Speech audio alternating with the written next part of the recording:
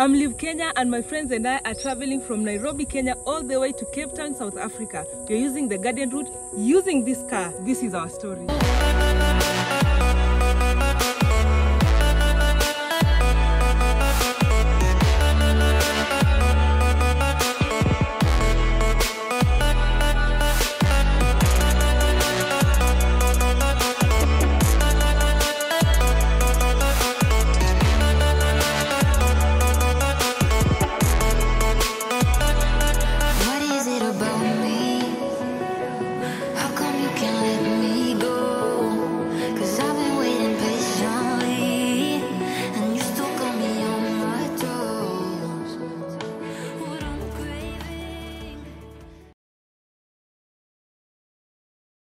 This is a furnished apartment. This is where we'll be staying for the next 2 days. We've already gotten in there. Our car is parked. We'll be checking it at 2, but we'll come later. So there's no worries. If you are in Cape Town and you need a fairly priced accommodation, this is the place to be. Okay, we are all going for wine tasting, and people want to look good as they hold onto the stem of their glasses. Please subscribe to the channel, and then once you have watched the videos and you like them, please comment below, and of course hit that like button. You can also give us a super chat to support the channel. It is upon you, as you wish. Whichever way, you'll be supporting the channel. We've been in Cape Town officially for 2 days, but unofficially for 3 days, and it's been nothing short of wonderful. So guys, today we are taking the blue route, and guess what? The bus is red, but it goes to the blue route, so don't expect a blue bus.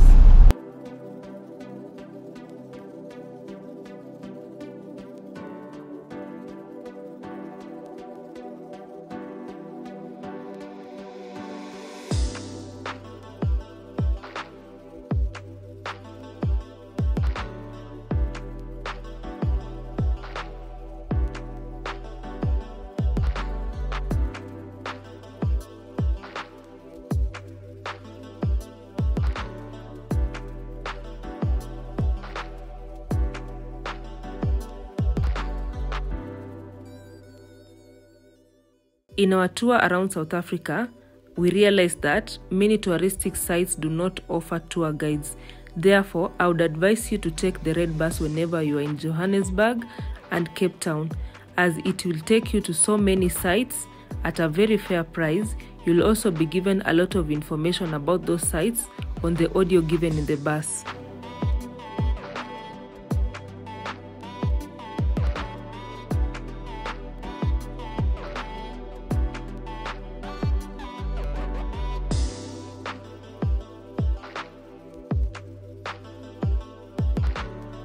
The Lutheran Church conducts services in German.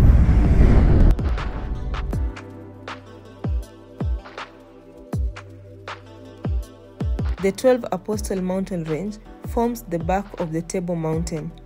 From its name, you would think that there are only 12 peaks of the mountain, but in reality, there are 18 peaks.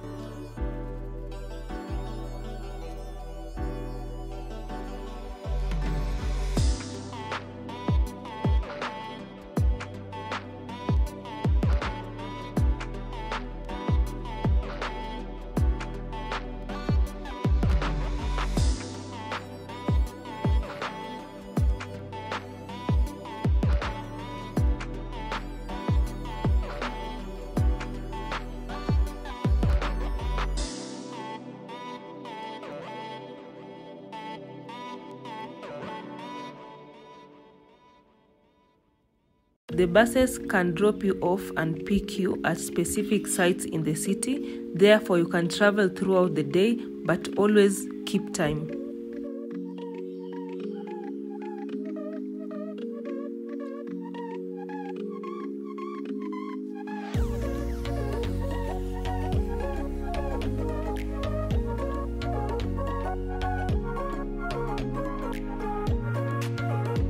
Here is the entrance to Kirstenbosch National Botanical Garden.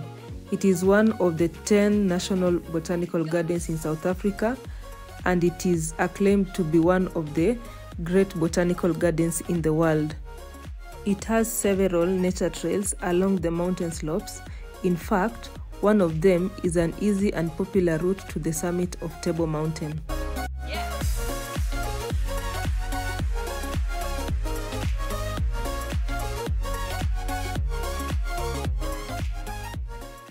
So we are going to Constantia for a wine tour. We've hopped off that bus. Now we are joining this other bus. This is the wine box.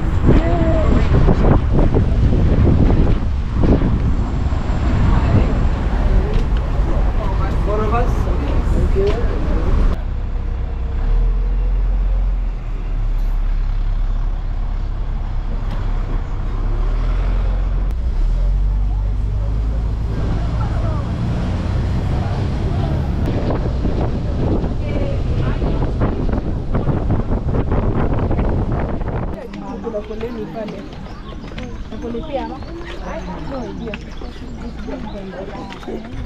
So I don't know what I'll be doing around here while everyone else is trying their wine. There are restaurants. They say there are 2 restaurants. I think I'll go to the restaurants and eat something else, and watch them as they swirl their wine in their glasses while holding their stems.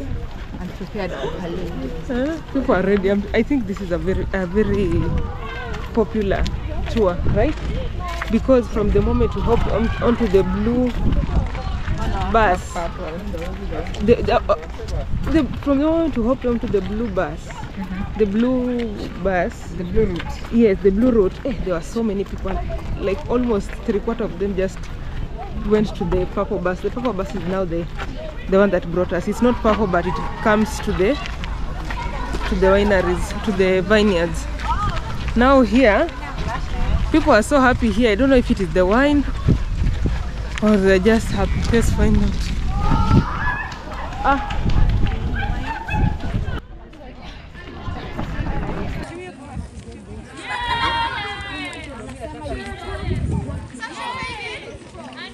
So when you get in, there are so many restaurants. All those are restaurants. And guess what? They have food at the tourist rate. Now, we ferment your red wine with some skins and pips in it at a much higher temperature of 24 to 27 degrees Celsius. And the reason for that, it's much easier for the red pigment to extract out of the skin at that temperature. And it also takes a little bit faster, about 7 to 8 days fermentation for your reds. Open up one of these bottom taps of the tank over here. We'll let the wine run out into each bucket. And then we'll pump the wine with the electric pump back into the tank to kind of like stir the wine. Then after the fermentation period is done, we then send it again to the press, where we squeeze it at a higher bar to get excess color and excess tannins which we can add back to the wine.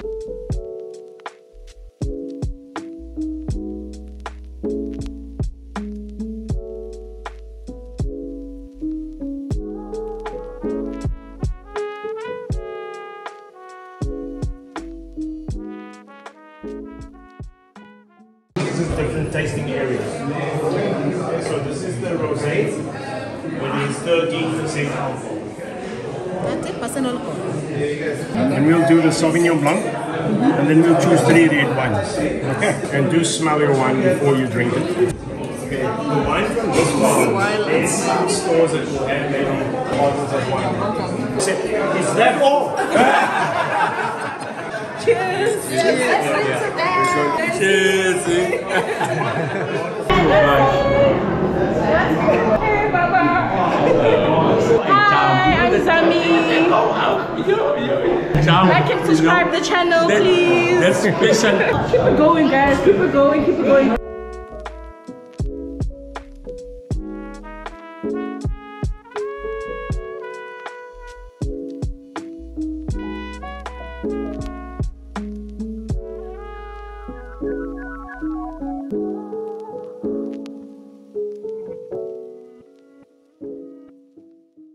So it's been a great experience. In fact, they give you wine glasses to take home as souvenirs. One disclaimer, you need to eat before you come here. The wine is really strong. Somehow you'll get drunk. Even when they are putting a small portion on the glasses, you need to have eaten before getting here. If you like anything Victorian, this is fine. Everything here is Victorian, really, including the taps.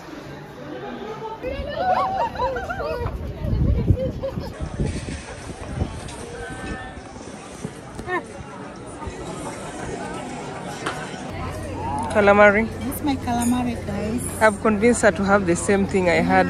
It looks yummy. I love calamari, so I went for it. I hope it tastes yummy.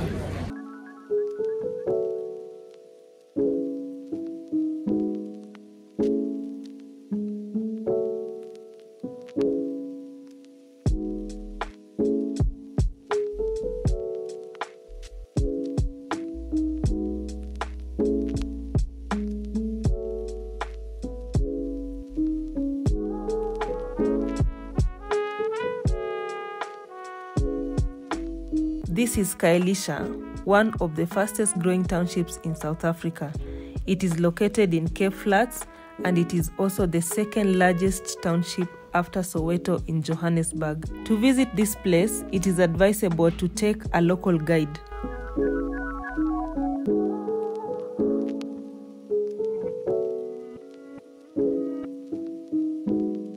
Hout Bay is a seaside suburb of Cape Town and it is situated in a valley on the Atlantic seaboard of the Cape Peninsula.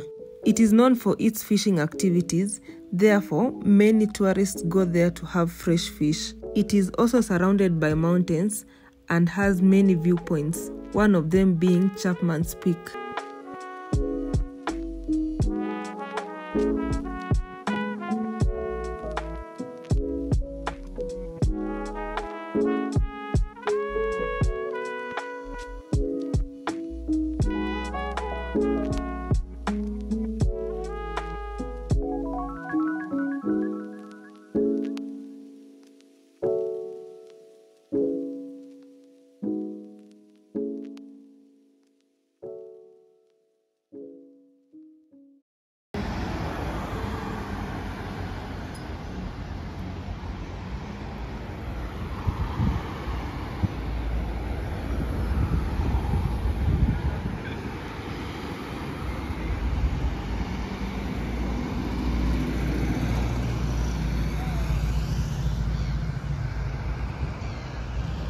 We just stopped at Winchester Hotel. It is right next to one of these biggest hotels, Norfolk, 219 Norfolk House.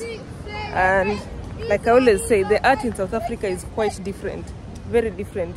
You have to be very keen to be able to notice. Now, for example, this is how they look. It's just some pieces, and then if you look through that, there's always that something where you put your eyes before you aim, and then you just hit the person, that whatever the target. Now that is how it's the same way they are. The message is that is the same way the poacher sees the rhino.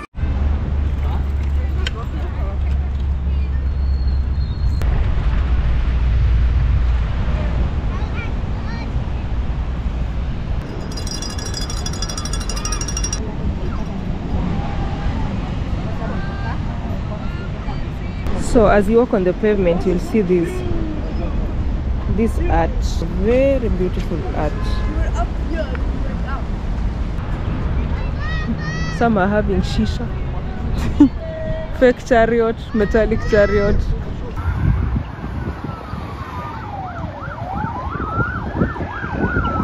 You see the things that look like animals up there? Those are kelp, seaweeds. Initially we thought they were animals until we came closer to them.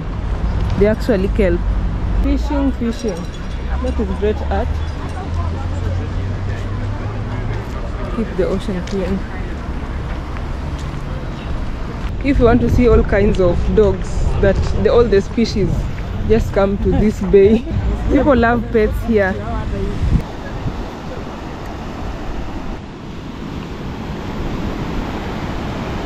These are the Mandela specks. We saw them yesterday, and that is one of the reasons we stopped at Winchester Hotel. Look at that. They are facing the Robben Island. It doesn't slide. Why? That's very dangerous. They're humongous specks.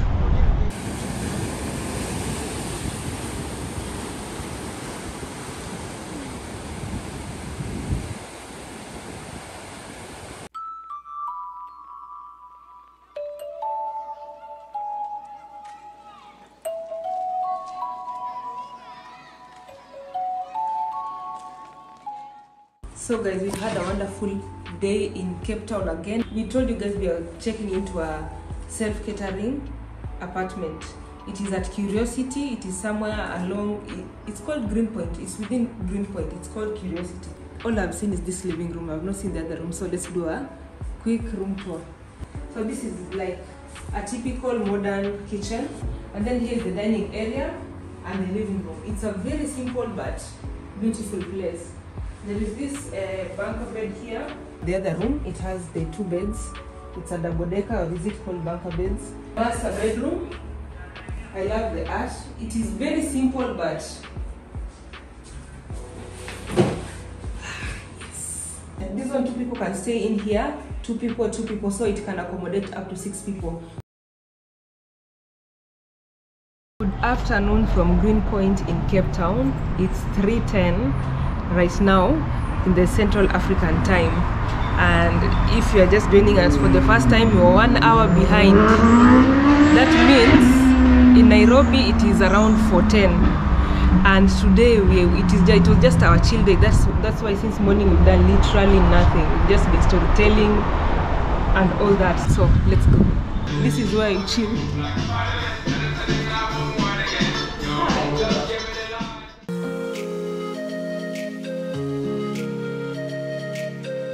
So we'll be waiting for an Uber to take us there. We were told that in Bokap it's not very safe, so it's best that you have a local guide, but we do not have a local guide. So we'll just take an Uber, get there, take photos and just leave immediately. We need to find some restaurants here and there because we love ourselves some braai.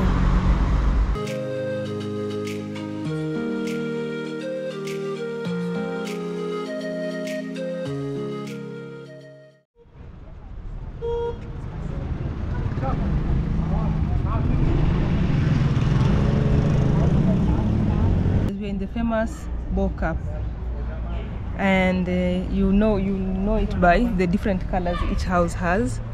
So there's a whole history behind this place. There's a museum in fact behind there, but today it's closed because it's on a Sunday.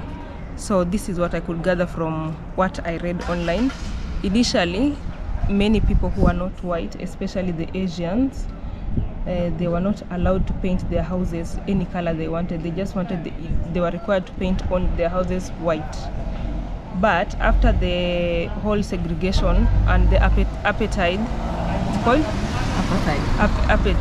Apartheid came to an end, they decided to paint their houses whichever color they wanted, different colors, just as a sign of independence. Freedom. Yes, freedom. Yes, as a sign of freedom. Now when you come here, there are so many people. It's on a Sunday afternoon, but there are so many people, and even from what I could see online, there's a documentary I watched, and they were saying that this place is usually so packed, so you cannot even take one particular photo without anyone behind you or without cars. So it's quite something. If you don't mind taking photos with plenty of photo bombers, you're fine. I think this place has a lot of Muslims. I've seen a lot of Turkish people, Turkish restaurants. I think I've seen we stand for Palestine somewhere, so I think there are also some Palestinians here. I've seen some Indians. So yeah. Hey, it looks colorful. And what sauce you want? Pardon? Sauce. Yes, please. Which sauce do you offer? We have like Dania, tomato, chip sauce, barbecue mustard, and you. Can we have a little bit of everything? It's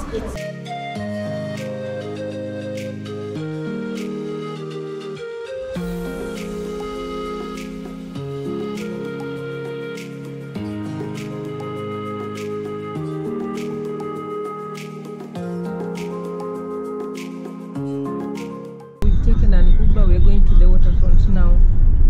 I've eaten the chicken tikka after all.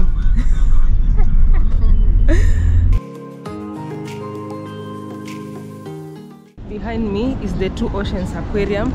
We should be coming here later, not today, maybe tomorrow in the morning if we'll make it, because we're supposed to travel tomorrow to Namibia, but we'll let you guys know. But here's the waterfront. It's a very huge space. There is the water, the channels, like basically everything. There are these fancy hotels where you have to pay tips by force. 15%. Yes, you have to pay 15% tip. There are plenty of yachts here as well. Grey Heroine, Box Jelly, Cape Parsley. Hey, there's so many today. They're just sunbathing. Hizi vitu lazima ni tamu. Adia. Zinakulika. You want to eat seals? No, I'm just asking if it's edible. I'm sure there's some people who eat them.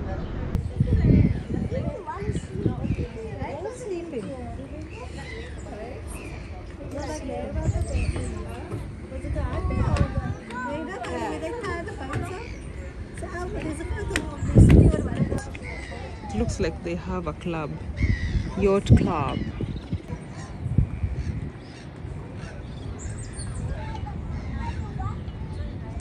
It looks like there are plenty of fish here. You've seen so many birds.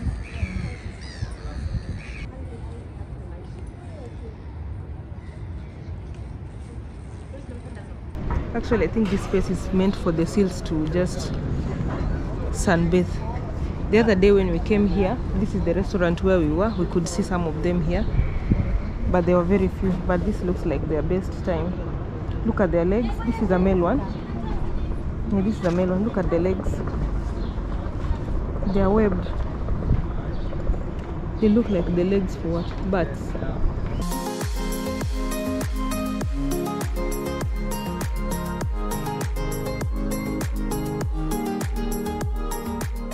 We're getting into the watershed and there are so many souvenir shops. Of course, we expect that the prices will be just the tourist prices, the very high tourist prices. So these places are designed so that you can leave all your money here.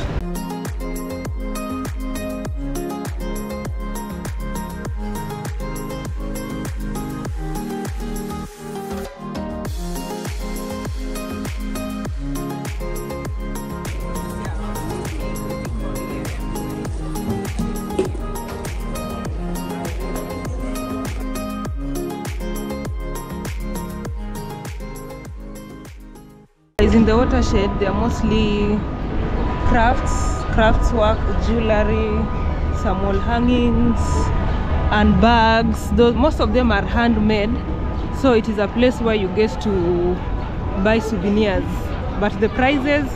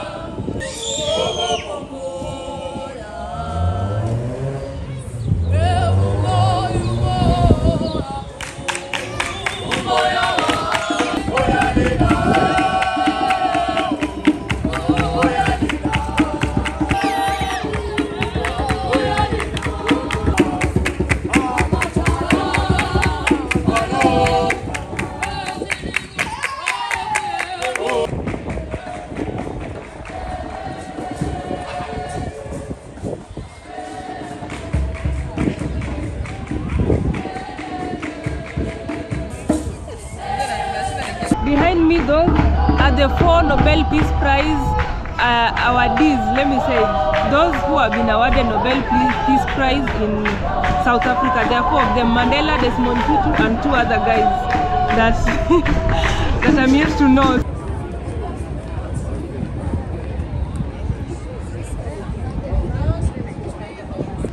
No, that is a yacht cruise. I'm just worried for that kid who's jumping there. But yeah, this is the life. Oh, this is life. Oh, this is life. What?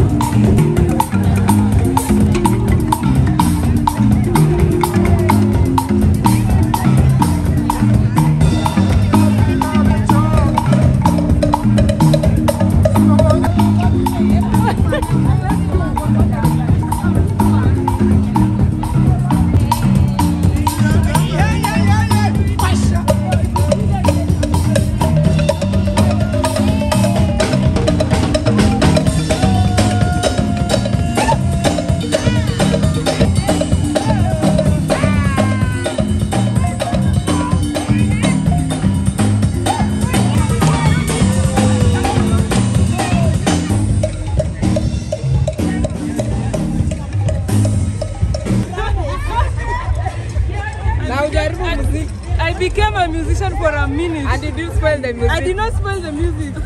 You kept the beats going. That was so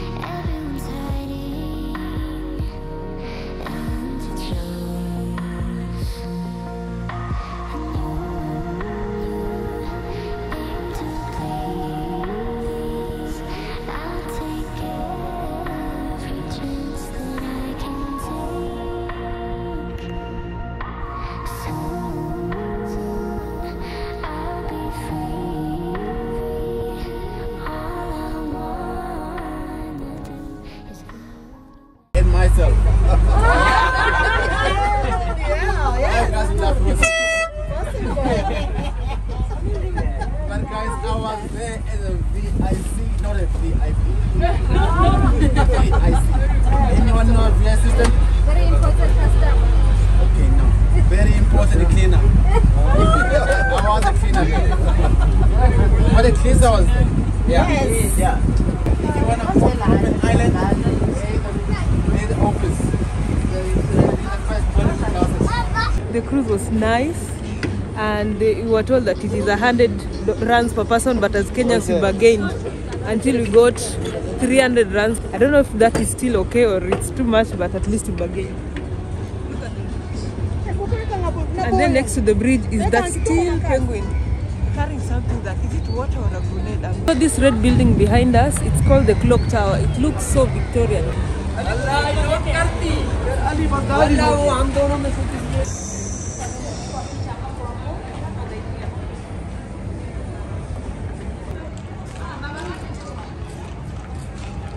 Gallery. Huh? You've seen that they have a diamond museum? Yes, this is a shell. Oh, this is cute. Me too. This looks like the African. It's called the crown chakra. Here's the stone. The sculpture of Vuyo Oyiya in collaboration with Kunye Collab.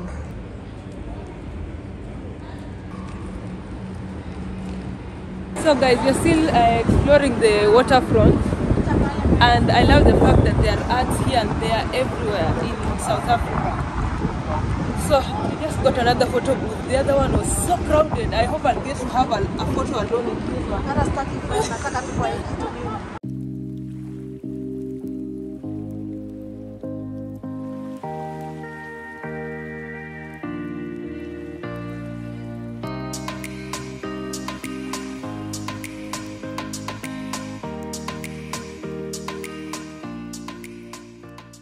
Museum of Contemporary Art of Africa. That is why it's written MOCAA, M-O-C-C-A-A. So it is Zeitz Museum of Contemporary Art of Africa.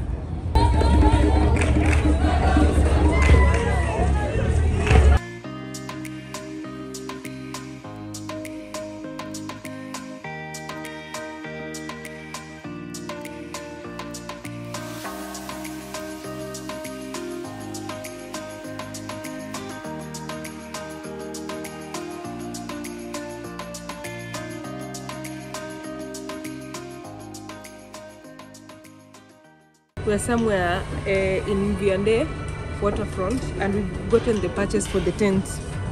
6 pieces each at 15 rands. This one will help us sort our mattress problem. We have some holes in the inflatable mattress. This one will sort us.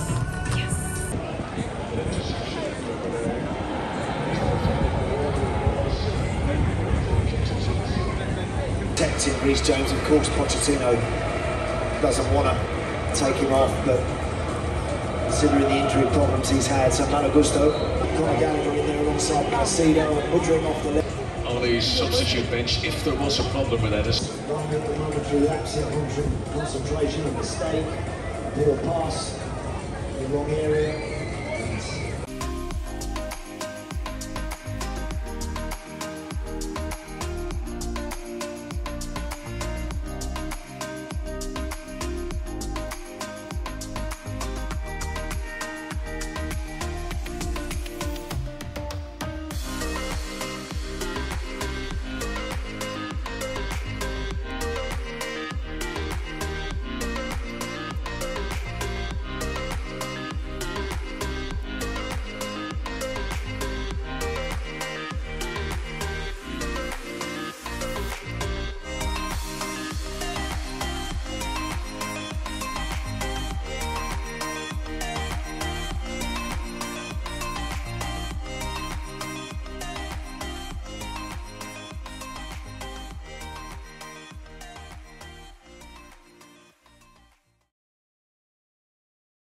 This is our activity for the day. We'll be getting into the aquarium.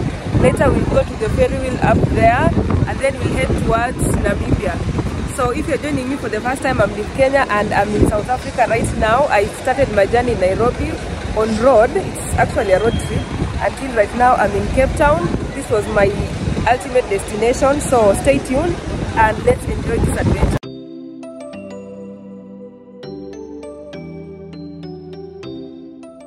We are back here. This is called Bootlegger. We are back in Bootlegger to have breakfast before we go to the aquarium. But just look what I can see behind me. Those are seals. But the way they're relaxed, they're just sunbathing. If only life was that easy. Just for fun. How can I enjoy? Now these corals are alive. How do you know they are alive? They are not bleached, they are not white. If you see white coral, just know it's dead because it gets bleached once it dies.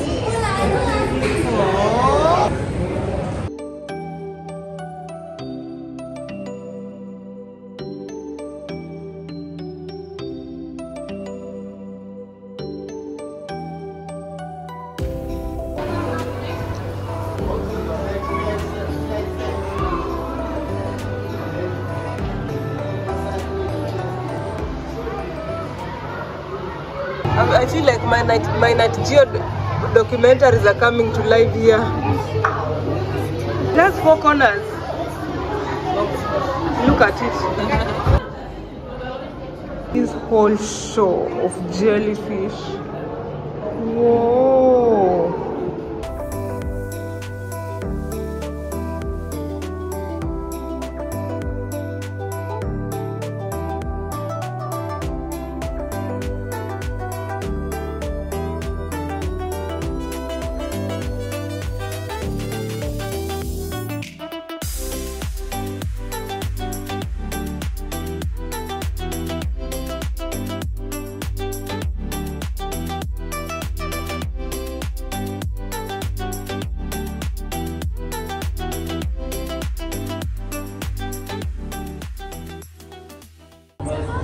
Yeah. Another one. This one is so big. What?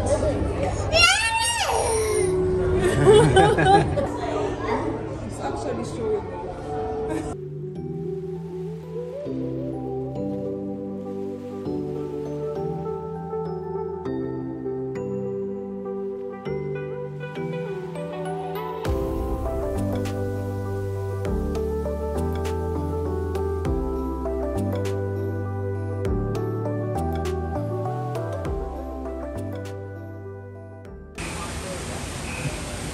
They look like the blue ones. These are the game. The ones that look like animals when you see from above.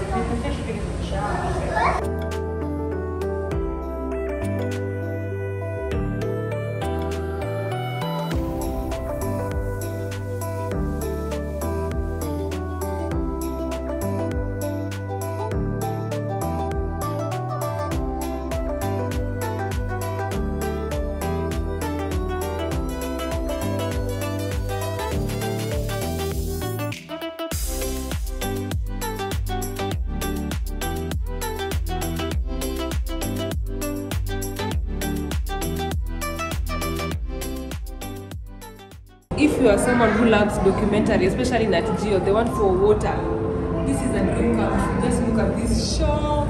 I'm actually touching a shore. Oh. Look at this one. Hello, shark. I'm telling you, if you are someone who loves Nat Geo and you like watching a lot of aquatic life, this is a dream come true. You must come and watch these or any other such huge aquariums. There's so many aquariums in here, we've lost count. You can see them from different angles, literally. Even some of the fish I had never seen, some of aquatic animals I'd never seen in my life, and even on TV, like literally, it is a bucket list item. Please consider. Don't just bring kids, it's even good for adults. Just look at these schools. School of Fish.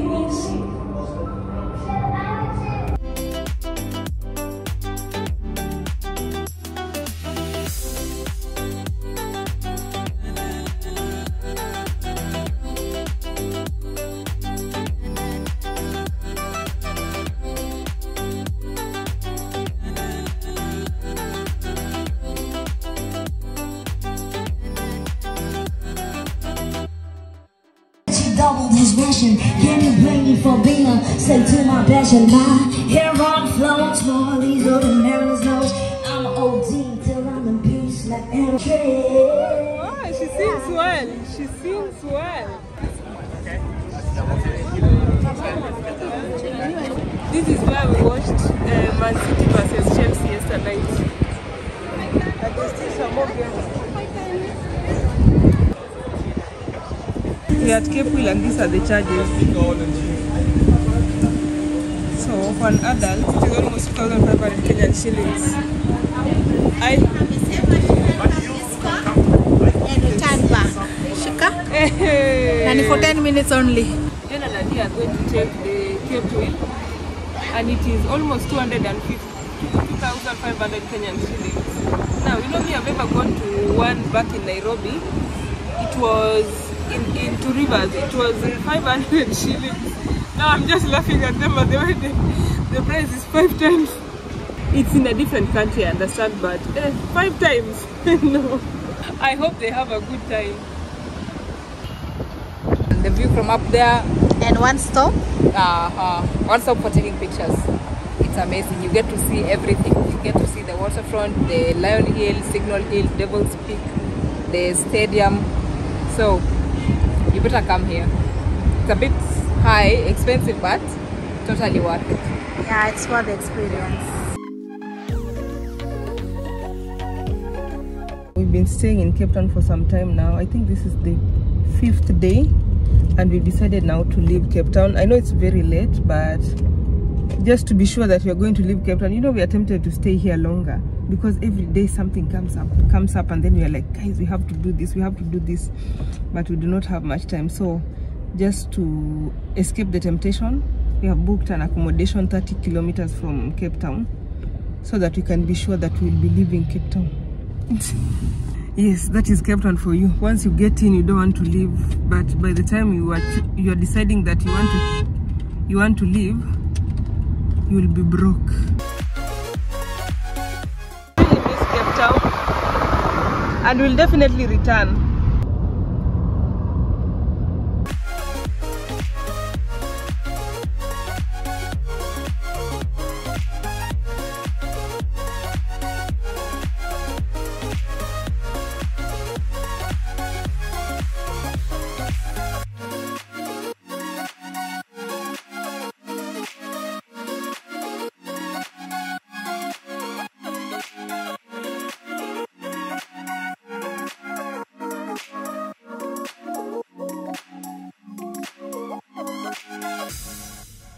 Welcome to our apartment for the night.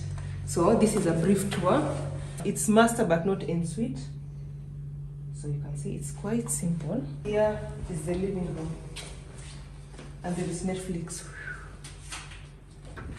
Grilled meat here. Unfortunately, we have not bought any meat. We just buy the ones that is cooked. You see the neighborhood? Beautiful neighborhood.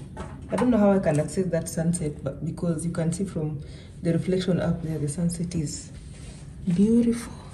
So it's a very safe neighborhood. We've just parked outside because it's gated, and there are a lot of instructions on check-in. That means that it is quite a safe place. This is where we'll be staying for tonight. So guys, let's just enjoy the day.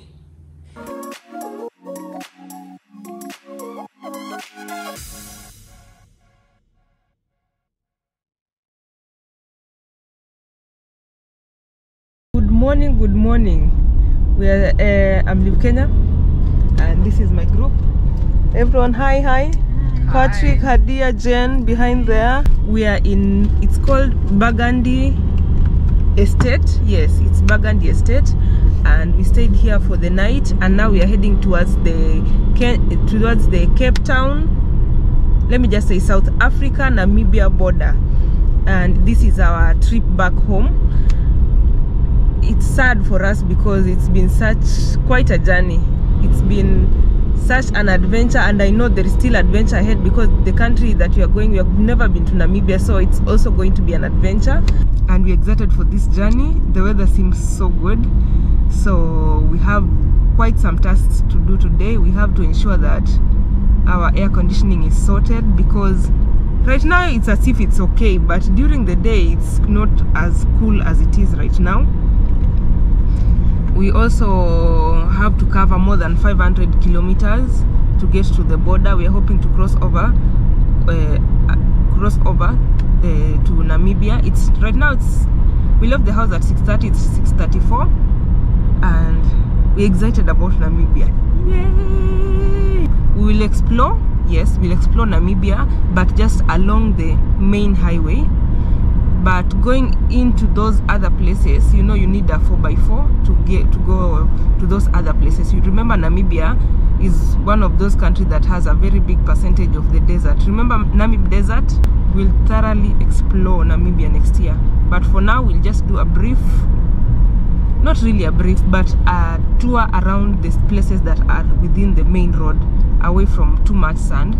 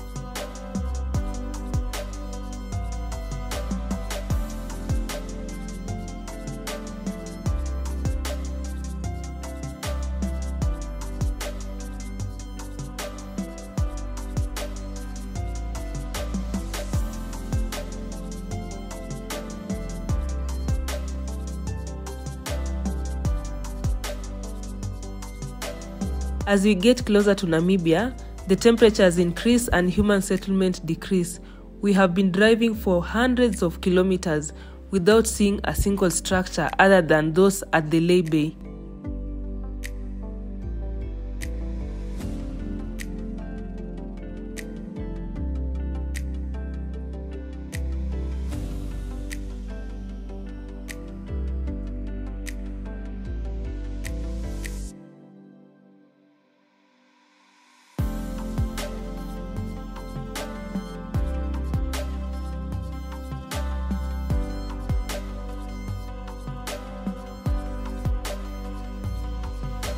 When taking this trip, ensure that you get tires that are versatile and suitable for this kind of temperatures. Also, keep checking the pressure on your tires because they tend to increase as a result of too much heat.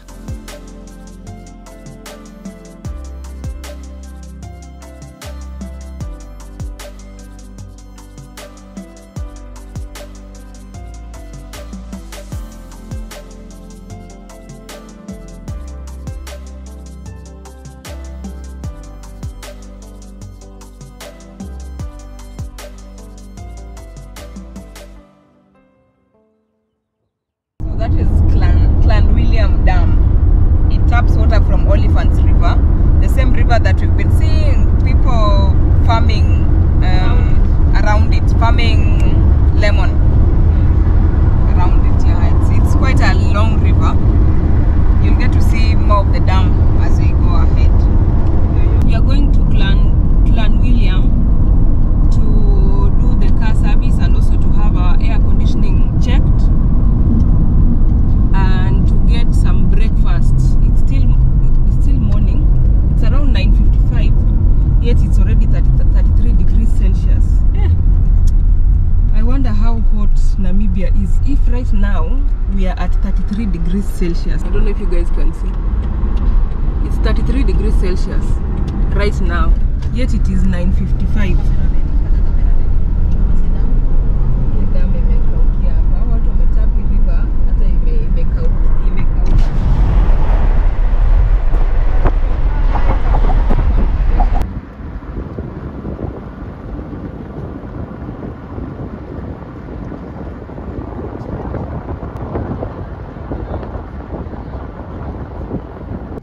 These are lemons.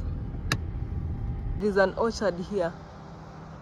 Now we are not sure which fruit this is. Some are saying mangoes, others are saying pears. I don't know, maybe you guys can tell us.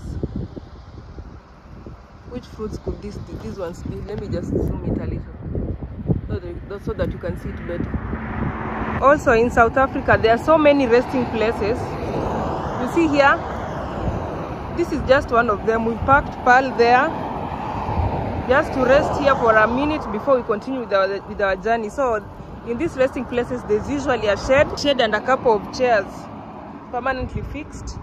There's another one over there, and then there is a dustbin, so that if you're just passing by and you have some rubbish that you'd like to dispose of, you just dispose of.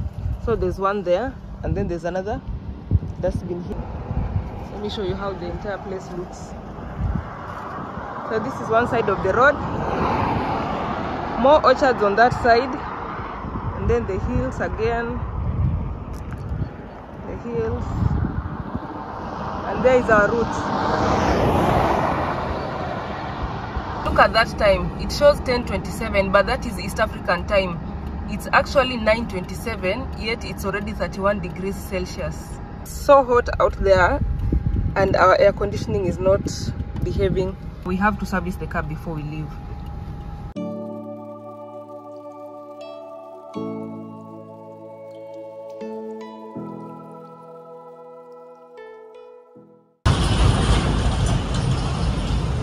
So this is one of the churches in Clanwilliams. We are right here. We are going to the bank to withdraw some money. But this is how the streets look. So guys, I'm here to collect instant money. The lady is here enjoying life. It's called in Clanwilliam.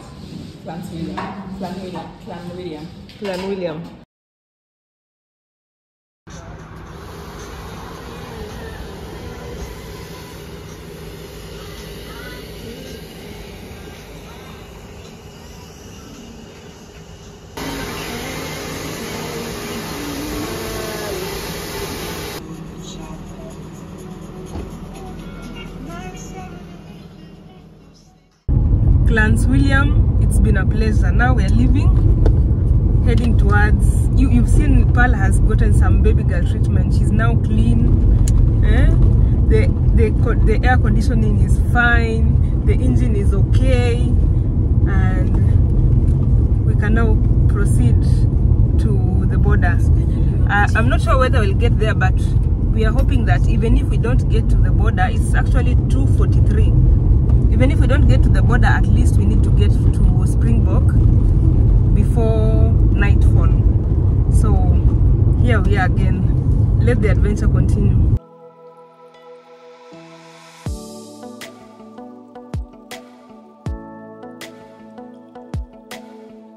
Look at that temperature, 40 degrees Celsius. We almost got fried. Thank God for the fixing of the AC. It's unbelievable. Yet there are greenhouses here. Let me show you. Just look at all that. The water from that river is being used in all these farms. Olifants River. Yes, Olifants River. And to a point that we feel like they have taken life out of the river. They have taken life out of the river. It is no longer the big river that it's supposed to be. It's for human sustainability, but there should be some regulation of some form. See all those other greenhouses up there? That is all farming.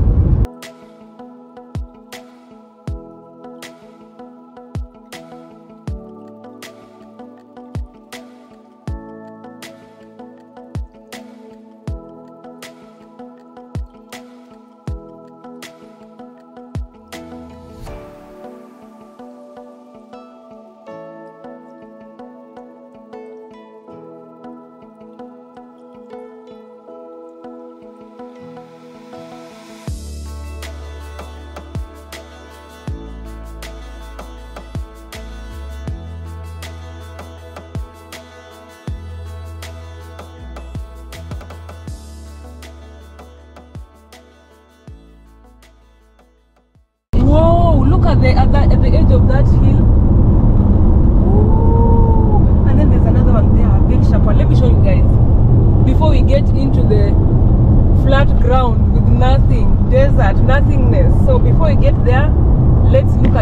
one more time.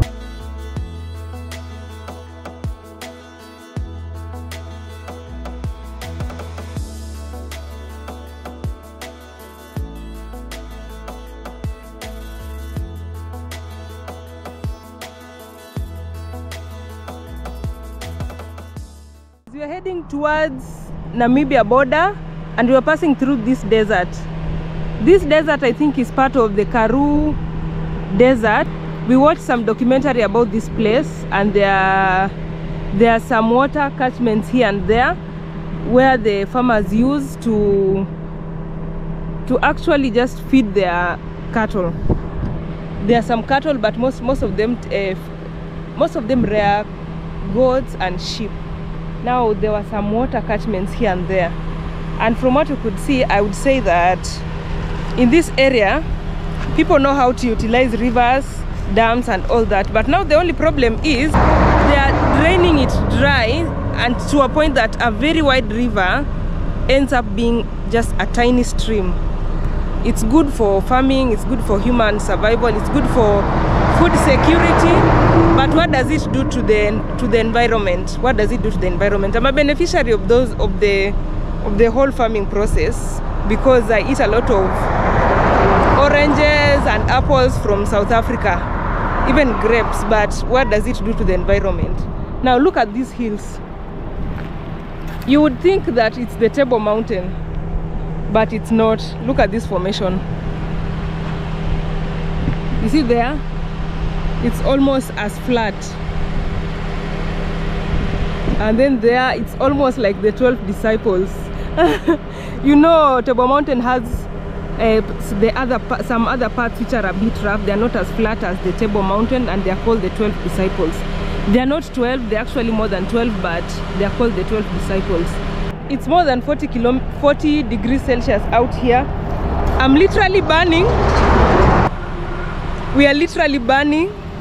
Thank God we have air conditioning. I'm telling you, I can't say enough how grateful I am for the air conditioning, because we could be dying.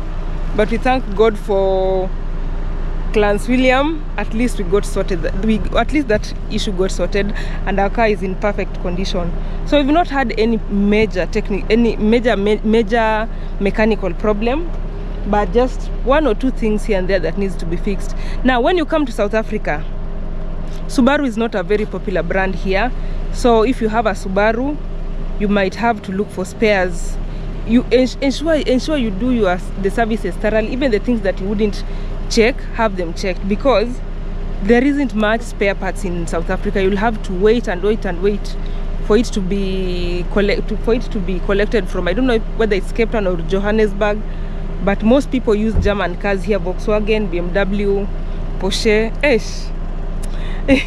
Jaguar, you know, Toyota. If you have Toyota, you'll be fine. But Subaru, since we came, we've only seen 2 Subarus. That one is from all the way from I think Zambia to where we are right now. We've only seen Subaru twice. And most of the time, the one was Subaru Impreza. That one we saw it yesterday, and the other one was Forester. So if you have a Subaru car, spares in the southern side of Africa is a problem. Yeah, we are getting into the desert. You'll realize that behind me and beyond is a bit flat. It's sort of a plateau with very thorny plantations and vegetation, and expect that it will get worse than this. So let's go. If we won't make it to the border, we'll sleep at Springbok. We'll sleep at Springbok. I didn't know there was a town called Springbok until today. Yes, I've checked the map. I know the border, but I didn't know we'll be passing through Springbok.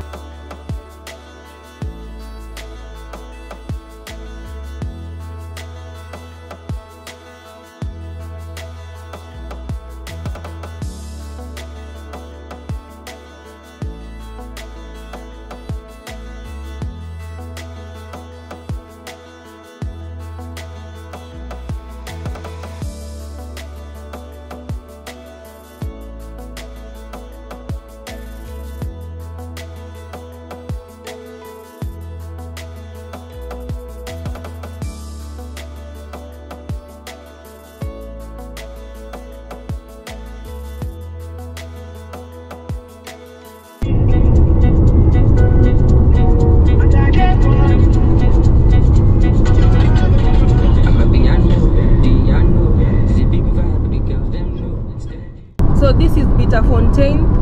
It's a town that we've seen after a very long distance of just nothingness, emptiness. And we've seen that it's a bit, the place is a bit green because you can see some trees and there is some plantations somewhere here. I'm not sure exactly what is being planted around here, but there are people who have optimized the desert. It's called the Little Karun Desert. This bracelet is a way of Kenyans identifying each other in diaspora. It literally saves lives. Therefore, if you see anyone with this bracelet, just know it is either a Kenyan or someone who has been to Kenya. So to surprise them, just say habari. That means hello.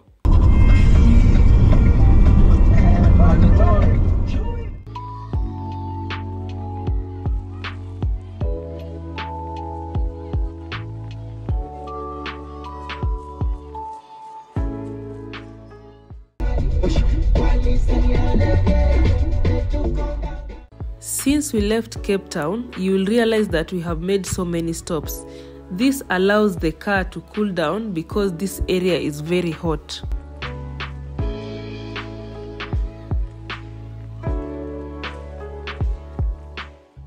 So guys, we are trying to make use of the shed once since we started this journey. This is the first time we are actually using the shed. I don't think human beings actually sit here. It's very, very hot. But the good thing about that is, from sitting here, I've been looking at the roof. These roofs are made differently. Look at this. So I think they attach all this. They look like, I don't know, reeds or what, but they are being attached by some plastic here. And then they get attached to this wire using a peg. That is quite different.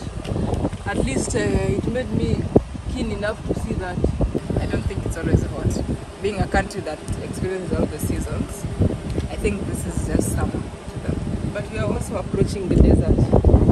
Yes. So that is also one of those reasons. In fact, the car is cooler than out here. Oh yes, I'm single.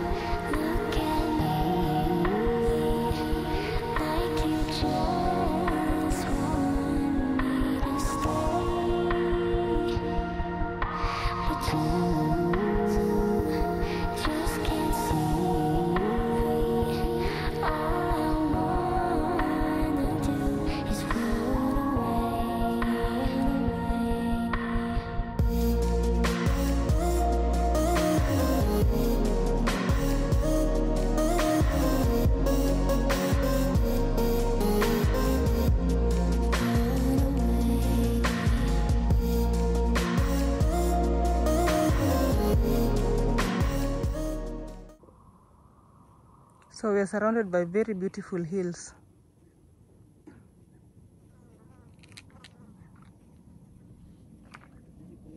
So guys, this is the situation. We have used all the coolant we had.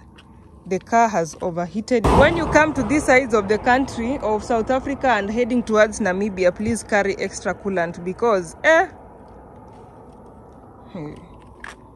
it's hot out here. We'll have to keep checking on the coolant and the water in the radiator all the time because these temperatures are insane. But let's just see. Pearl will survive. We have to get to Kenya with this car, so let's see the test. This is the ultimate test.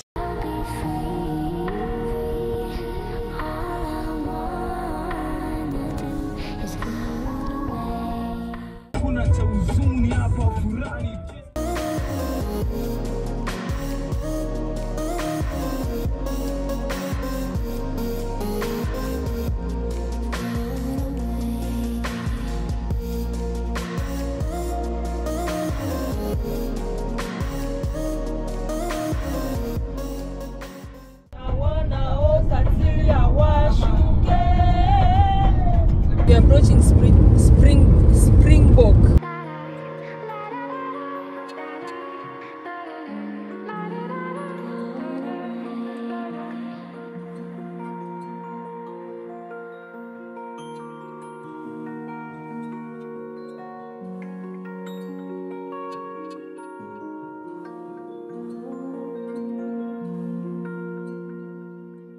Good morning from Springbok. So this is a bright morning, as you can see. And we stayed somewhere. This is the cabin where we stayed at, the 4 of us, and it is surrounded by the mountains. Look at all that. Look at all that. Yes, we slept somewhere between the mountains. In fact, this cabin has been built somewhere on a rock. There's the rock and then there goes the house. It's actually a very, very old cabin, but it was comfortable for the night and we are grateful. So yesterday we looked for accommodation. Accommodation around this place is very expensive, considering the fact that it is the first stop, I think, after the border. It's the first proper town after the border. A bright morning, I say, because we are crossing over to Namibia, our country number 9. Woo! I can't wait to add that flag on my Instagram. So we are packing. Yeah, we're just ensuring that everything fits into that boot because we want to have enough legroom. And our usual Hadia there, Jen there, and Patrick is a very resourceful person. He's the only one who can pack that place to ensure that everything fits in there. I'm Live Kenya, and this is my travel group. I always travel with these people, like the 3 of them, all the time. Whenever I'm traveling, it's either we're 3 of us or 4 of us. Okay, at times we invite you guys to travel with us, but today we are just the 4 of us. I just love the view of the mountains. You know, when you came here at night, we did not realize that we were somewhere in between the mountains. In fact, we did not even realize that the highway was just next to us here. You see the trucks? Like I told you guys, in South Africa, the trucks just are very long because they carry 2 trailers. You see that one that has just passed? They carry 2 trailers. So when you're overtaking, you have to be very sure that you actually want to overtake, because you'll think that it's just the normal truck with 1 trailer, and then you just find out it has 2 trailers. And remember, in South Africa, people drive 120 kilometers per hour and above. So think along those lines, and their cars are meant for speed. Think along those sides. So today we'll be leaving South Africa, which it has been such a pleasure. We've been here for like 2 weeks, and it's been a pleasure. I tell you guys, it's been a pleasure being in South Africa. All I can confirm is we've been very vigilant, like you guys advised us, but we've not encountered any security issue. The South African people are very, very kind. Yes, I repeat, they are very kind. We've not had any bad encounter. Whenever we needed help, we got sorted. Most of the time free of charge. Like yesterday, we got someone at a petrol station who helped us check the coolant again. I think there was some pressure that had not been released when we were in Clarence William, so he checked it and fixed it just free of charge. we thank God.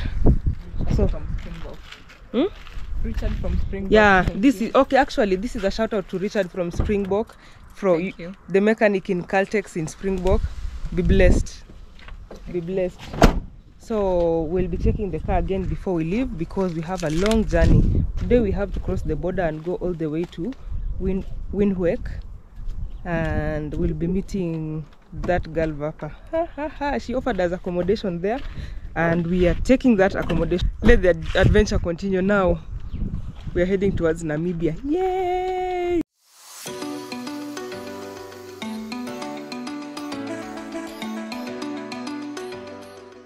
We are from refilling the car.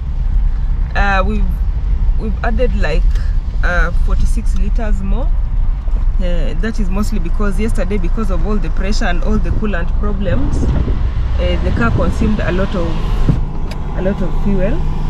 But we are hoping that today the fuel consumption will be optimal. So let's go now.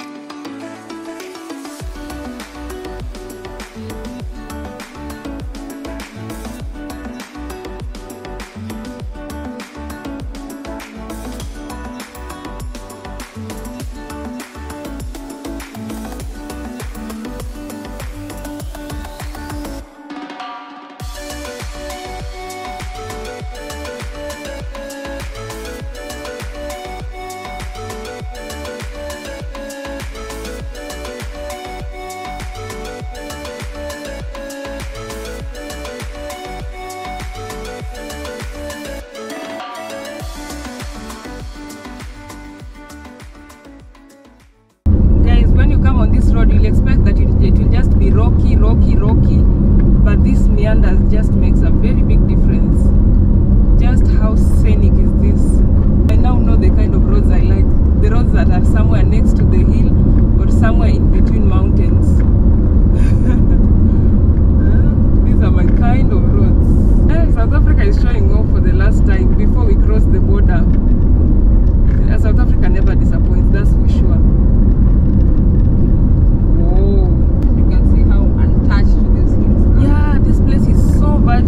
And they have so many rocks. I wish they could use it for construction. This is a lot of money, but if you come and destroy them, we won't have this kind of view, so let them be. This is the best view I've seen today.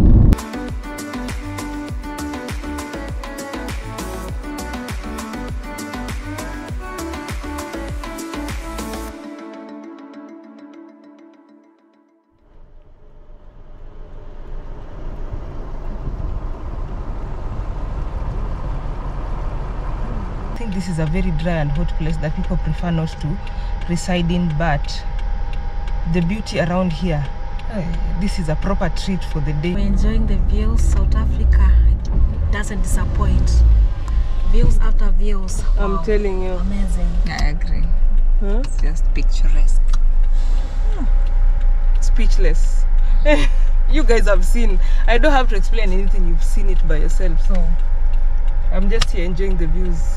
We thought that it could be just flat rocks throughout, but this was nice. There's a river that is supposed to be passing through here. It's called Koyep River. It's supposed to be passing through here. I think because of the dry season, it's dry. That is why you can see this flat land here. You see there? This is where the river is supposed to pass by. So I can just imagine how it looks when it rains. It must be very beautiful but quite dangerous.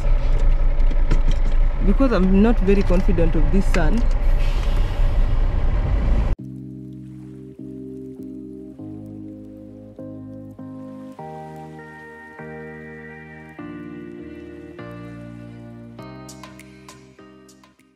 Yeah, it's Mabsha Bend plus the river.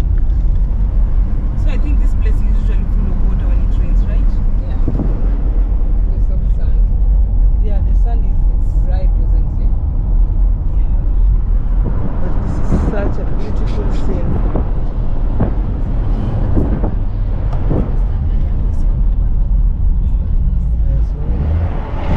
Yeah, you see the terraces there. Ah, it already destroyed the road, you see? They're actually constructing the road before it rains again. Yeah, by the guys, we're being escorted. There's a car. Oh my goodness, look at that. What? You see there? The road got destroyed there. I think it's because of the rainwater.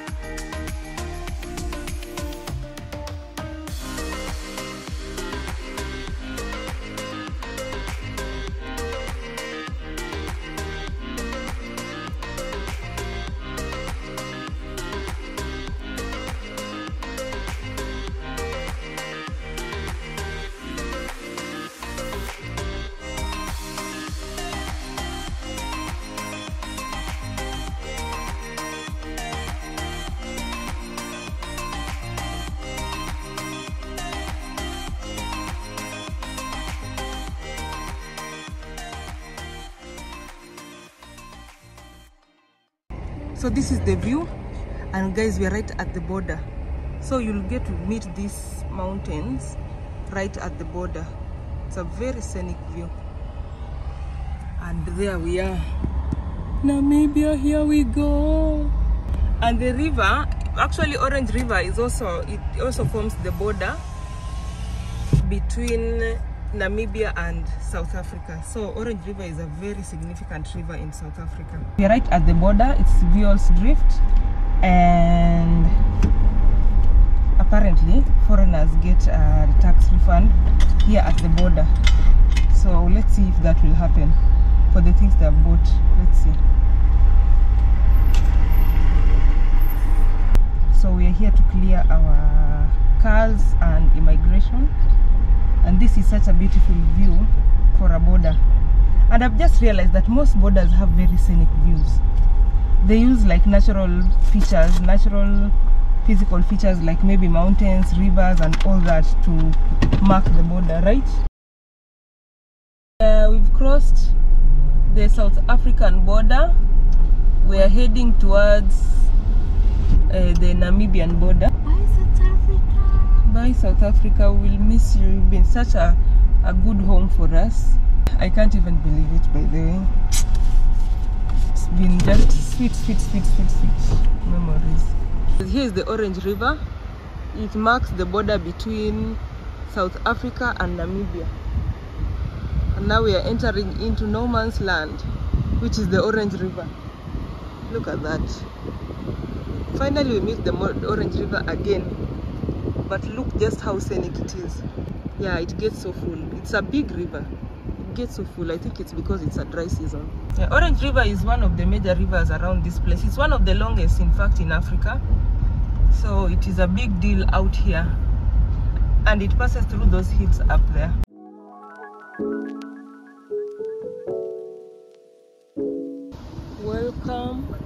to Namibia. Guys, we're finally in Namibia. Yay! So this is yet another country. Let's explore it to the maximum.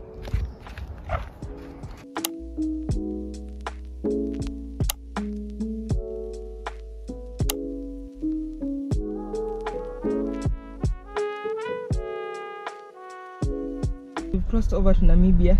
Yay! So the process at the South African border was quite easy, less than 5 minutes, and then the process in Namibia, I've just said process in Namibia, and then I looked there, it feels like they're cooking some braai. Jesus. Do you know how, you know the way you spell windhoek? Yeah, we've been saying windhoek. If you're not from South Africa or Namibia, I'm sure you pronounce it wrong. Guess what? It's called windhoek. Where is the T? I wonder why. Where is the T? Why all this? Windhoek. I could not get some pap, so there's no way I could take a braai. And then Patrick is vegetarian. He could not get any chicken. He's highly allergic to red meat, so braai for the ladies.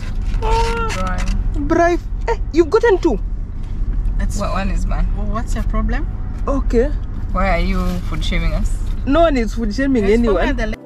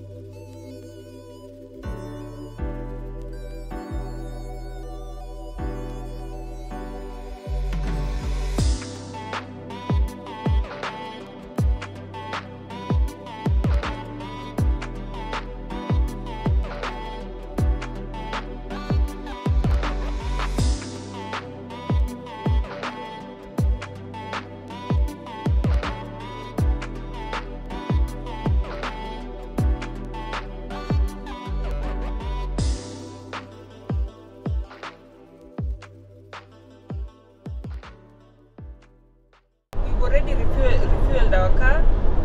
On the first stop we refueled like almost 10 liters more, so our fuel is still very much okay.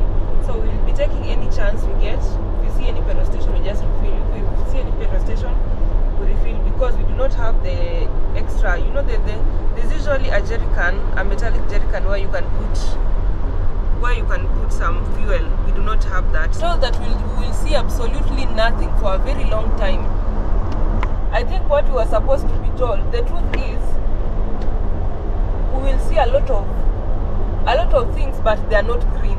That is all I can say, because we've seen so many mountains, so many rocky mountains, others are just flat, very different kind of vegetation, but they are not green. So initially I started just sleeping because I expected that there'll be nothing, and then when I woke up I just realized that there are so many hills, mountains, so many ranges around. So all I can say is, do not avoid this road because everyone tells you there is nothing. There's a lot to see.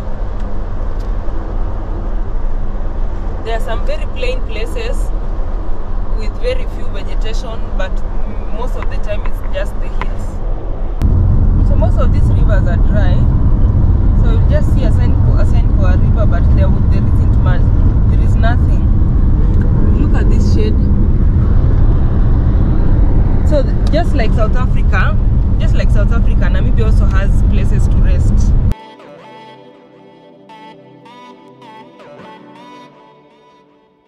So far the roads are very good, I would say. Have you come across any pothole yet? No, we've not seen any pothole. So maybe the road levy we paid actually works. actually used to make the road.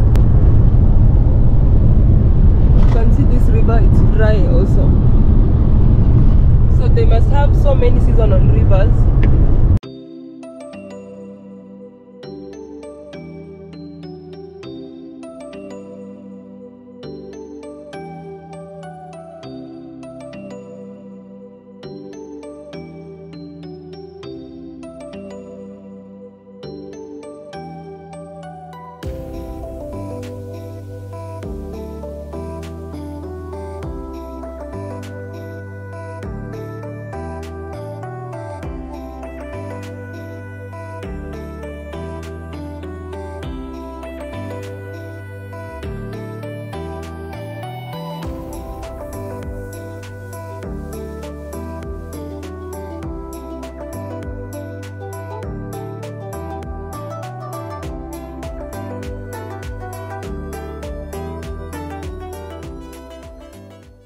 The rivers around this route, they are seasonal rivers, apart from the Orange River, and we've had some few showers of rain.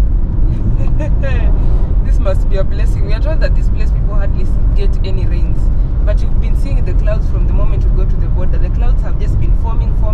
Now we've had just some few drops of rain. I hope there'll be more rain so that this vegetation can become green. From this type of grass, it looks like it did not rain so long ago. If it could be very dry, you could not see this type of grass.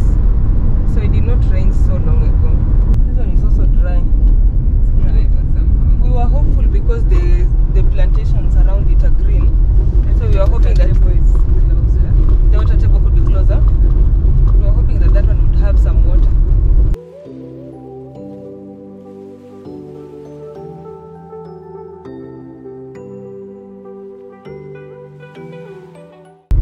Town that we've been driving towards. It's called Kitman Shop, and we are supposed to get some SIM cards, Namibian SIM cards here. So we're just heading towards the center. Engine is here, so we'll refuel again. We are 2 bars down. 2 bars of the fuel is gone. It's almost 20 liters. So we'll add some fuel as we find out where we'll get the SIM cards. Hi. Just fuel there at engine, and the fuel is cheaper here. The further we are from the border, the cheaper the fuel. It was 23. 58. No, that one is at the border. 40 yes, 23 around 48. 23, 48 per liter. That one is Namibian dollars per liter. And remember, exchange rate for Namibian dollar to rand is 1 to 1.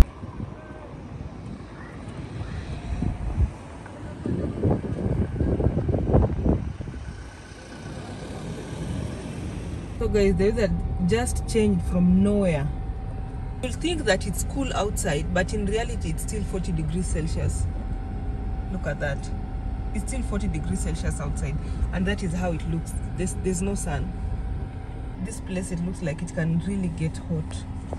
Hadia has gone to get us a SIM card. She says there's a very long queue.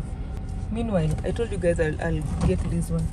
I tested it and it tastes like apple juice, just the regular apple juice, but with some twists. It's if you've ever taken Alvaro or Novida. If you're in Kenya, you know them, Alvaro and Novida, or actually in East Africa. It tastes just the same as that, and it's Fanta sparkling apple. It tastes really nice. The only problem is it has too much sugar. What we are seeing is actually a sandstorm, because you see, we cannot see right ahead of us.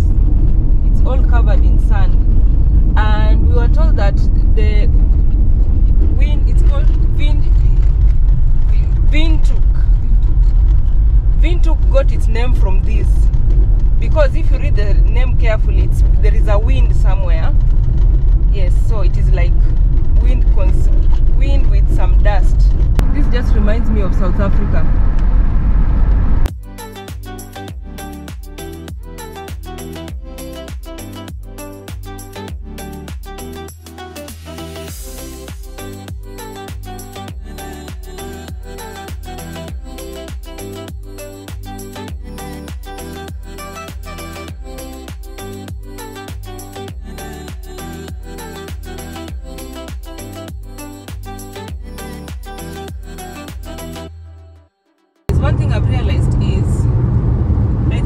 the southern side of Africa do not travel much, including immigration officers. They even do not have passports. Maybe traveling is not their thing, but at times going out there gives you a different perspective of your country and of other people. Now when we were walking around the mall today, just where we are from, we were clearly aliens. Everyone was just turning. You see, not just turning like with a side eye, physically turning, just to confirm that what they have seen is what they have seen. And then they're like, you are not from around. You are not from around. Where are you coming from? And then when you tell them you're from Kenya, they're like, oh, you are from Kenya. And then they call their friends. You have to see this. This lady is from Kenya. We've never seen anyone from Kenya. Oh my God, that was just interesting. It was very interesting. They wish to travel, I think, but it's not a priority to them. So that makes a lot of sense too.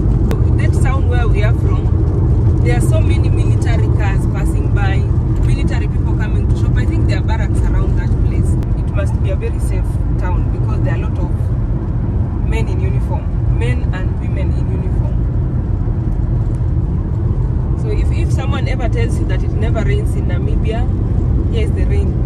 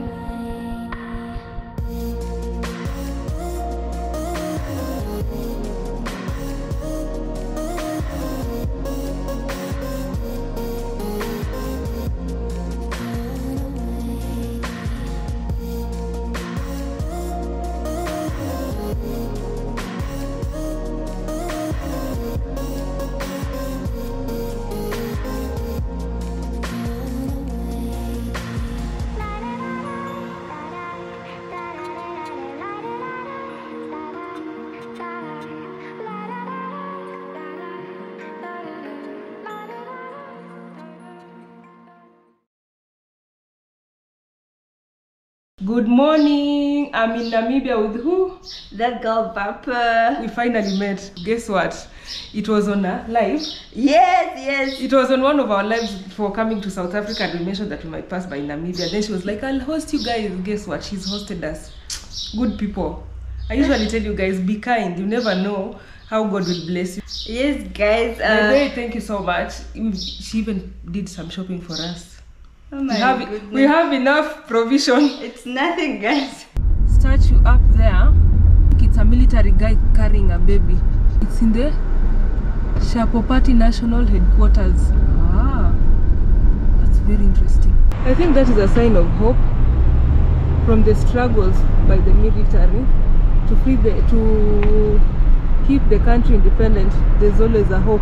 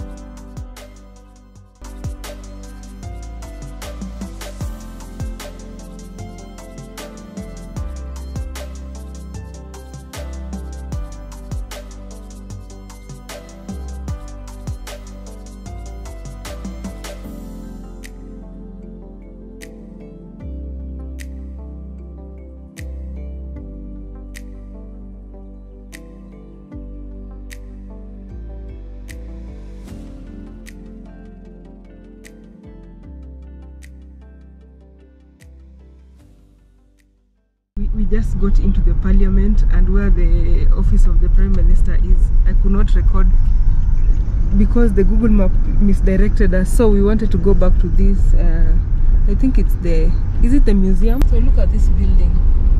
Whoa.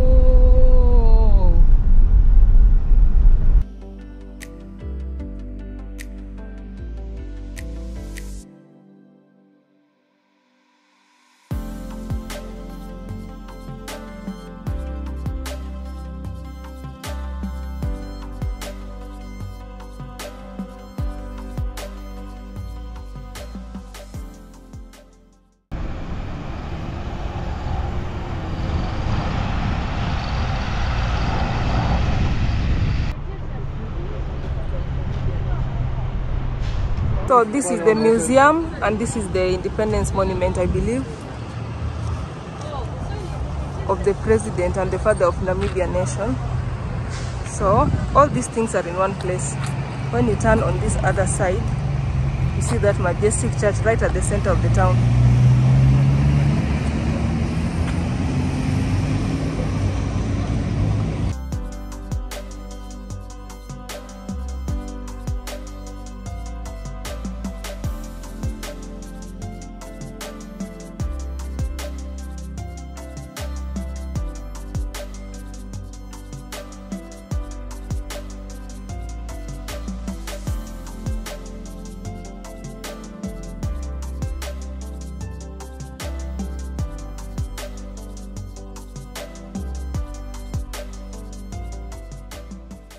Independence. Liberation. So this is all the struggle, how they came, how they used to sing, how they used to dance. See some people with some rifles there. Yeah. And then there is that Nanso. What does that mean? Nanso, I'm not sure. Sculptures don't enter beyond this point. By the way, getting into this museum is free of charge. Yes.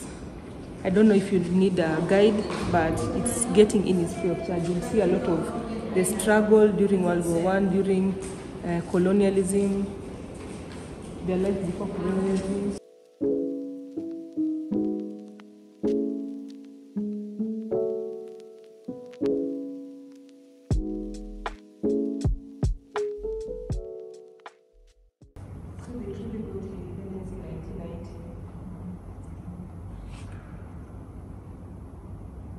Look at the soldiers willing to fight. People are cutting off their chains. Some people are getting burnt in fire. Oh my goodness.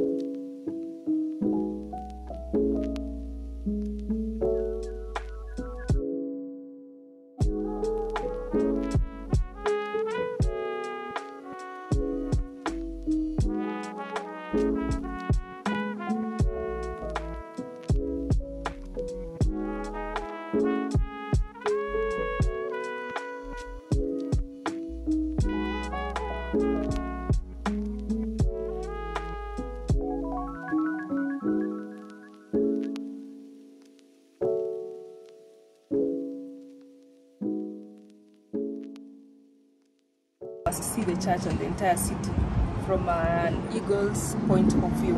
It's called Eagle's Eye view.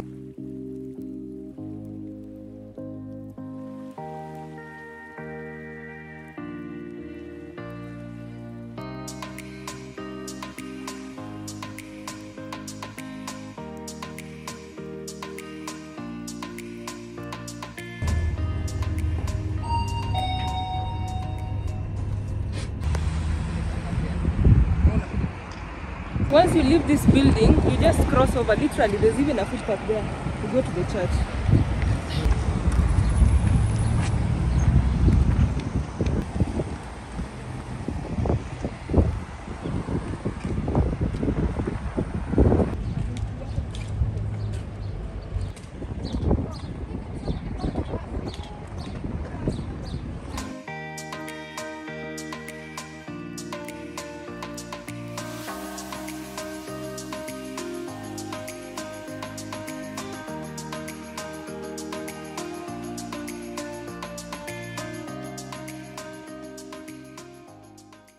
got closer to the church. Unfortunately, it was not open. So this is the newer museum. The older one is here. It's no longer being used.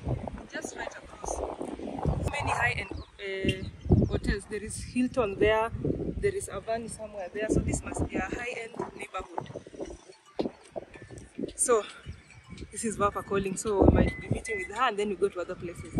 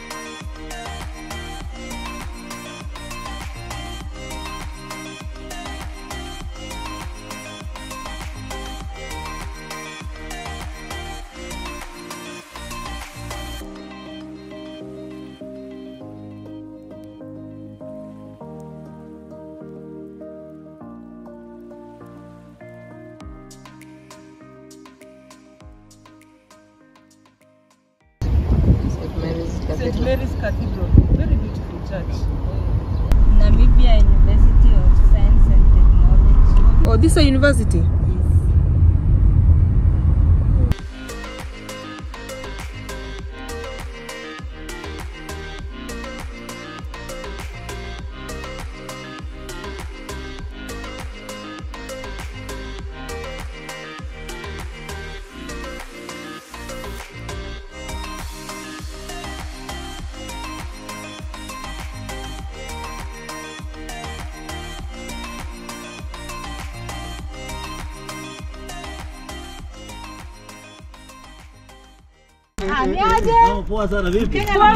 We're touring, it's called Windhoek. I'm telling you the pronunciations. Yeah, Windhoek.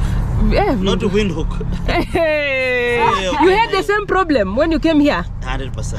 I saw the number plate and I was like, You know, the number plate looks, Ilikato like, this must be from home. This must be from home. How can you compare Namibia to Kenya? I cannot compare to Kenya.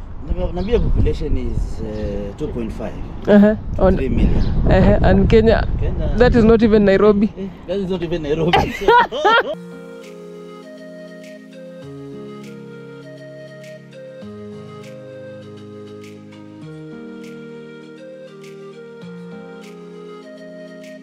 But Namibian women are Namibian women are slimmer. Yes, compared to South Africa, all other. Oh, I think like KFC in Namibia and in SA. The 2 pieces you get here and the 2 pieces that you can get in SA. In SA you won't finish. You won't finish what? The 2 pieces. They sell big pieces. Are you serious? Yeah. So guys, Moses, our Kenyan brother that we just met, offered to take us to meet one of the senior officials in the Kenyan consulate, and we were so excited about it. He took us to his private home where we had so much fun interacting, talking about the Kenyan community in Namibia, the opportunities there, and we also told him about our experiences during this road trip. It was so exciting to meet him. He later took us to have dinner in one of the high-end hotels in Namibia, especially there in Windhoek. It was so nice. It was just like a proper treat for Kenyan brothers. We will not show you his face or his house because he was uncomfortable showing them on camera. Later on, we all went out to check out the nightlife in Windhoek on one of the city nightclubs. It was so much fun.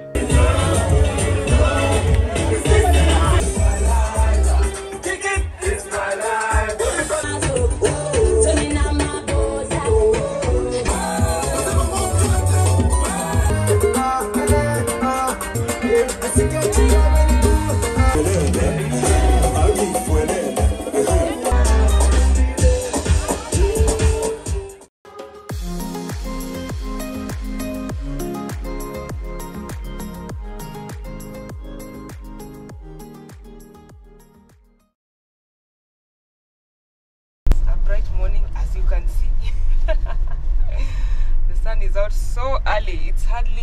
It's like 7:30 and you can see the sun is so hot. The heat and the sun in Namibia is just on another level, but we are getting used to it. Today our plan for the day is to go to Swakopmund, and everyone has been recommending that we go there. It's only that we felt like we did not have much time, but since everyone is like, you guys have to go there, you guys have to go there, just decided that we are going there. As we head towards Swakopmund, almost 400 kilometers away, and we are supposed to go and return. So you can imagine the amount of task we have. We have just a few hours there. We just have a few hours there, and we intend to utilize it to the maximum. So guys, stay tuned. There will be some awesome content coming through, and let's go to Swakopmund.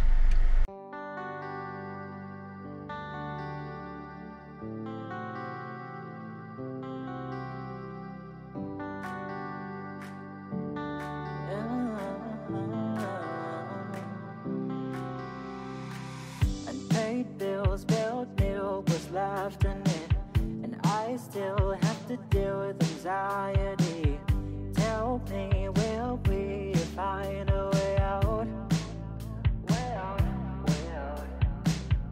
These days I've been retired, like my heart was set on fire. We are already in the Okahanja region, and just before you cross over to you live like Windhoek and you go to Okahanja region, you'll have a police check.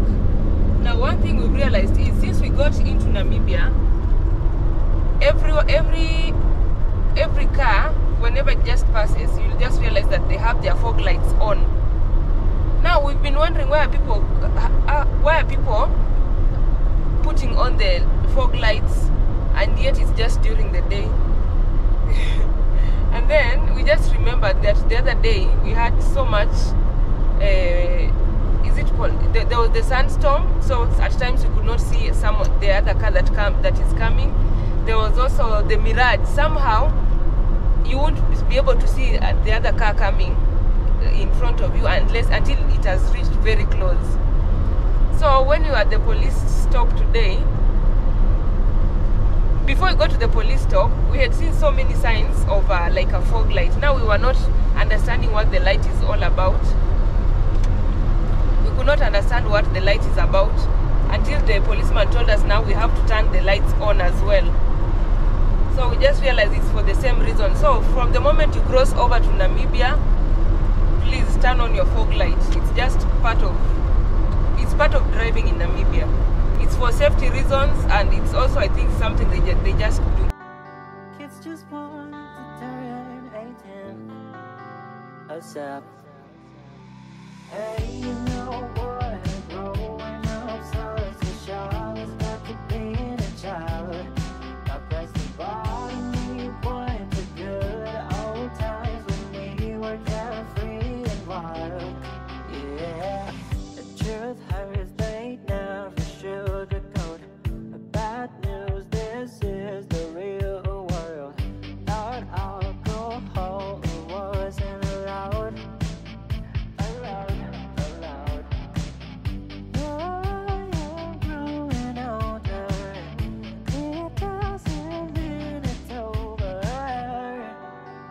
Just want to have a nice car, so bad. Hey, you know what? Growing up, so it's a show. It's back to being a child. I press the bottom, we point to good old times when we were carefree. Tea break. Everyone else in the car is full apart from me, so I'm having my tea break. It's one of those resting places. There's a, you see, yeah, even there's another driver there. So drivers in the southern part of Africa, even Namibia, people drive at a very high speed. At times I'm driving at 120 and people just pass me. You'll think that I'm not driving, like I've just stopped the car on the road. Everyone else told us that the road in Namibia was better than South Africa, and then we were like, the road does not have potholes. Some parts are smooth, but other parts, no. It's not potholes, it's just a bit bumpy. We've not come across any Subaru in Namibia so far, and everyone everywhere we pass, people are just standing to look at that car. Like, which kind of a car is that? No, Subaru is the unique car on the road. In fact, there was a driver who had to stop us, and then he told us, "You have a very nice car. How much can I get it at? Just sell it to me."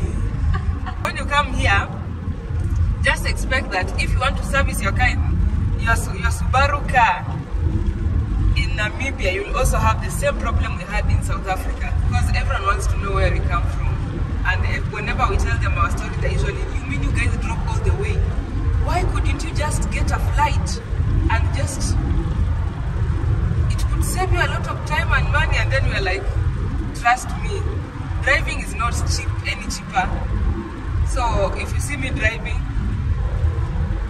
just know the flight is not, it's just a passion that I have, and the flight is not more expensive than the car. It is not."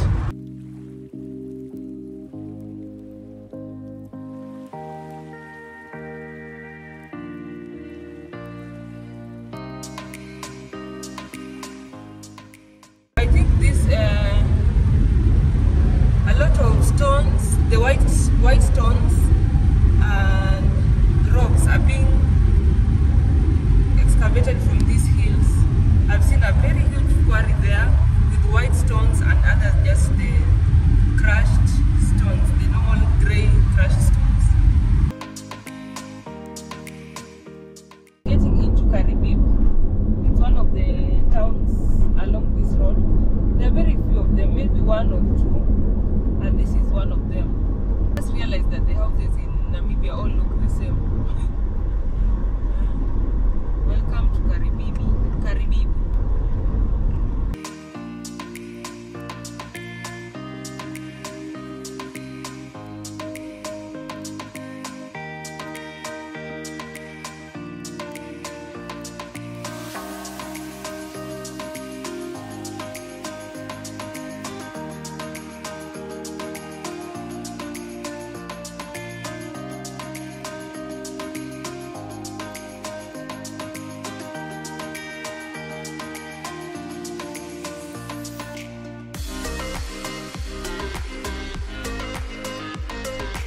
Kabib town is a town in the Irongo region of western Namibia. It has 3,800 inhabitants and is situated in the area around Han River. Kabib is halfway between Windhoek and Swakopmund.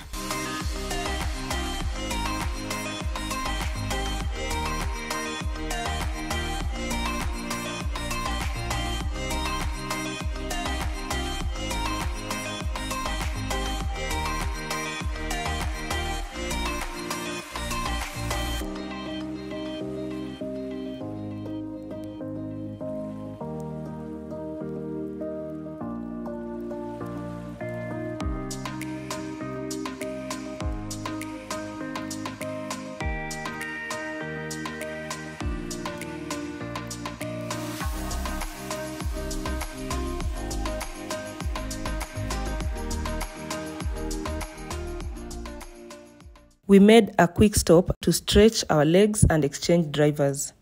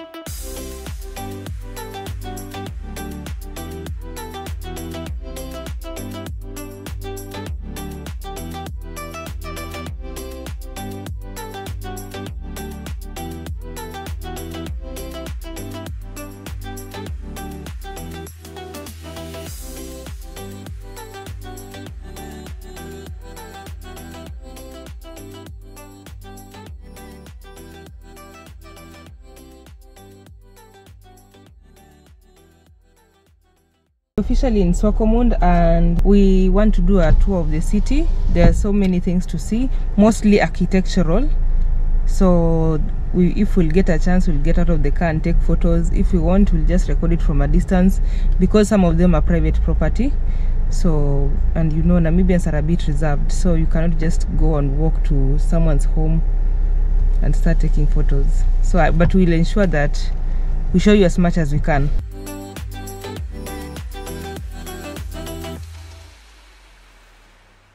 So right outside the museum is a children's park. I think it's free of charge. And then there's a jetty. Behind it there is the lighthouse. So everything is just within one place.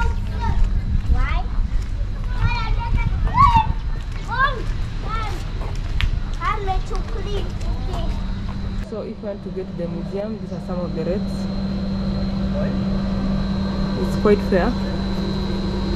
Look at the lighthouse. It's surrounded. I love the architecture, and then it's surrounded by some palm trees.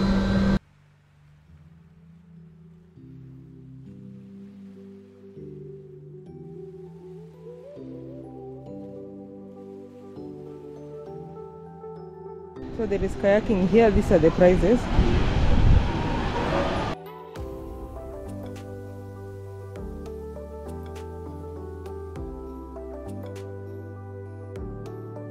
Which town does this place remind you? Mossel Bay.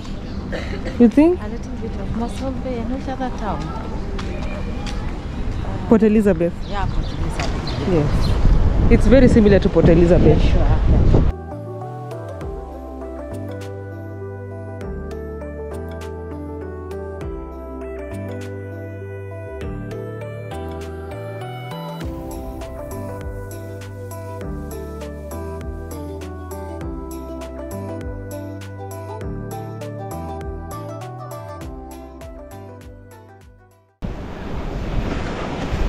Whoa!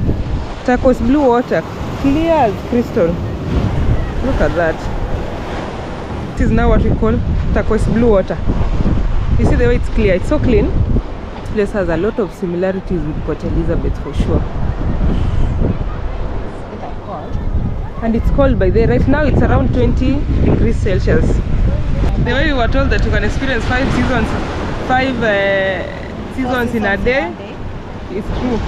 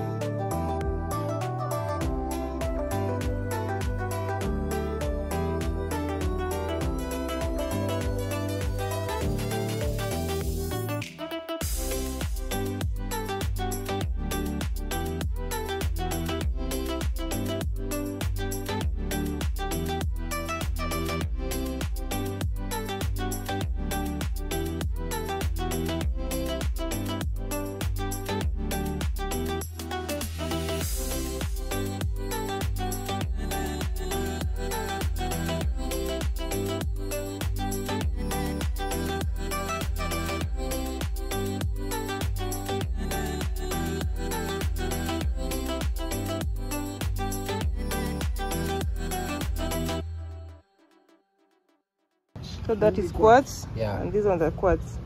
And then the green ones are? The green ones are the fluorides. Topaz are which ones? Topaz is this one. In Mossel Bay, I managed to get into the top part, the highest peak there. And I've never looked at lighthouse the same way. So this is a very nice place to take photos. You could come and just take a photo here. I believe that it just works the same way as the other one.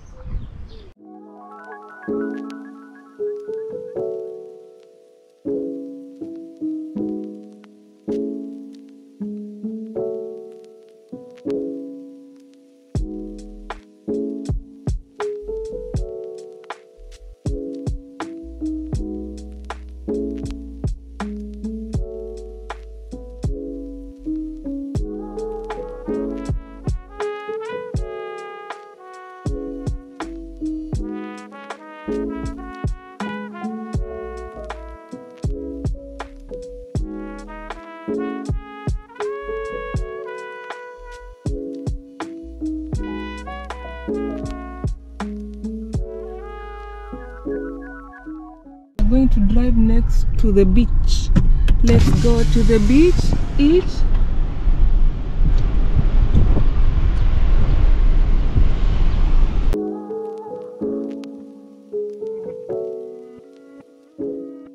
Building behind Adia is called EA Boutique Guest House. Let me tell you, Maina, if architecture was a person.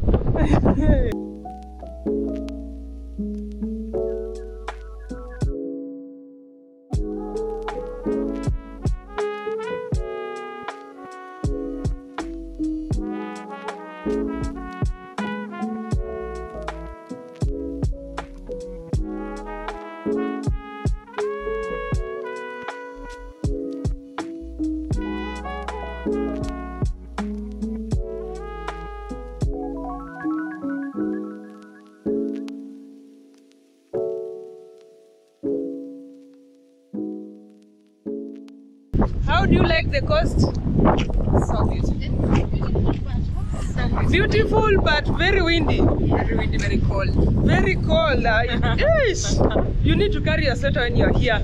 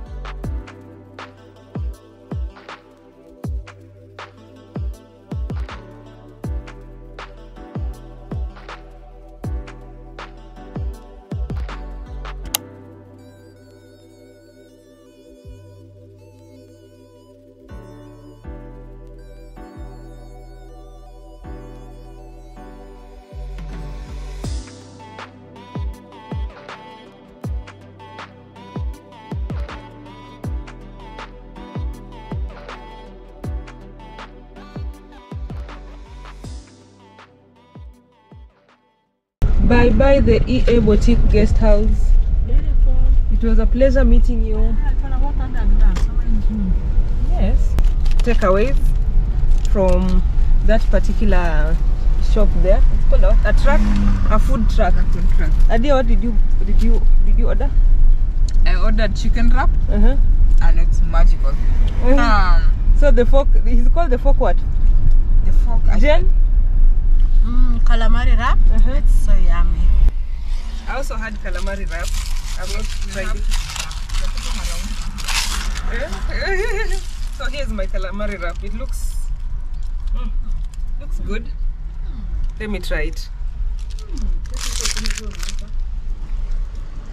Well, really honeymooners, I'm telling you, consider Swakopmund as your unique destination. Yes, as your honeymoon destination. Stop going to cliche places. This place is very similar to Port Elizabeth because you can just see how everything is constructed along the beach. There are so many stops. There is even a gym, not gym but gym equipment somewhere. The outdoor gym equipment. There are places to sit and rest. There are pavements to just walk. The palm trees are also well maintained, and then there is this tree. There is this flower. I don't know if it is the one that looks similar to the national flower or national plant, but it just looks really good. Whoa, look at all this architecture. What? It's such a creative mind. It has a mixture of old unique buildings, new designs, a mixture of Germanic and just modern creative designs. Wow. Everyone kept telling us to come to Swakopmund, but we thought it's because of the sand dunes. We didn't think the town looks this good, but I'm actually amazed. If you come to Namibia, don't pass out on Swakopmund. It's a very beautiful place, especially if you love photos like me. You'll be at home here.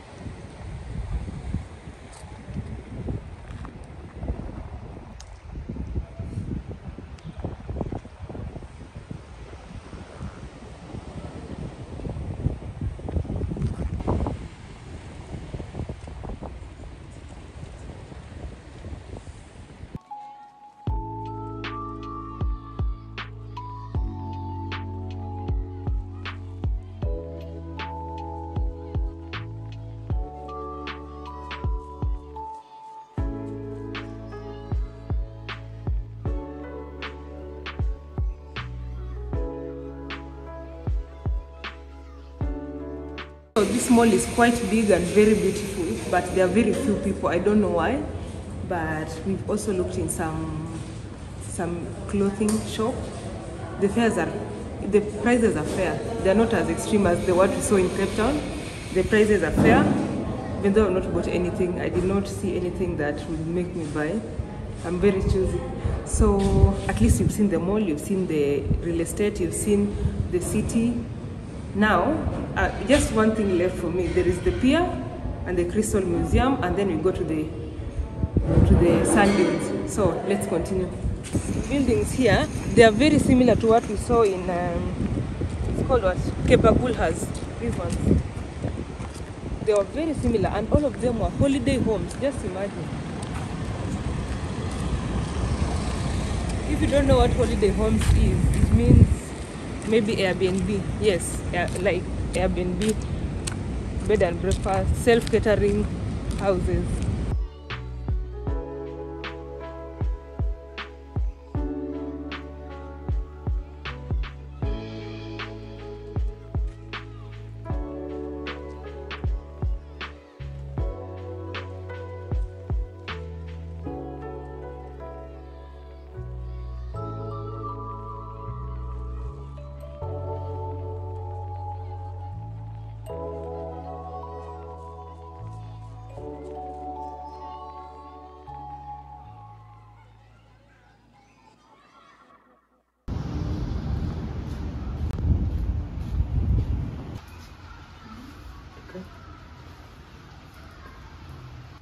I believe this is how you find them. So this is a crystal cave with so many crystals embedded on the walls. So big. This sculpture is made out of crystals, jewel mines.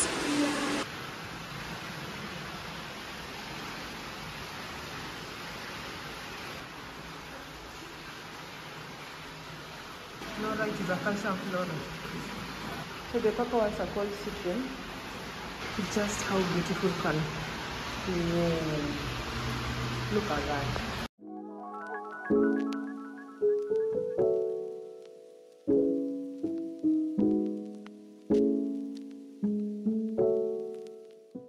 You can just pause this page or this part of the video and just read, because I'm also learning.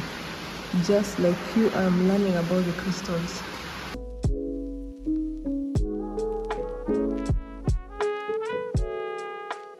Now this one is the most interesting one with so many colors. It's called Petersite or something. It's very unique because it's just unique to Namibia. This particular one. It is what Namibia is known for because it's mostly found in Namibia and not any other countries. Or maybe they're just very few in other countries, but it's majorly found in Namibia. That is why it is called Namibian Petersite.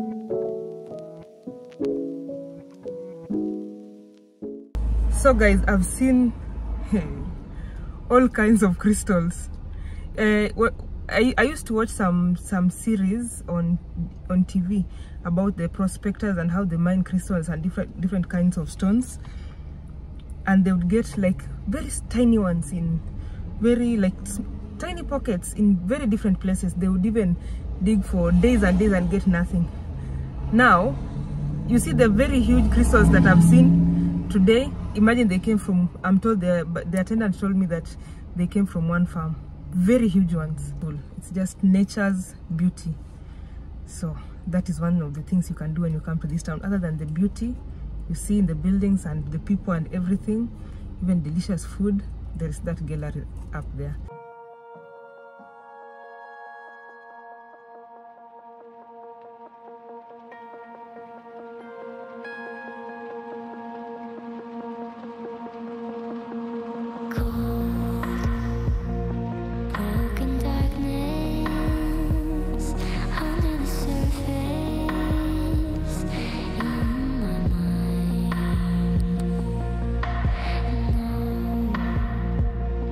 I don't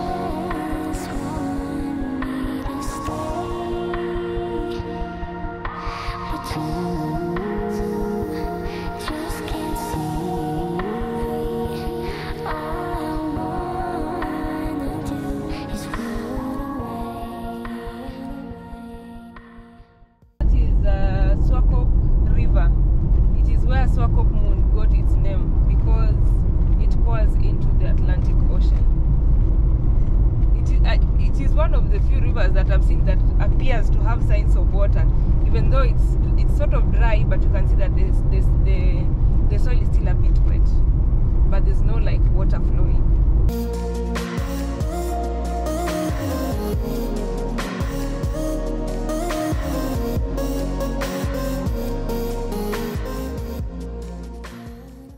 So guys, on my right I can already see some sand dunes.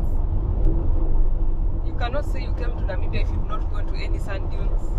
So here we are, and with our small car, we were told that you cannot access the sand dunes because you'll have your car has a low clearance. This is us going there. We are daring it. Crossing fingers.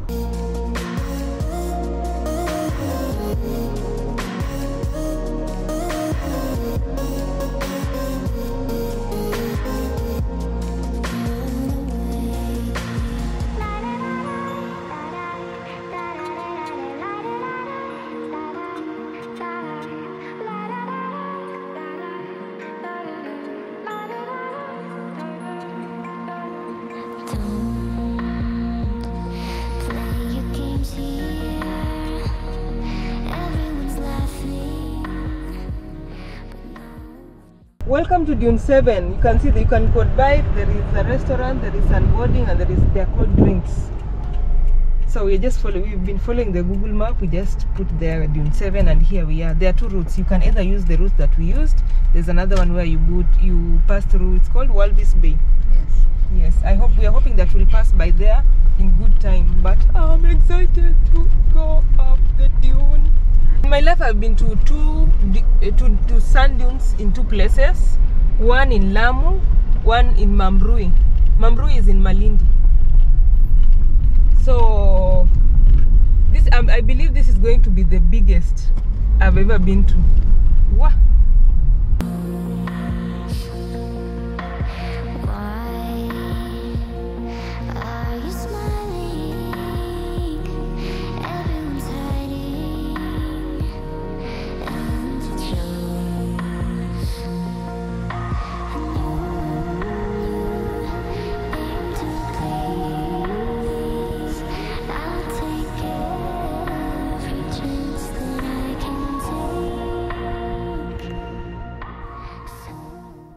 It's Dune 7! Just how tall is it?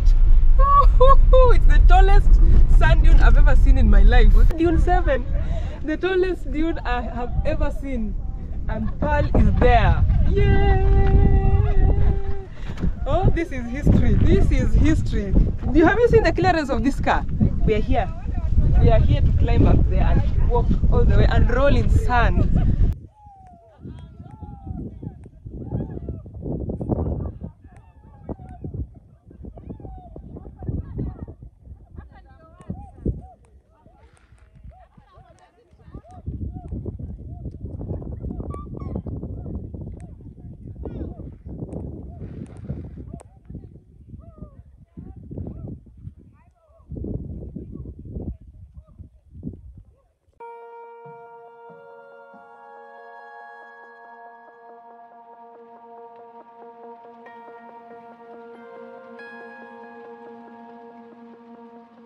Nani alichekesha tu?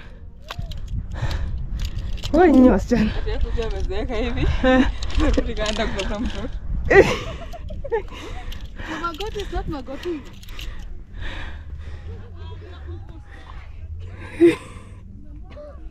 Why am I the one falling off?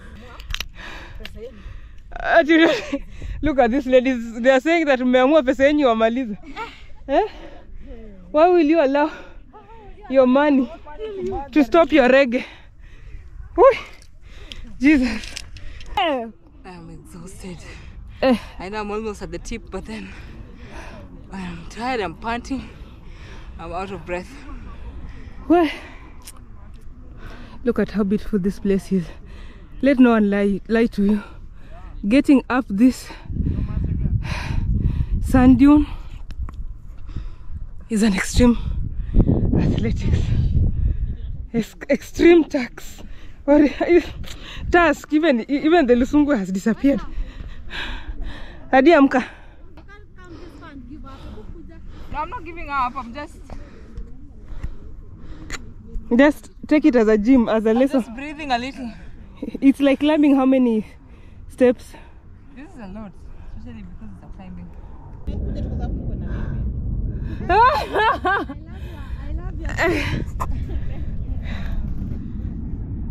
I'm literally on the sand. Hata pia mimi nimechoka. This is too much. I was laughing at Adia, but it's too by the idea it's too steep here. But it's a beautiful view up here. Yeah, but you need to go further. I'll go. Huh? I'm meant for this. Where is Yesu anatokezea wapi kwa history wewe? Just look at the way sand inakuwa.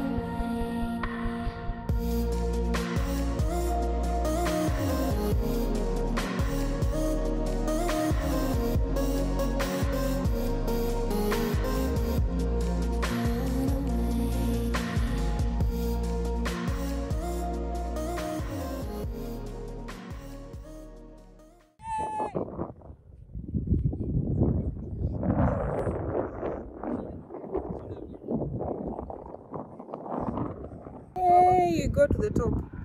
Look at that beautiful sunset. Yes, that there goes the sunset.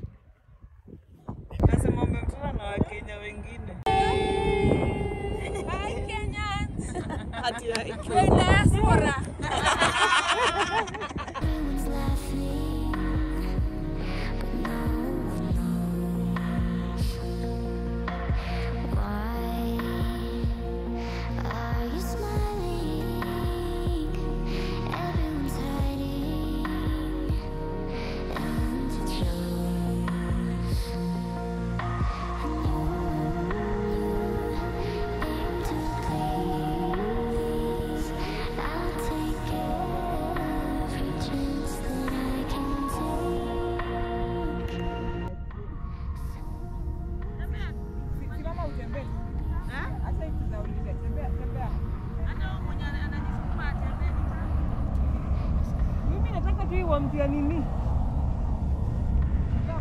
Ini better.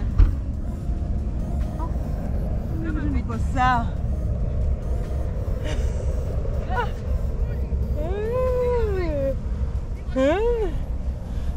This is so much fun. The sand is so warm. Everybody has their stand. Oh no.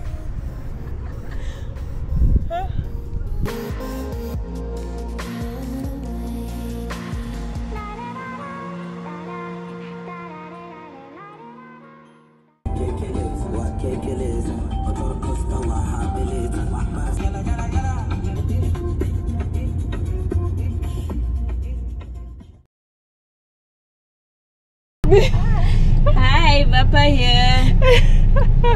So this is Vapa. She's been hosting us when we've been in Windhoek. And Windhoek, if you've been pronouncing it as Windhoek, just know it's the capital city of Namibia. The right pronunciation is Windhoek. Windhoek. Others say Windhoek, others Windhoek, whichever way. Yeah, I can say Windhoek or Windhoek. Yes. So she's taking us somewhere to try out some local cuisine. I love the food. As usual, I love the food from the southern countries have the best food, especially their meats. I love meat. Whee! So you guys must go subscribe to my YouTube channel. I'll start creating content about Namibia. So if you want to know more about Namibia, find her. Yes. What spice is that? Cabana spice. A cabana. spice? Yeah. It's like named after the variety.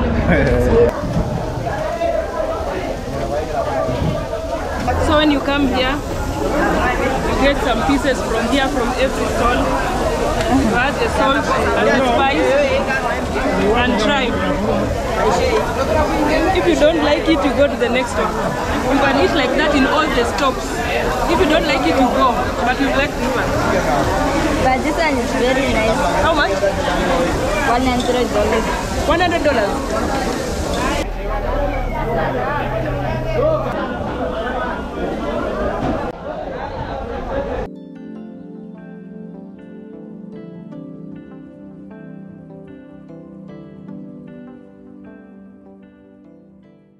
This is kapana, the one that you saw being prepared, and this is the pap, courtesy of Vapa.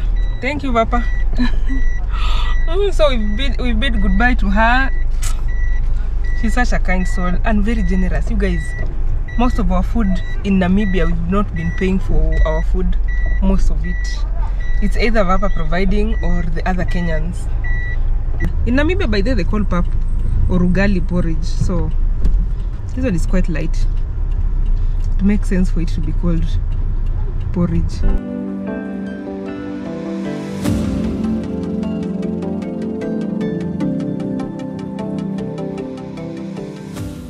Guys, we could not manage to see the Himba ladies. The last time we were passing through the crafts market, they were there. So if you must see them and you cannot go to the village, just go to the crafts market in Windhoek. I'm still hopeful that I'll be able to see them on my way because we're heading towards north, and I'm told they're from north, right? Yes. And I'm told they're from north, so I'm still hoping that I'll be able to see them. If I will not be able to see them, there will be a next time. So we are on our way to Rundu. We are not sure if we'll get there because it's almost 700 kilometers away, but wherever we'll get a good camp on our way before it gets dark, we'll camp there.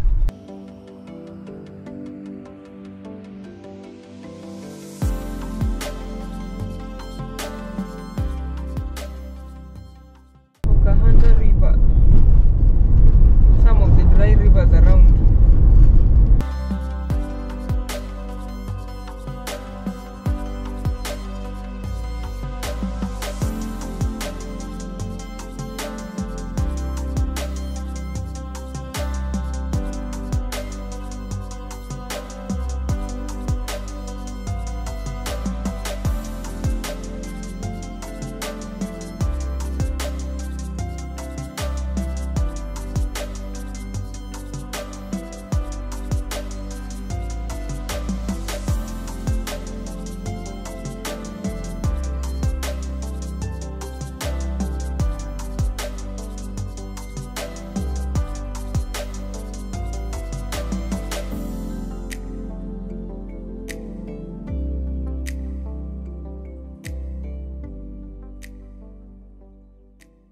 One of those mountains, you see, they look like they're twins. One of them apparently is called Omatako Mountain. Oh no! Kiswahili speaking countries, don't come at me. It's just the Google.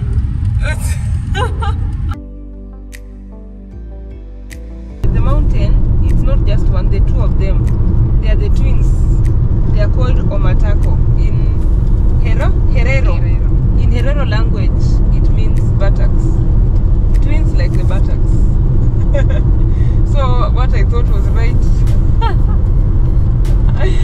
What? You'll see wonders of these streets.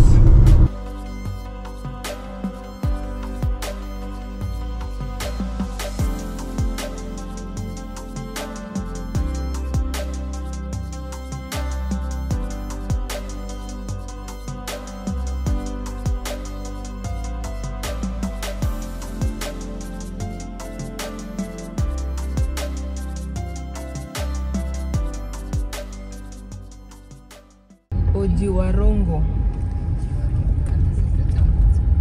Welcome to Ojiwarongo National Park.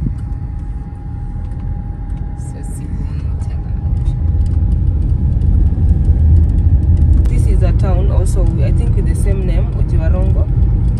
And you've seen some wild animals, warthog, some antelopes. We've also seen guinea fowl and black baboons. No signs of any big five, even though we saw they were being advertised, but there were no signs.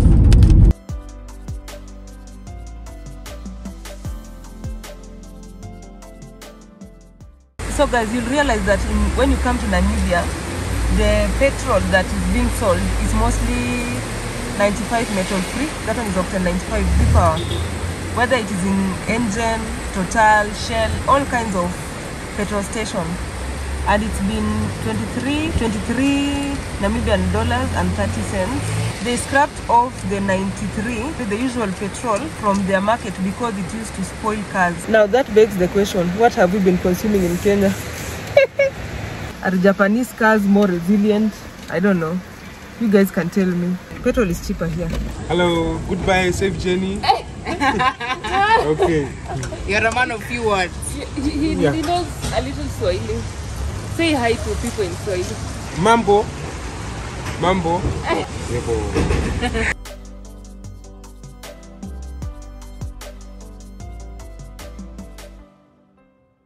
So guys, we are in Grootfontein. We did not make it to Rundu.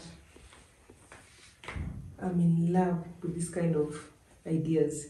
So there are two rooms. This one has 2 single beds. Let me take you to the other room. When you get into this one, you realize it's a bit different again.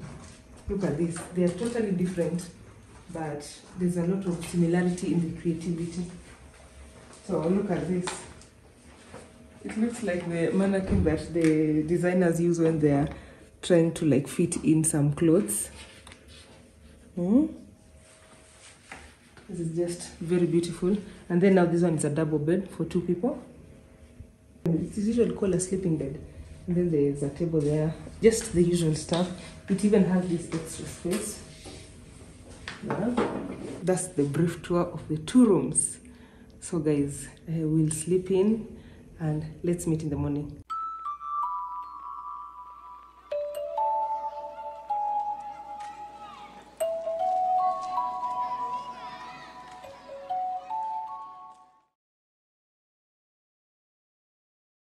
Good morning from Grootfontein.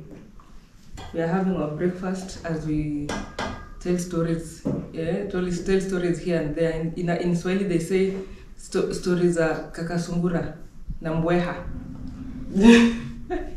That means tales, those ancient tales. So today we are going to pass Rundu. We were supposed to sleep yesterday at Rundu, but it got too late. So we'll pass Rundu and go all the way to the border. If we will manage to cross over to the other side, it's fine. If we will not be able, we'll still sleep just at the border and then we cross in the morning. Over 700 kilometers to cover today. So this is us giving ourselves a lot of sight. So we're just enjoying this trip. So let's go for the adventure. And we are carrying you guys with us. So let's go.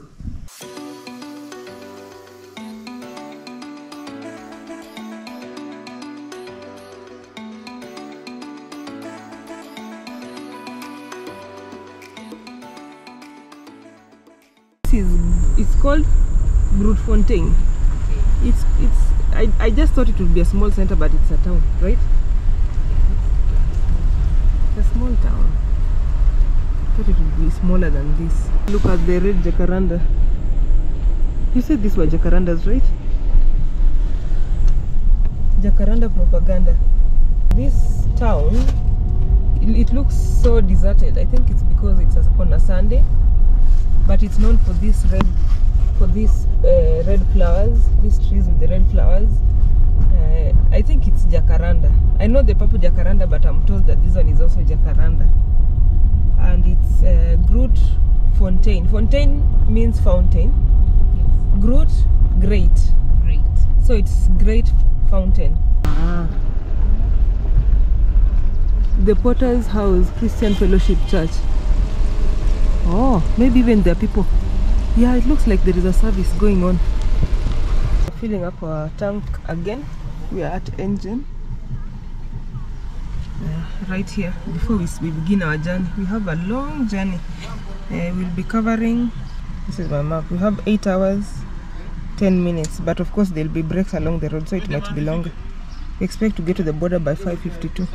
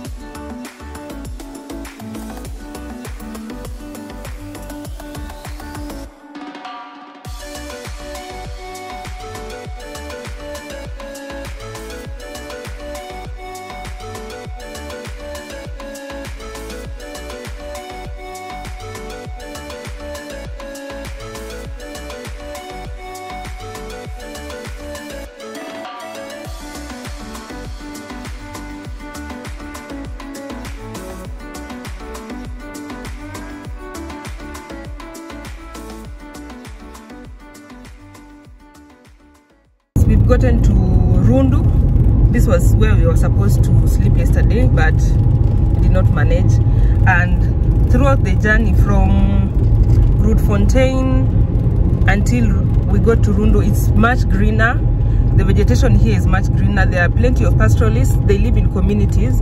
You'll see like mud houses, grass thatched houses, so many of them together. And from what we could gather from, he's called Valentino. Yes, the hitchhiker we had. If you've not seen where he was in part of this trip, please go and check. In my other videos, when we were in the southernmost tip of South Africa, actually. So from what we could gather from him is that these communities, you'll find that is one extended family. So there is like so many nuclear families, with each one of them with just one house, but they live together. It's called Kavango East. If you look at the map of Namibia carefully, you'll realize that it is somewhere close to, there is a very thin stretch that is bordering Angola, Botswana, I think, and Zambia. Yeah, this is the road that will take you to Angola. But now we are taking this other road that will take us to Zambia. So we've already gotten our lunch. This one is like 45 Namibian dollars. Macaroni and beef. Also 45 Namibian dollars. Jen is having the same, right? Yeah. She's having the same. Patrick is having some chicken. Okay, the food is delicious. I had to say that. And it's very rare for you to get horrible food in the southern part of Africa. They're good cooks. They're good cooks. Something interesting we've seen on the supermarket, they have porridge. I think it's porridge, flavored porridge that is taken cold. Flavored maize drinks, and they freeze it, they chill it, and then you just buy it as a packet in a packet like that, looks like a yogurt. So there is a small fruit market there. I have just confirmed that they sell mangoes. What we saw were not oranges, they were mangoes. And it looks like in every homestead there are a couple of mango trees. Yeah, so they harvest them seasonally and sell.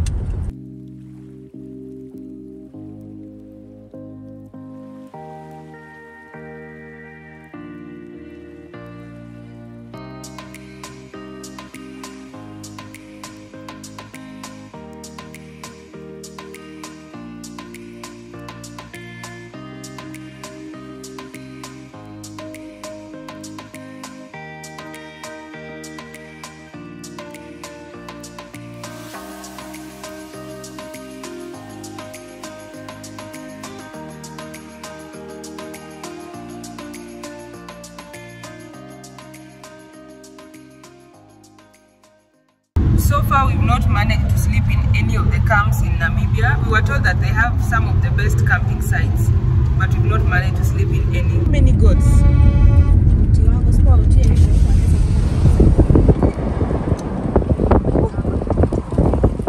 Hello goaties. Hello. Imagine there's nobody looking after them. You see, like in East Africa, especially Kenya, Tanzania and Uganda, motorbikes, they are called boda bodas, or others call them moto. They are a common, a very popular means of transportation. You just pay maybe 50 Kenyan shillings or 100 Kenyan shillings and they take you from point A to point B very fast and very efficient. In the southern countries, I have not seen that. In fact, the motorbikes you'll see there for the bikers, the very big motorbikes. They're maybe in a club, or you'll just see one or two bikers, but they are.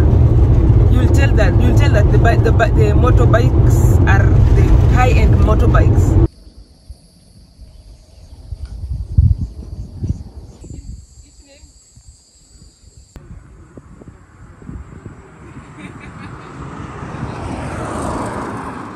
So the Namibian map looks like this. There's this finger. This finger. Now we are driving along this finger. Yes. And in fact, if you go to the farthest end, you'll get to a point just before the bridge we crossed in Botswana.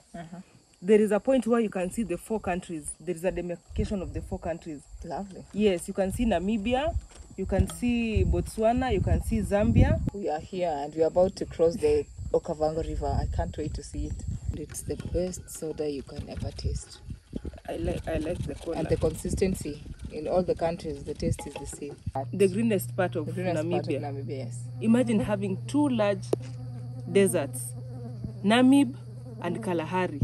And this place is hotter than Namib Desert. It is. Imagine. You know, when we passed by Namib Desert, it was around 30 and then it reduced to up to 20 degrees. But here it is 37 and above. I've seen in Namibia, I think the most popular cars are pickups. Yes. Double cabin, single cabin pickups, and they call it Baki. Yes. Imagine we were just there, just go next to that Baki, and then I'm like, what is that?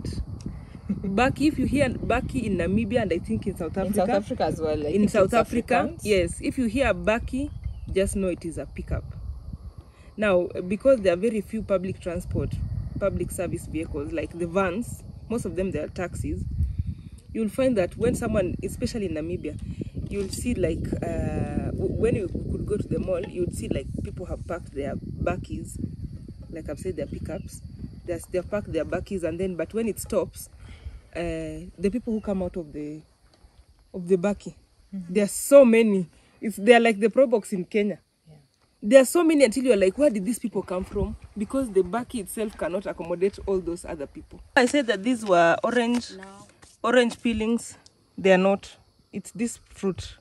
It looks like a wild fruit that used to grow in my grandma's place. This is so different. Look at this. The covering looks like it's like passion.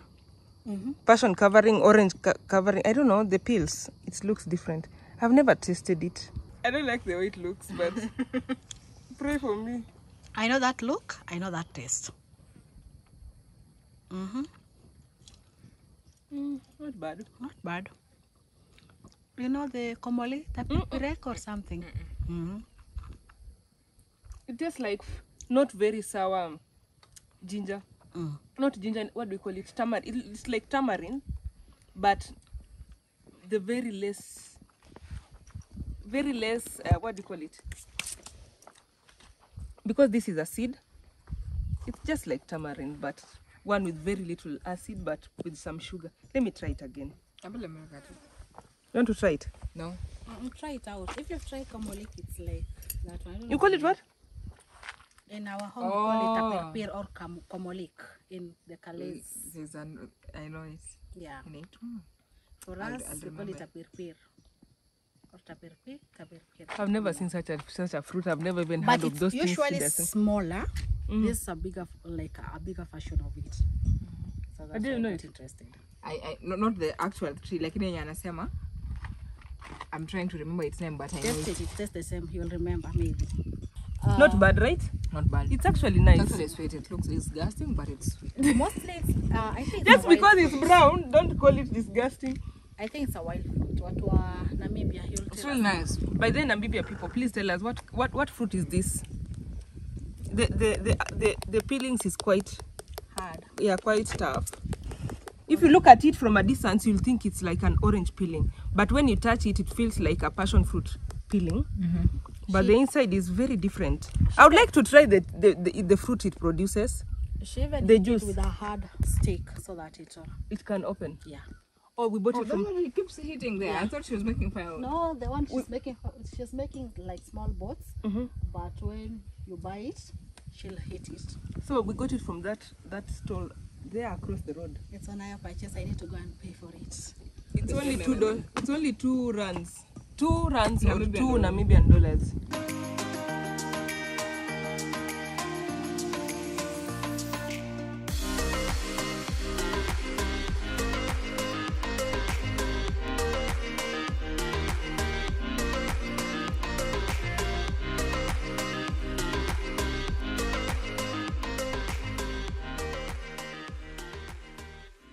I've taken over. Expected time of arrival is 7:13. Let's see if we'll make it. You see this thin stretch? It's where the finger that Adia was talking about. Joto na usingizi. Kushiba. Guys, from the map, I can see that this particular road here, is the road that will take you to Botswana. Mohembo border. Yes. So that Mohembo border, I think it's for Botswana and Namibia. That is what I can see from the map. So I told you guys, all these countries are just within that thin stretch. They're like borders for Botswana, for Namibia, and for Angola.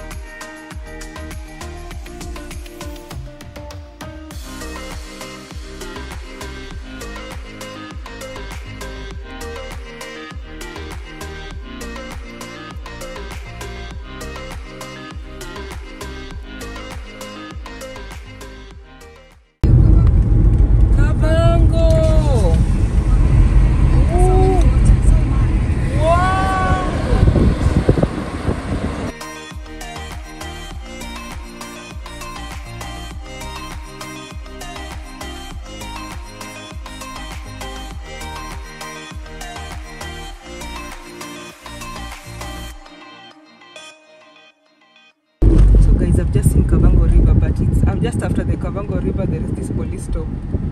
Kenya. Okay. Yeah. So I learned small. Okay. Okay, safe journey. Thank you very much.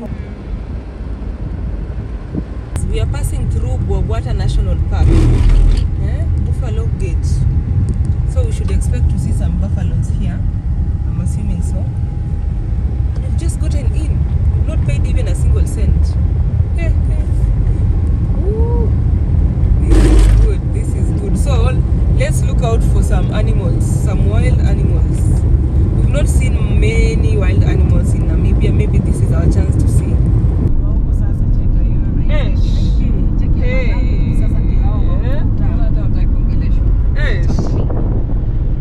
Now those are the queens of the village. Okay, the policemen were really nice by there. They just checked the receipt for. He's checked the payment for the road fee. You are just given a receipt, and then my driver's license. That was all. And of course, he wanted to learn a few Swahili words. People love Swahili out here in the south. People love Swahili. This is the part of the national park where there is a lot of wildlife and human beings interaction. They both live in this. They coexist in this area because they have said multiple use area. Now you start seeing people settlements, see some livestock here and there, but you can also come across a wild animal.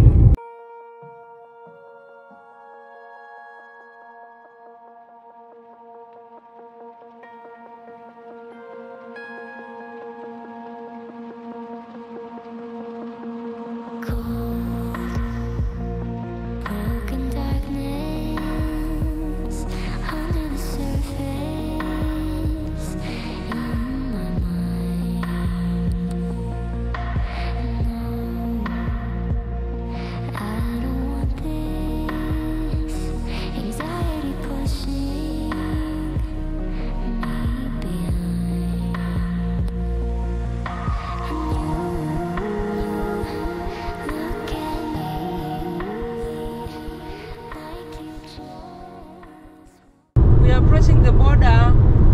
Looks like we'll get there in good time. 49 kilometers to go. We are at Katima Mulilo, the border between Namibia and Zambia. We will be crossing through Zambia as we head towards our 9th country, Malawi.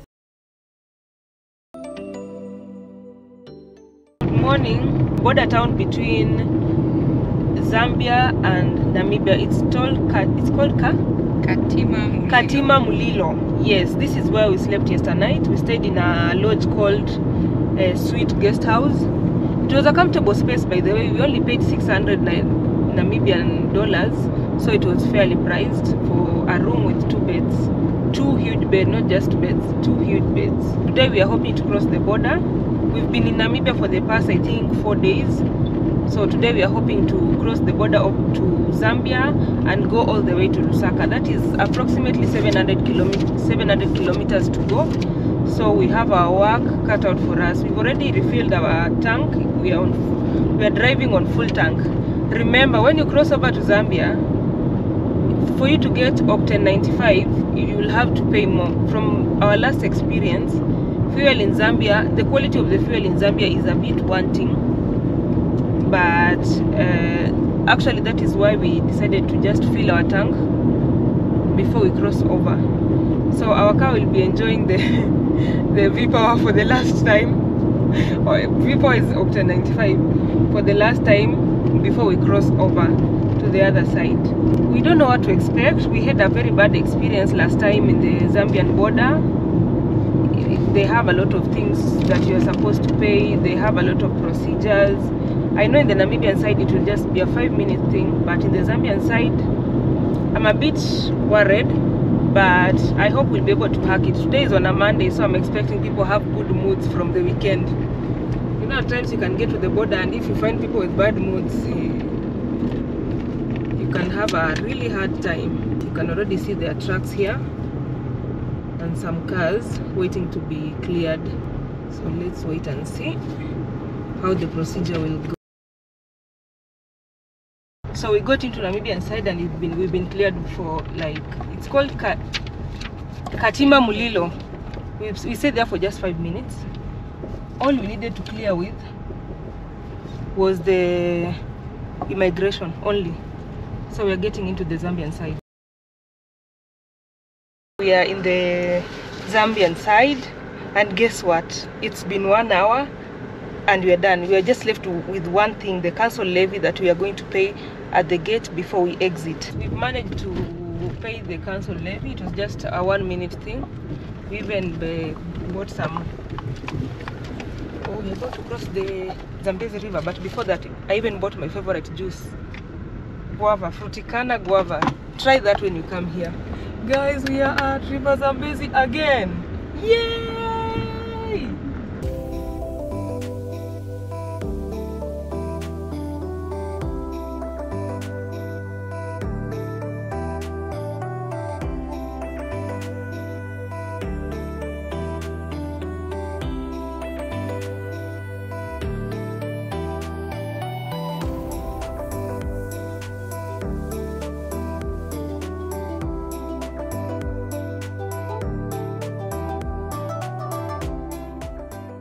So we are already driving in Zambia, and we're back to the potholes. After paying $20 toll, road toll, they still have a lot of potholes, surely. You can't even speed because you never know when you'll meet a pothole. So the time that we were supposed to have covered the entire journey to Lusaka is like double the times you would have taken maybe in South Africa, Botswana, or even Namibia.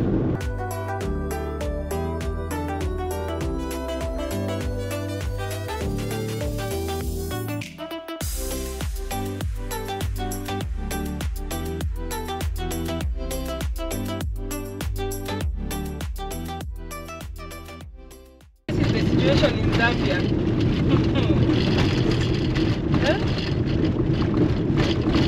Let me just say this in Swahili so that if you guys can translate. But Zambia wewe surely. Mbona usikuwe kama wenzako? Majirani wako na barabara nzuri. Why? I'm just wondering why Zambia, as compared to its neighbors, has such horrible roads. Look at this. These are potholes. Look at those kinds of potholes. Very huge ones.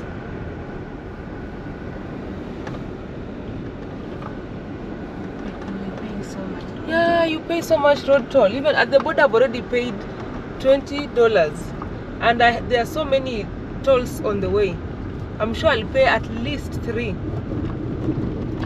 I'm sure there are at least 3 toll stations by the time I get by the time I get to Chipata, which is the town where there is the border between Malawi and Zambia. I'll be paying all that amount of money, and the roads look like this. So far it's been 30 kilometers of rough road and potholes. Rough road like this one, and then you get just a patch of tarmac road with plenty of potholes. All those yellow routes, just rough road. Pali is suffering. Pali is suffering. She's from very good roads, and then this happens.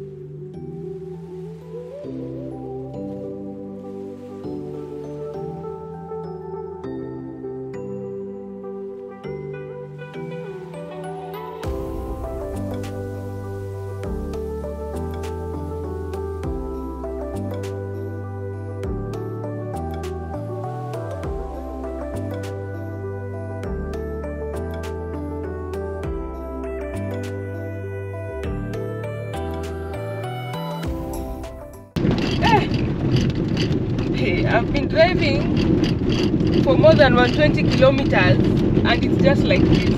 If you'll be using the same border we've used, it's called Katima Mulilo. If you'll be using that border, ensure you fuel your car properly, like even if you can full tank before you cross the border, because we've been traveling for more than let me say for more than 130 kilometers so far. and we've not come across any decent center where you can say that maybe I can stop here and eat, or even a petrol station. Yet 2 bars of our fuel are gone because of the bad road. Remember, we fueled our car with Octane 95 as in V power. So imagine if it was just regular petroleum. I'm telling you, we'll be half tank by now. So that is something you need to know. And by the way, there's no network here, so load your map at the border. And that is exactly what we're using. This one is an offline. We're using that map offline. Once you load it, you don't have to have network. You'll just be fine. But so far we are just telling stories. Yeah, tales of Kakasungura, the hare and the elephant. In Kenya we say stories are jaba. Trying to distract ourselves from hunger. Not eaten anything other than the fruticana juice. So we've gotten to a better road. Okay, remember the last time when we came to Botswana, there was a place where we were branching to Botswana. There is a branch to Namibia and there is a branch to Zimbabwe. It's somewhere around Kazungula. We're already in Kazungula district. So we are approaching that road, and that road was really good. And I think that is why this place also has a better road. Let me cross my fingers. I don't want to have spoken too soon. This is where you branch as we head towards Botswana and Zimbabwe. It's where we passed the last time we used this road. Just branch in that direction.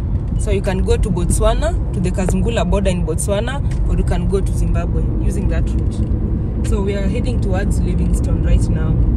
The road from that junction to Livingstone was good. The last time I checked. I don't know if things have changed, but it was quite good. In fact, all the way to Lusaka, the road was good. But before Lusaka, you just drive like this, you feel like the road is good, and then from nowhere there is a big pothole that you cannot even ignore. And such potholes are the ones that can cause accidents.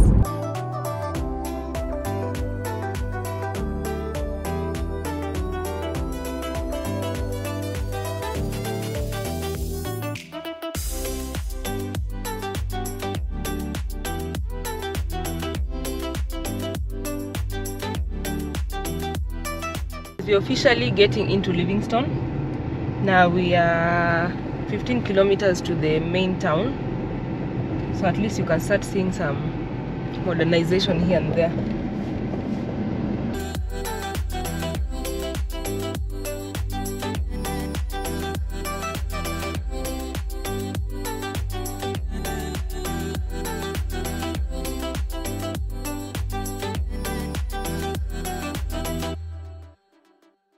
We're back to Food Palace in Livingstone, our regular place where we usually have our food. This will be our, what do you call it? Early dinner. I'm having some shawarma. The shawarma is really nice, you should try it.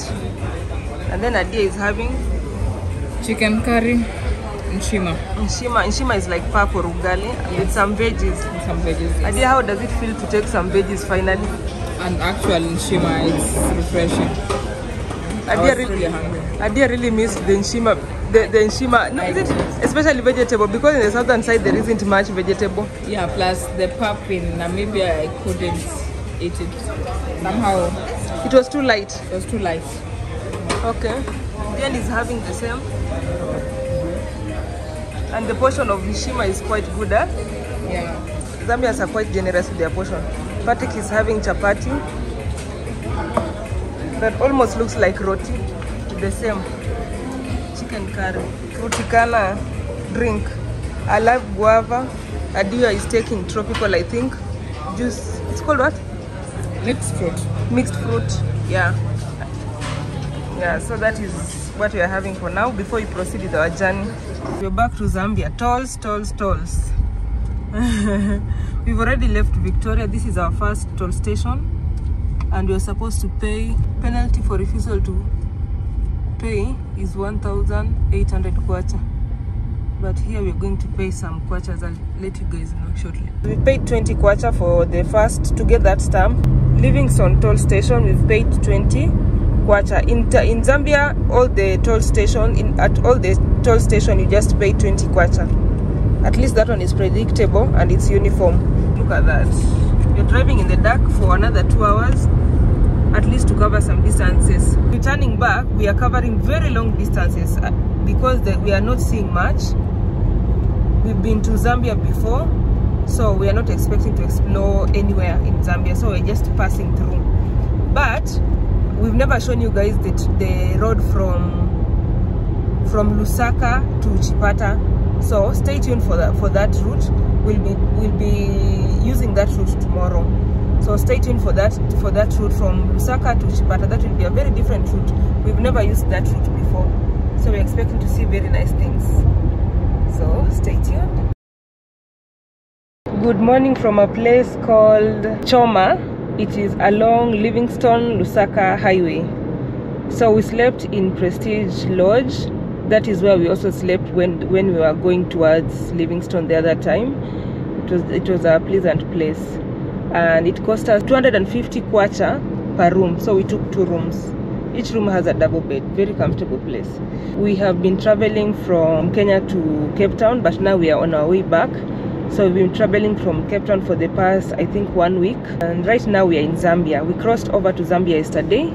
We are hoping to get to the border between Zambia and Malawi. Remember, Malawi is the other country that we've not gone through.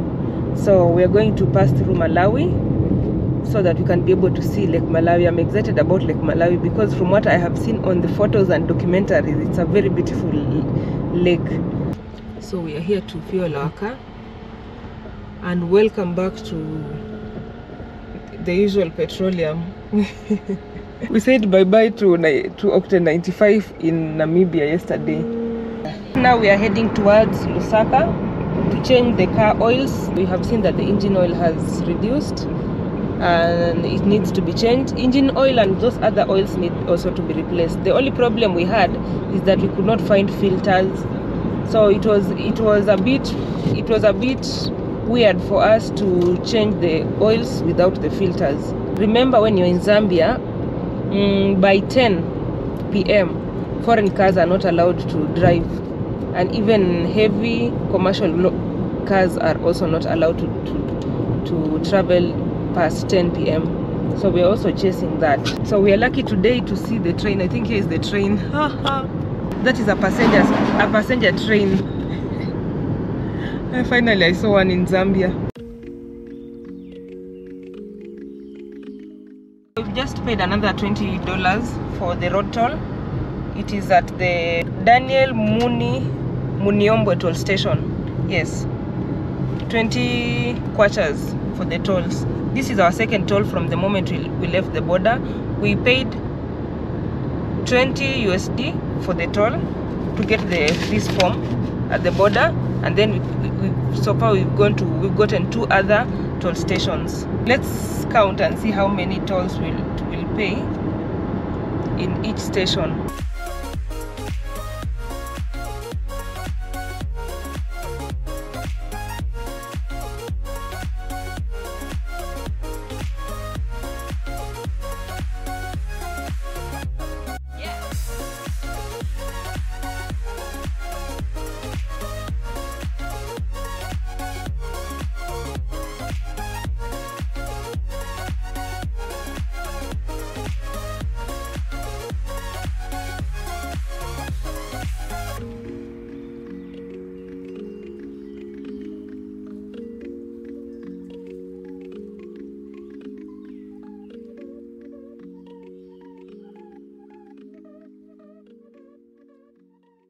We are in a small town called Monze. You can see here there are more people here. At least in Zambia there are a couple, between Livingstone and Lusaka there are a couple of towns, villages. You'll see plenty of people. Unlike in Namibia where you'll drive for kilometers and kilometers and you won't see any villages, you won't see any people walking by the road. Here there are a lot more people in the areas in the Copper Belt regions and between Lusaka and Livingstone. There are so many people, but the other areas are a bit deserted as well. So you'll realize that also in Zambia there are plenty of Japanese cars. They import a lot of used cars also. I've seen a Subaru, so I'll have to find a place where I can get the Subaru filters. It's really nice to see 1 or 2 Subarus, because that gives me hope that car will get the proper service it deserves.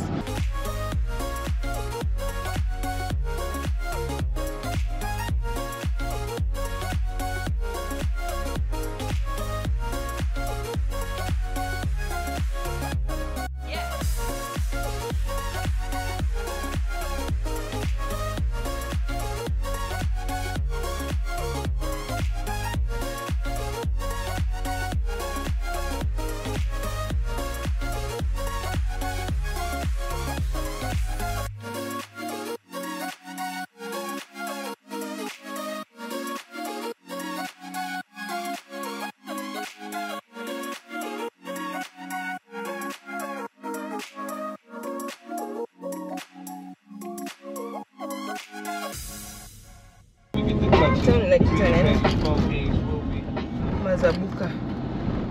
So guys, we're in Mazabuka. This is also another town before you get to Lusaka, just after Monze, and it's a very green town.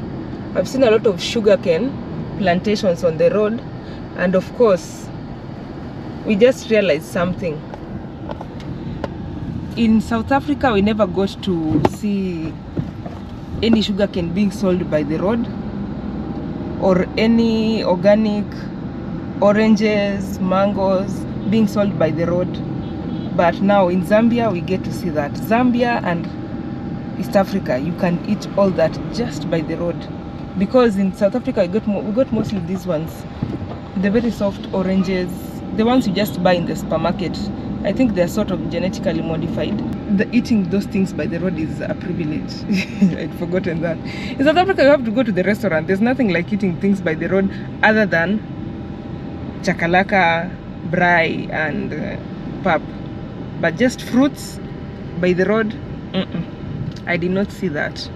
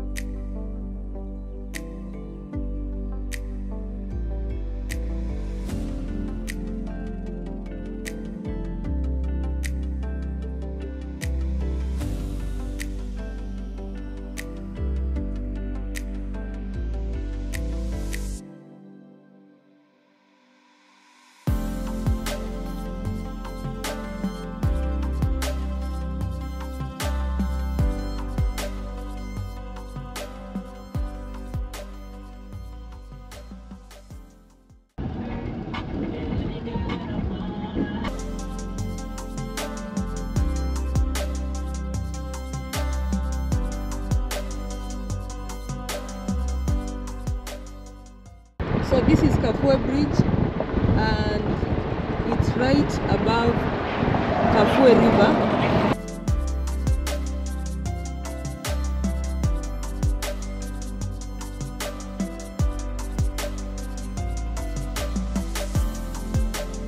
just like that, we're back to Lusaka, Zambia. Yay!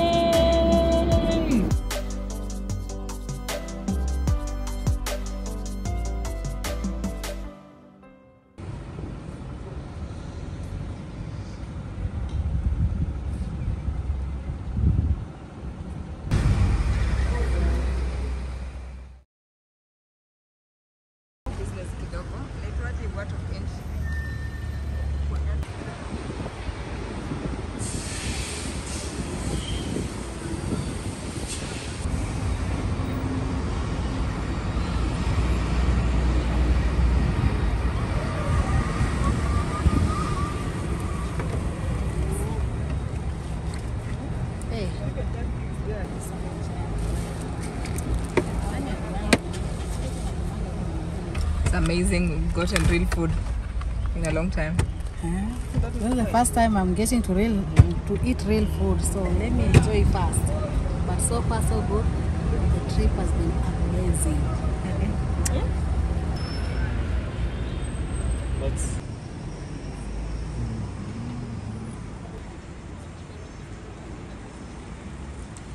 In Lusaka right now, it's 3:53. We're heading towards Chipata. It will be quite some distance from my Google map here. It shows that we'll be there at 19 minutes past midnight. Crossing fingers right now, but at least we serviced Pearl. Pearl is good to go for another 5,000 kilometers, and everything has been checked, so we can confidently drive to Malawi. No matter how horrible the road will be, or how good the road will be, how dusty it will be, or cold or hot, we are sorted.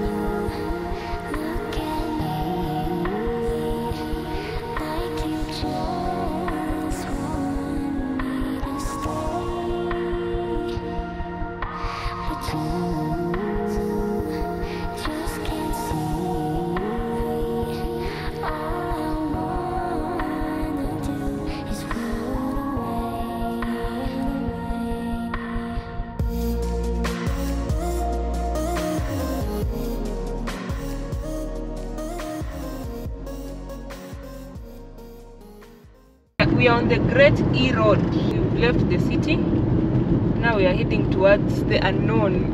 I'm telling you guys. At times I just sit down and wonder. Not and wonder, and I'm just amazed at how crazy we are. Now we're just going to the unknown. Probably we'll get somewhere at 10 and get accommodation, sleep, and then continue with the journey tomorrow. Like, that is just our daily lives. We've made that on our daily lives, but we are loving it because we see new things every day. We were told that the roads in Malawi are not so good. I hope that won't be the case. Somehow I'm still hoping that won't be the case. And I hope there is plenty of food because we love food. Zambia is very friendly for us because there is a lot of food at a very fair price. Yeah, and the foods that we eat and the ones in Zambia are just the same. The East African food and the Zambian food is just the same. So in terms of food, we are very comfortable in Zambia because we get to eat nshima. They call it nshima pap. Nshima ugali is just the same thing. Maybe the composition could be a bit different, but it's just the same thing. And then they also have a lot of vegetable. By vegetable, I mean the leaves. Not the steamed carrots or broccoli. I mean the leafy vegetable. You know, in East Africa we eat a lot of leafy vegetable. So in the southern part of Africa, we've really missed that kind of diet. We've just been eating apples. At times we eat it's called chakalaka, beetroot. Those ones have been supplementing our vegetable requirements, dietary requirements, but at least here we have a variety. While traveling, one thing I've really appreciated about Kenya, you know, when you travel out there, you'll appreciate your country more, you'll appreciate other people's country more, you'll see an opportunity for change in your country and also in other countries. Now, one thing I appreciate about Kenya from traveling is the fact that we ban polythene bags. Somehow it reduced the clutters on the road. There are a lot of litters, a lot of rubbish on the road. Yeah, that I just wish the same would be implemented by the rest of the African countries, because of our traveling you find very nice roads, very well-kept road, with good signage, but then you get a lot of polythene bags just thrown there, here and there, which is a really, there's a lot of pollution, soil pollution.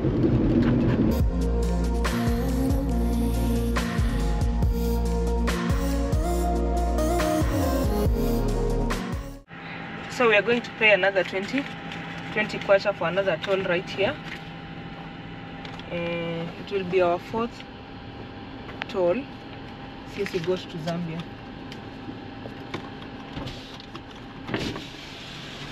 So that was Chongwe Toll Plaza. Yes, we paid another 20 kwacha. I don't know how many more toll stations we are going to encounter, but we just thank God that the toll stations we only paid 20 kwacha. If it could be more than that, it could be crazy.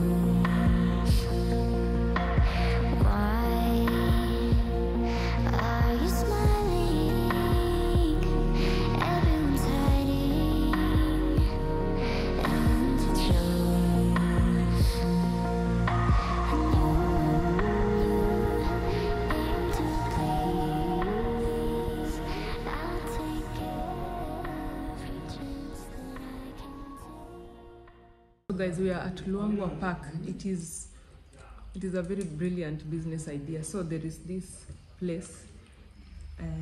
It's like during the day it is a restaurant, but also it provides some space for people. There are some trucks outside, so the truck drivers can come and just park there. There's some showers, there are some toilets, and they also make food.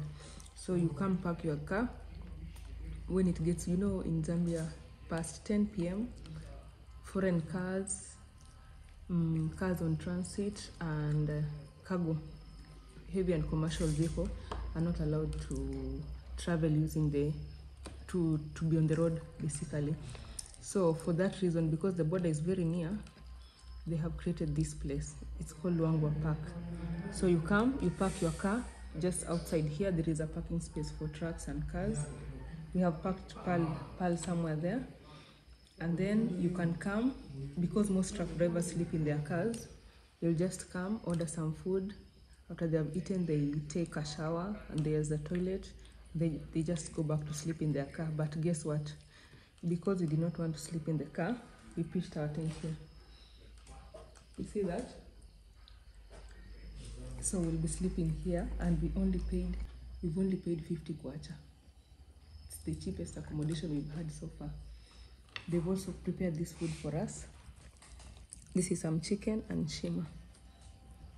So we are sorted. Even in the morning we'll wake up and take a shower. We might even have breakfast here, and then we continue with our journey to the border. This is just a very brilliant business idea. I don't know why we don't have such. I think it's because we do not have a restriction We do not have an overnight travel restriction. Yeah. But truck drivers need to rest. So such a thing can really come in handy. Imagine if you had such a space and you had extra tents. I'm telling you, lodges will run out of business. I know.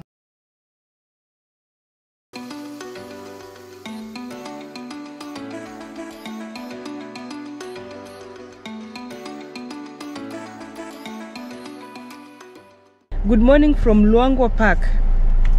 There is Luangwa Park. It's somewhere along the Great E Road in Zambia, and we are heading towards Malawi. Malawi is almost 300 to 200 kilometers from here. Today we will be crossing the border to Malawi.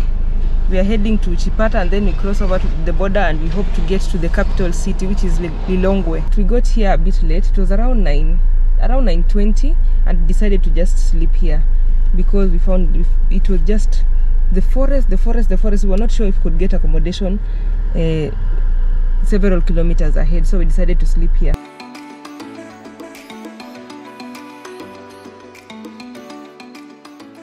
Now let's enjoy the sceneries on the road. It's just amazing to see hills in Zambia because we've been driving on very flat ground. This is the Great E Road. Be very careful because you can see here the road looks really good, and then you just see potholes from nowhere. Others have been patched, others have not been patched. It's just insane. And many people living around this place, they just live in grass thatched houses because it's very hot. Even during the day, even during the night, it was so hot. We did not cover ourselves with blankets. I hope there's no toll on this road because these roads are so bad. Yeah, we've already paid for since we got into Zambia.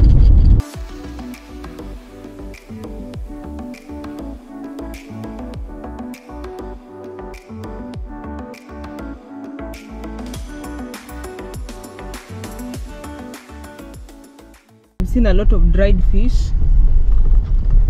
There are plenty of, if you would like to buy dried fish. This place is called Luangwa. When you get to Luangwa, you can get a lot of dried fish. That is the Luangwa River.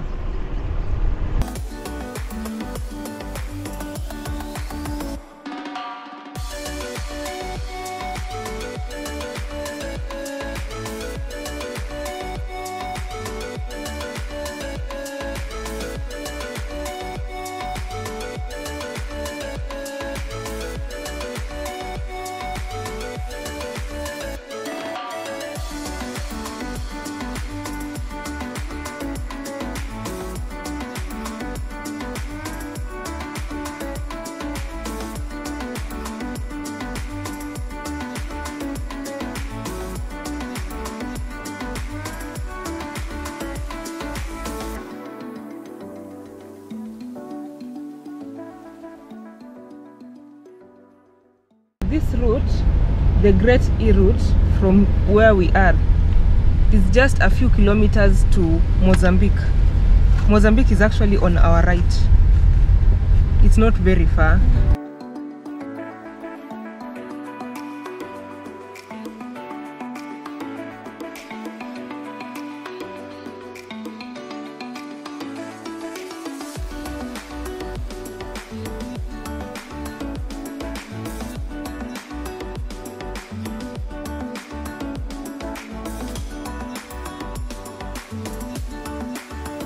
After that bridge, the road is better. We don't know whether it's a new road, but we do not want to speak too soon, because in Zambia we've learned that you can have a very good road and then from nowhere you just get potholes after potholes.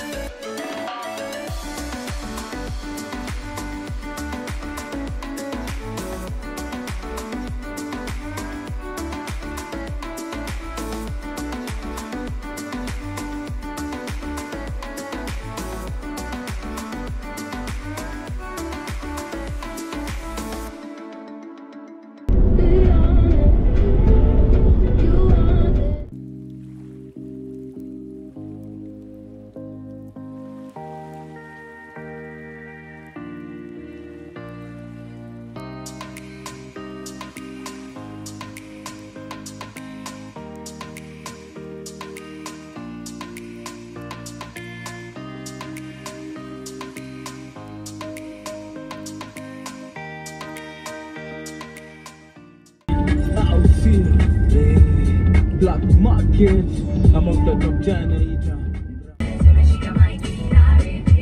Brother Kamata, sister Kata, you know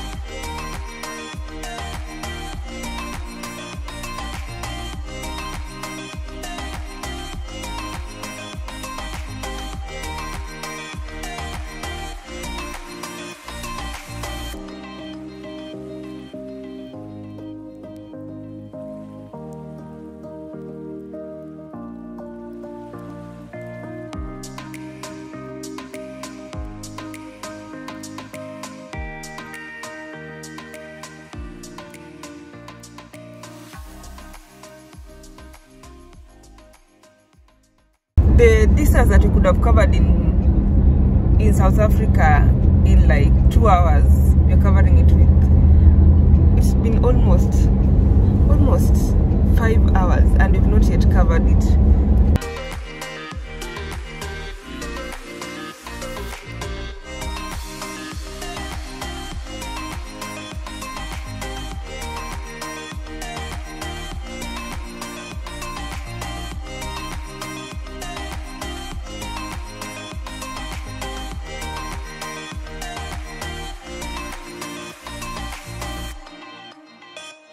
We are at Mchinji Mwami border. It is the border between, it's called between Zambia and Malawi. It's just right at the edge of, it's called Great East Road.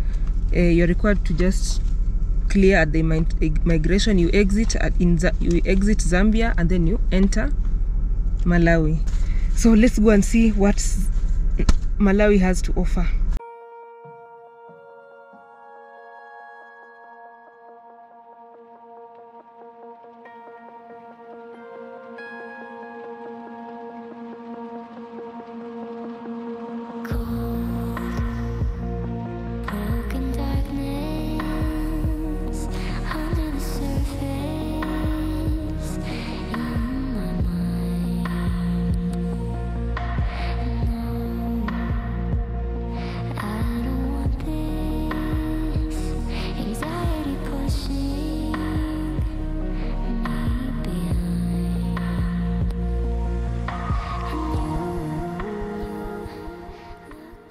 Just a few meters after the border, it's basically like maybe a kilometer from the border. You will pay council fee. Mchinji District Council. Yes, for Mchinji District Council fee. So once you pay once, you won't have to pay again. Malawi and Kwacha, there's a lady. We are seeing a lady for the first time in a note. She was the first cabinet secretary of Malawi at independence. All the farms have been plowed. I think they are waiting it is the planting season. So they are planted and there's a lot of food. Even on the streets, there are plenty of mangoes.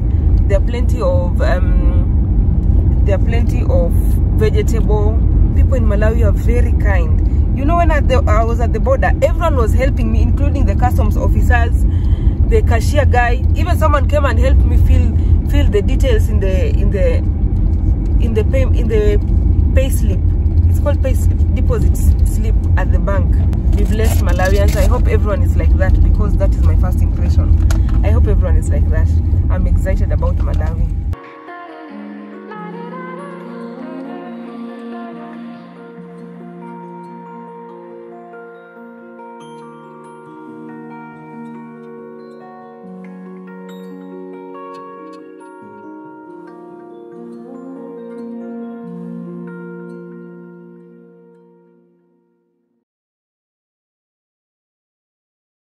Good morning from Lilongwe in Malawi.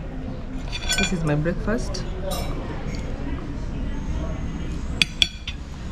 We stayed in this, it's called an inn. What is the name of the? Lungazi Inn.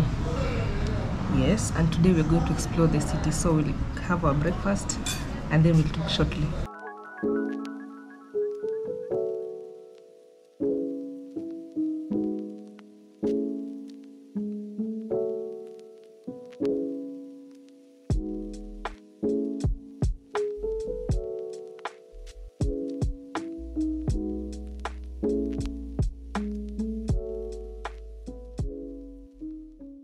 We're in Lilongwe, Malawi. Remember, it is the capital city of Lilongwe is the capital city of Malawi. We are going to do a brief city tour because our main focus will be the Lake Malawi. It is what has brought us this far. Malawi Assemblies of God. That is a huge cross. So they're constructing some of their roads, but so far we've had very good roads in Malawi. Better than, I can't even compare the Malawian roads to the Zambian roads. No, the roads in Malawi are really good so far. Let me not say they're really good, but so far they're good. We are at the World War I Memorial, and it's right here. Such a beautiful tall building. If you can manage to climb to the top, you'll be able to see the entire city, but I'm told it's restricted. We'll see if we can get permission. So there are so many wars in memory of the following officers and commissioned officers and men who were killed in action. Gumbururu, 17th April 1907.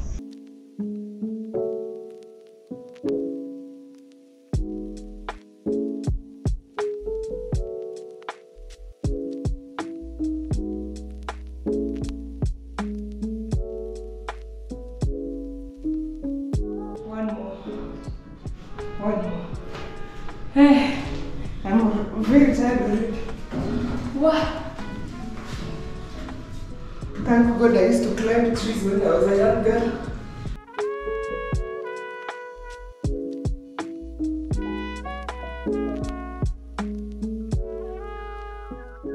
That one is Nhoma? Yeah.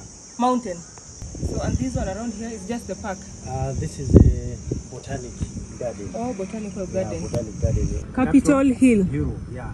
So it's where we have government administration offices. This is Minister of Gender and Labor. Okay. Yeah, in this building.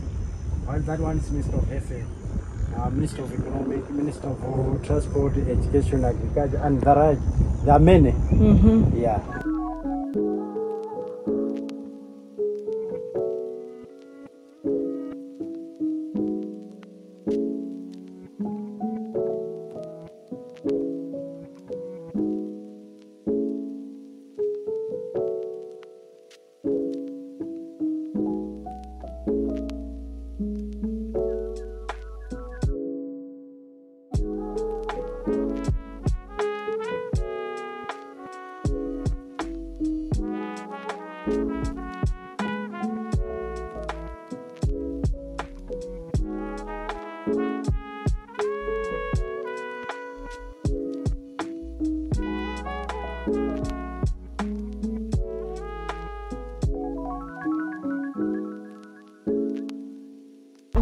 Have managed to get to the top, and from there you can be able to see the entire city. From what I could see from up there, Lilongwe is a small city. It is the capital city, but it's small as compared to the other cities that I've seen. You cannot even compare it with Lusaka.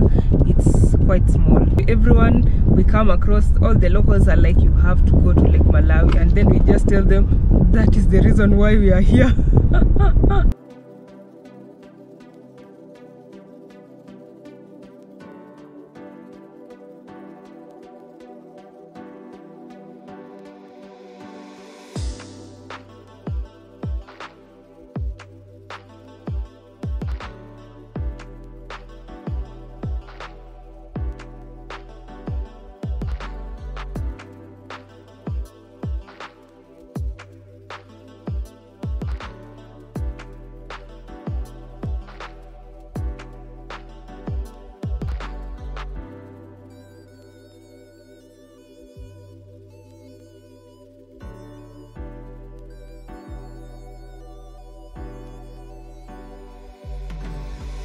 the crafts market. I wish we could get in, but right now we have very limited time. But you'll realize that all African crafts markets have similar things. The decor, the carvings, printed fabrics.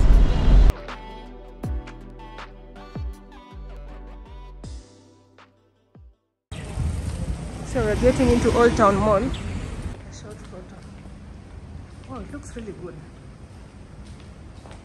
So it's just a basic mall, just like any other mall. Okay. This is really nice. Wow, nice mats. I've never seen such. What are these made of? Sisal? They look like jute. Yeah, it is. Wow. Ah. Africa. This is a lampshade. Yeah, it is. And then this is a... Looks like a necklace. Yeah, it does. Brilliant. Can you imagine? This is just wood.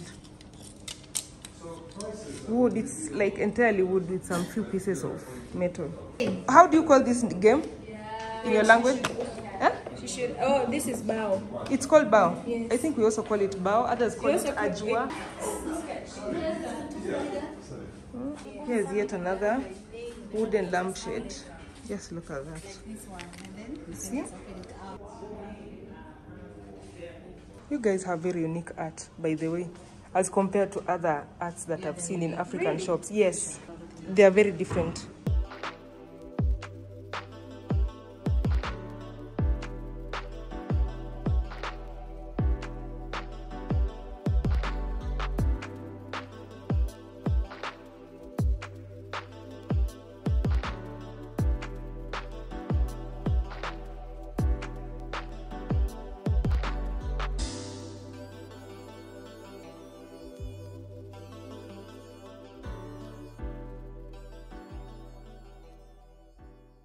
Eight districts of Malawi, this is all soil. So if you buy this or you take this with you, you have taken the whole Malawi. 28 districts. You have 28 districts and you're a small country. Yeah, it's a very small country. But all these, they're from 28 districts. So the different soils from different countries. Yes. Different regions. And this is your flag. That's our flag, yeah. Yes. Yeah. So this is called Malawi Place. Dr. David Livingstone, when he was coming from the Britain, he came through and settled here. This was the first place Dr. David Livingstone settled in Malawi. This Maclear, I'm told. Yeah, Cape Maclear. It's very beautiful. Yeah, it's very beautiful. So he had a friend, Thomas Maclear. So because he loved Thomas Maclear, he said that this cape, I'll call it Maclear. Okay. Yeah, so in 1949, Sir Geoffrey Kobe said that we are going to introduce flights. They are coming from Southampton to Malawi, direct to Malawi. So there were flights from Southampton, which is the UK, direct to Malawi. So these people now, they didn't want the Victoria Falls to be more famous than Malawi. Oh. Yeah. So that's why you feel that Malawi at some point, it had, in the Rhodesians, it had some certain sort of favoritism from the British. Ah, they favored you guys. They favored us. They favored us a lot. Okay. Because in the terms of, after that time, a Malawi kwacha was $1, was equal to $1. A Malawi one kwacha. And then what happened? You have the lowest value. For your money has the lowest value in Southern Africa. Yeah, we elected leaders that are always doing on assumptions. Oh, African leaders. So guys, that is the Old Town Mall. I've just seen the most unique art. I've gone to many countries that I've been checking their crafts work. They always seem a bit similar. In fact, that was my first assumption until when I got in there. Those are very unique art. And I like the history that the guy at the bookshop told us. So I think it's worth it for you to come and check out that art. Just remember that it's unique for a reason. It's quite expensive. The fridge magnet was around 1,200 Kenyan shillings for the fridge magnets. I collect fridge magnets, but that was a bit high. Most of the time I buy it at an equivalent of 500 Kenyan shillings or maybe 700 tops, but that one was a bit high. However, it has the most beautiful art ever, the most beautiful lampshades. You need to come to this place. I would recommend it. It seems dead, it seems quiet, but there's a beautiful restaurant, there's a beautiful bookshop with some art there. It's like some sort of gallery. A lot about that guy will tell you a lot about Malawi, and you need to go to the crafts, to the it's called the shop at the farthest edge. It has a lot of art. Very nice, very nice. So one thing I've realized about Malawi is that they do not have like specific names for different areas. They just give them numbers like area 4, area 49, or area 24, something of that sort. Most of these roads are still under construction. I believe that maybe if you come here 2 years from now, you'll find a very different Malawi, because most of their roads are under construction, but at least the roads that they have created to facilitate that are graded. So it won't be a big problem for you to drive around this city with your small car, if you have a small car. From what we did our research, one of the places we were supposed to see was the parliament. It's just beyond this fence, beyond this concrete fence, but it is heavily guarded by policemen, and I think even some defense forces. I don't think you're getting in there. Is this one? It's called Bungu Wakalika International Conference Center. Yeah, conventional. It's like our KICC. Dr. Hastings, who was the first president of Malawi, was buried in a mausoleum that is right behind the parliament. Now the mausoleum, I'm confident that it is free of charge, and the public are allowed to access it. So it is also one of those places you can visit when you're in Malawi. But we just passed, but we are running out of time, so we'll just try to check out the rest of the city and then go all the way to Lake Malawi. We just happen to have very limited time here, but those are some of the places you can go. You can go to the mausoleum, the two mosques, Jame Mosque and the Lilongwe Central Mosque. You can go to the Old Town Mall, Crafts Market, to the it's called Memorial Monument where we went first for the war heroes. This is an activity that you can do within just one day. Lilongwe is not a big city, it's a bit small, but the country itself is also small, so it makes a lot of sense.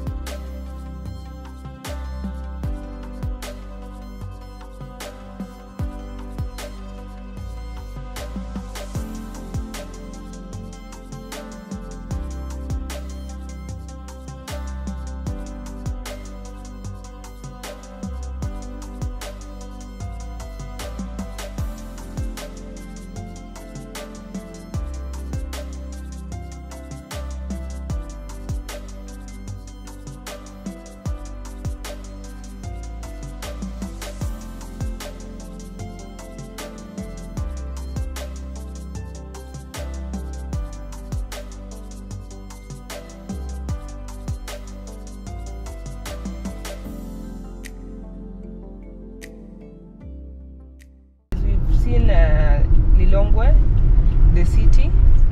Like I said, it is a bit, it's not so big. You can just cover it. Within a day you'll have visited all those places, including the mosques. But we are running out of time, so we'll just continue with our journey all the way to Lake Malawi. The Malawian flag almost looks like the one in Kenya. It's only that they do not have like white stripes somewhere. This is the park.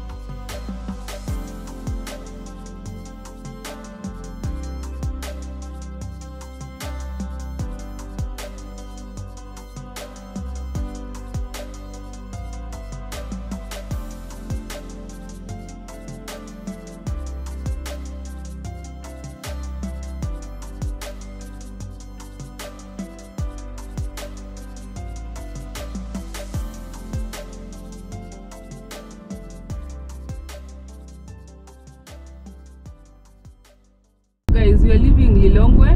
We are heading towards Lake Malawi. Now, Lake Malawi forms a very big part of the country.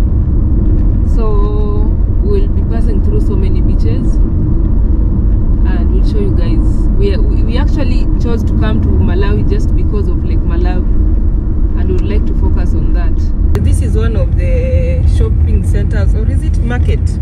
Because I can see a lot of watermelons, tomatoes, potatoes, firewood. Ish. I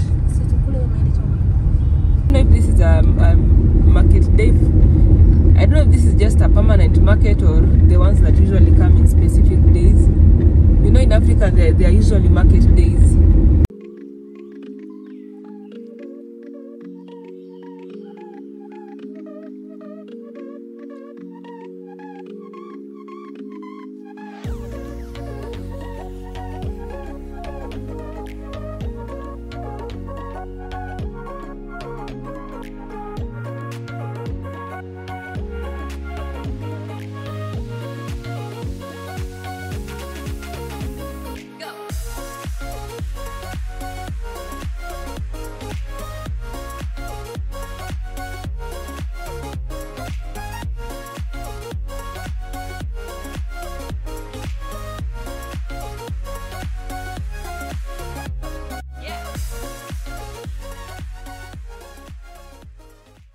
How a typical village looks in Malawi.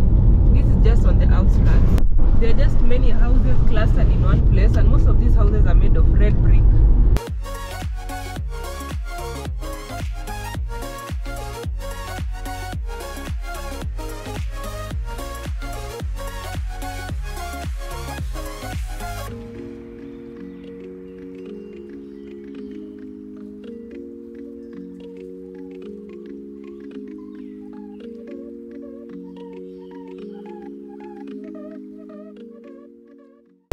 Welcome to Malawi. Beautiful, beautiful country.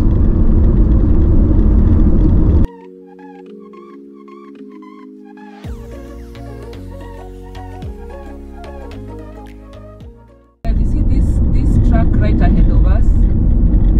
The baskets, the woven basket you see, I think they are meant for storing some fish. They used to transport fish from one town to another.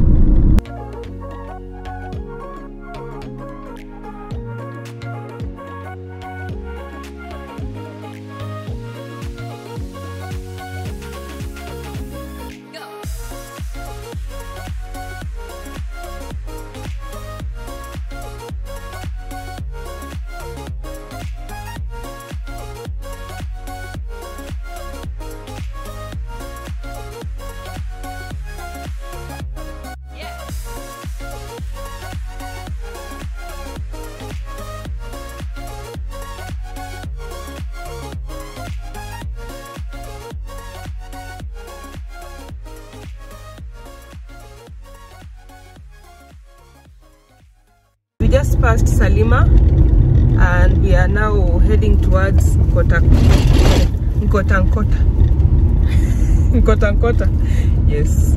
So far the roads were good from the main highway. That is not the access route, but the main highway was good all the way from Lilongwe until Salima.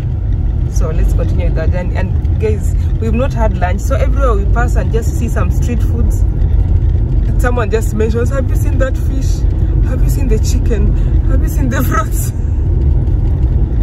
I'm telling you, our bodies are talking to us. We need to eat, but at the same time we also need to get to the lake. We'll have our meal there. So let's continue the journey. From Salima, all the roads are not so good. It has some potholes here and there, so be very careful when you're using this road.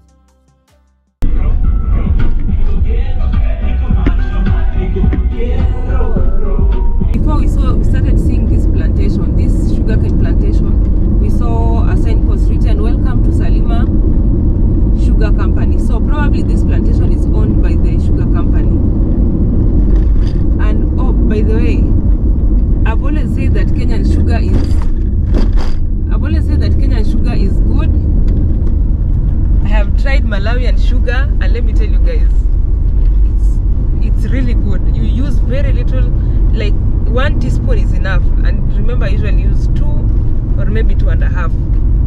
So only 1 teaspoon is enough around here. That is their sugar. Their milk is also very thick. You just use a few drops of the milk and it's good. So Malawian food is legit. We still continue with our journey, but the potholes, this is just sad.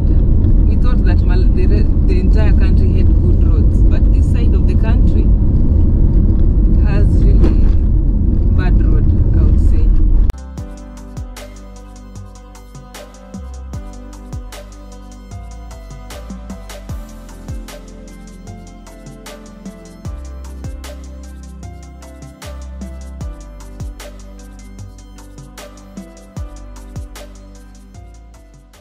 As much as the roads are horrible, at least we are constructing. We believe road construction is going on, so this road will be better maybe in a few months or maybe years, but at least they're doing something about the bad road.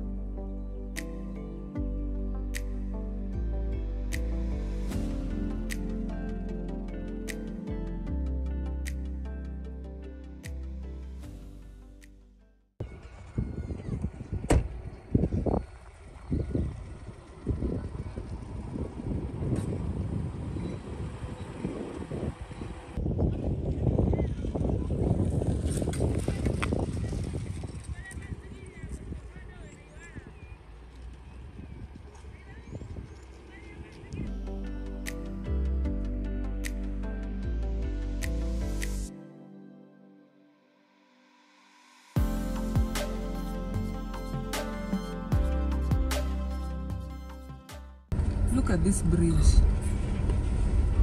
Yeah. There's another one being constructed. I'm just scared for Pal and myself. This one is not yet being constructed. This is just the bridge that has been used for years and years. You can tell from how it looks. I hope they'll change them into better bridges, because this one doesn't seem too strong. Especially if trucks will be passing by this road, we'll have a problem.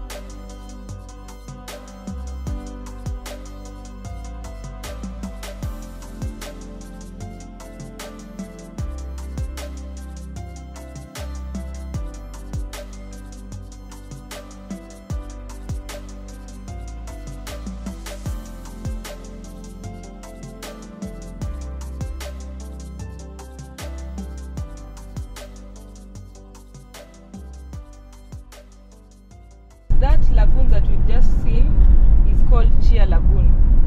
Even in the map you'll just see it has separated itself from the main lake, but there is a bridge somewhere above. It has the best view of the sunset. I can't wait to see the actual lake, the majestic Lake Malawi. I can't wait to see it. So we are like 22 kilometers away from Kota Kota, but unfortunately you cannot drive fast in this road, because you never know when you'll meet a pothole. So just go slowly. Probably you'll get there a bit late. It shows on the Google map that we'll arrive there at 6:13. We're using Central African time, but right now it is 5:48, yet it is this dark. I just think people in Malawi should use the East African time because it just looks like it's 6:45, yet it is 5:45.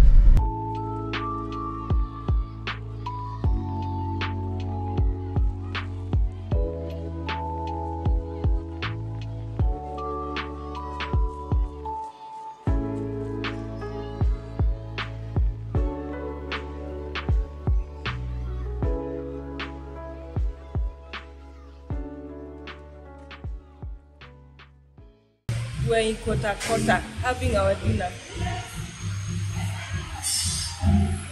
Chicken kwasu kwasu, nsima, and rice. Yeah, your food looks good. What's delicious? It does. Can I taste? I always choose right. That is chicken kwasu kwasu. Chicken kwasu kwasu, nsima, and beans. This is what? Chomba. Chambo.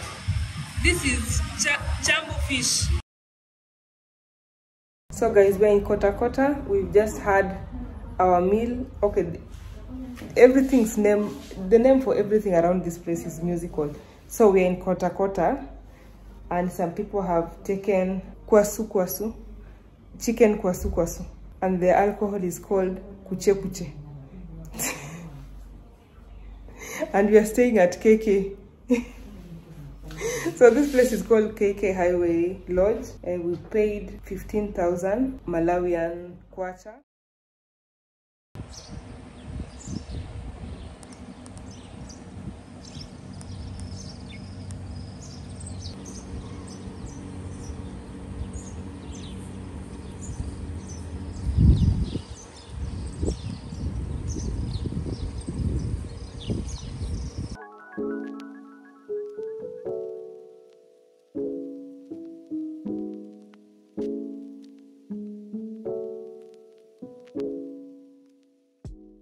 Good morning from Kota Kota. This is where we slept. It's called KK Executive Lodge. It is somewhere by the road, and Lake Malawi is just a few meters away from this place. So we are going we are hoping that we'll get to access the beach, either the public beach or private beach, but whichever way we have to see Lake Malawi. It is what has brought us this far. You'll just be driving beside, let me just say, along the river or beside the river, just next to. So do I call it lake? River. We'll just be driving next to the lake. It might be a few meters or a few kilometers, but next to the lake, so that we can access more. We can access more of the lake and see how the people living around the lake live, what they do, and all that. Malawi is a country of rhymes, and I think they must have really nice dance. Because guess what?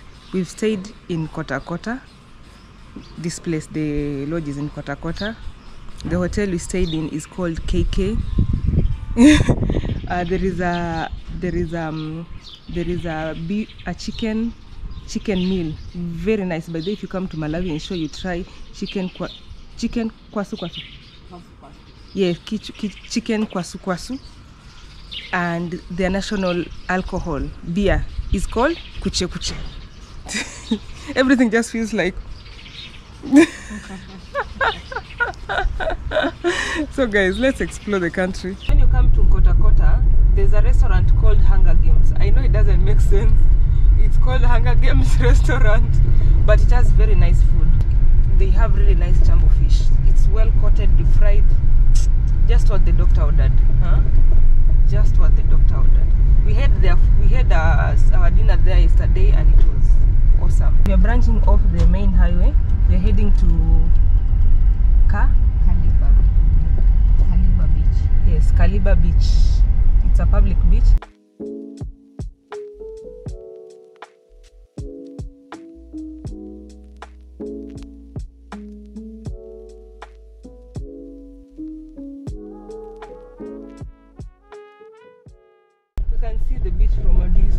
We can see the lake.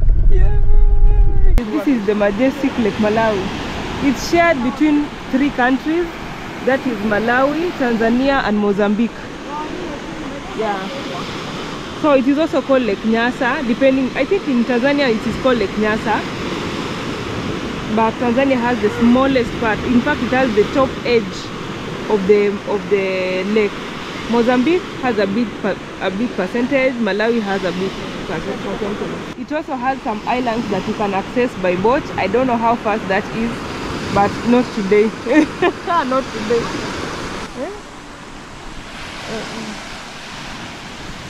Those ladies are doing laundry.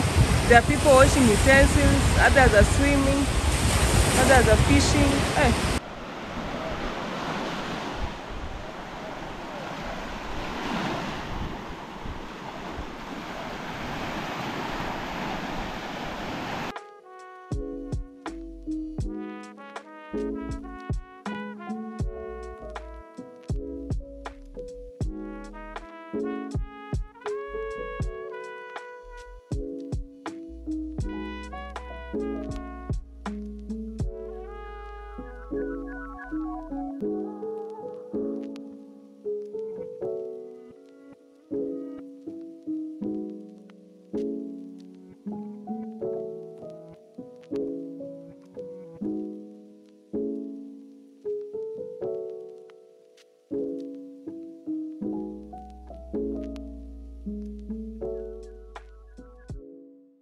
It's a low season. It has been dry for some time, and that is why we could not see so many people in the lake. But usually when it's raining and there's a lot of fish from all the other rivers and there's a lot of breeding of fish, you would get so many people next to the lake. In fact, there's a place where they can dry their lake, they can dry the fish, they can sell the fish and all that. Now we've come across some policemen there and we were telling them stories about our journeys, and also at the same time asking about what we have googled about bilharzia in Lake Malawi. So this is what they say. Bilharzia at times during rainy season is when there is bilharzia because of water that comes from the rivers and all that, but in such a time there isn't much bilharzia.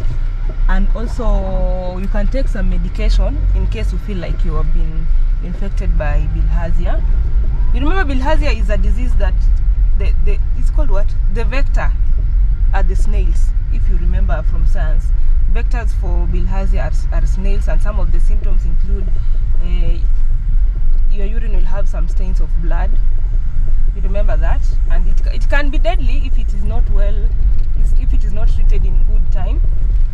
So that is why I was scared of touching water, because I was like, I'm not carrying bilharzia home. I'm not sure if we can treat it because we don't have bilharzia back at home, you know. But clearly this water has really helped the country. It is like the source of life for Malawi, because literally everyone and everything is dependent on the lake in Malawi. So they get a lot of fish from here, they get water for bathing, they get water for household. You could see some ladies doing their laundry in the lake. Others were bathing, others were washing their utensils there. I'm sure they also collect the same water they collect the same water to drink, you know. So it is actually a very clean beach, I would say. And you could see a few boats here and there from fishermen. Maybe the fish supply is little right now, but in another season you'd have a different picture of this place.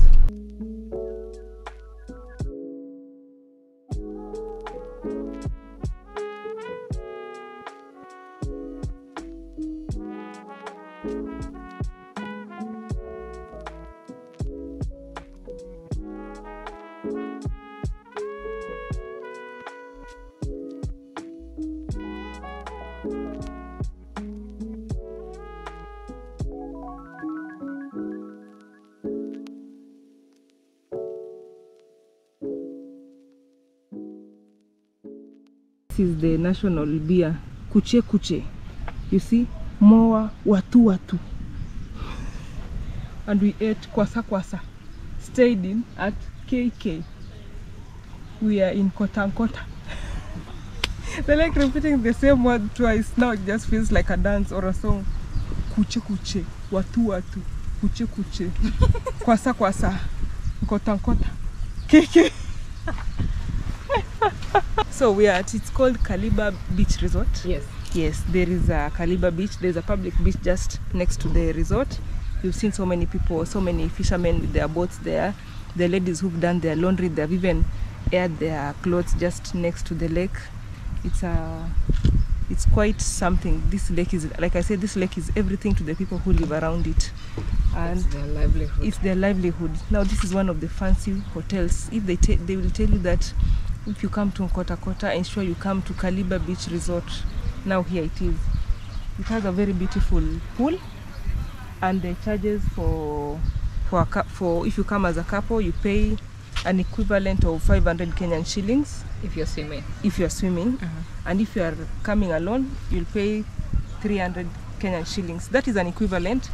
We are doing an exchange rate of 10 kwachas for 1 Kenyan shillings, which meaning that it is 5,000 for a couple and 3,000 for single. That one is Malawian kwacha. Yes, so we're just here. And did you tell them about the interesting facts about Lake Malawi? It's actually one of the most notable lakes in the world. Yes, it's the second largest in Africa after Lake Tanganyika. The second deepest. The deepest, yes, after Lake Tanganyika. And in the world, the second deepest freshwater lake. Freshwater lake. Yes, after Lake Tanganyika. Yes, and when you rank it in the world, there's a lot of conflicting data, but it's top 10. So it's almost the ninth. Yes. Deepest. And just like Lake Kivu, it has different layers of water which do not mix. You remember Lake Kivu has different layers because there are because of the natural gas, and there are some, I think there is some toxic water somewhere at the bottom in Lake Kivu. So the same thing is also in Lake Malawi. It also has different layers of water that does not mix. I think they have different components, so they have different densities, and therefore they do not mix. Additionally, it has over 1,000 species of fish. It's those fish we saw in the aquarium. Yeah. Those colored fish. Yeah. There's a place here that has all those fishes. So it's considered one of the most fish-rich lakes in the world. Yesterday we ate chango. It's called chango. Chambo fish, and I'm told it is mostly found in Lake Malawi. It is a type of fish that is distinct.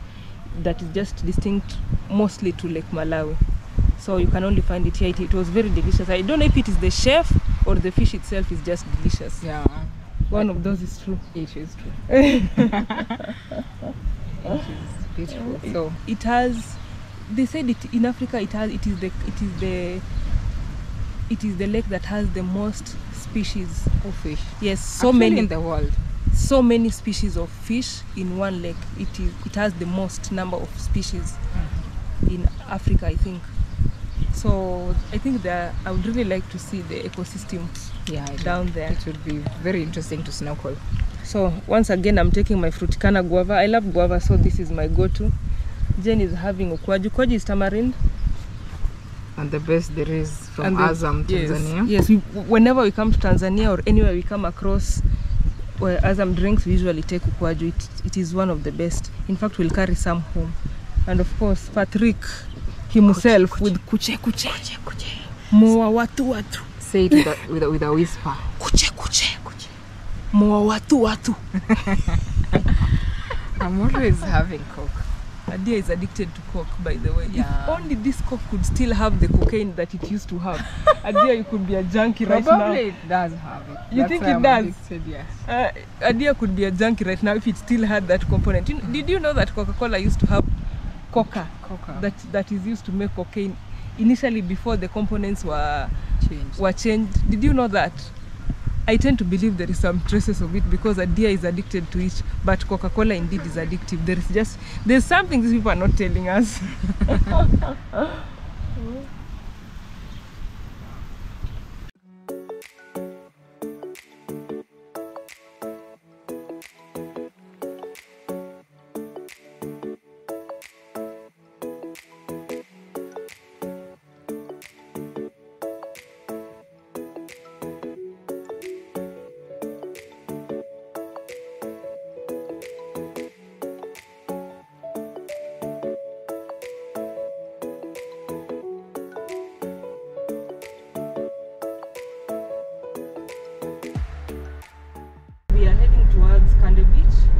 our next, it's in a different town, so we are hoping to see some fish action. We have not seen any fish action. By fish action, I mean people selling fish, seeing fresh fish from the lake. We've not seen it that yet.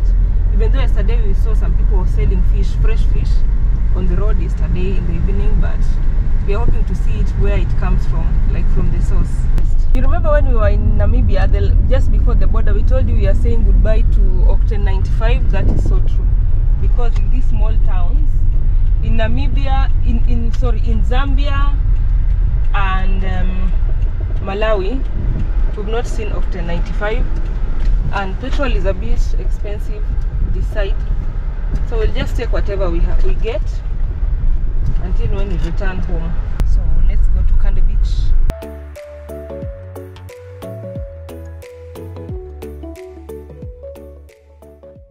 What?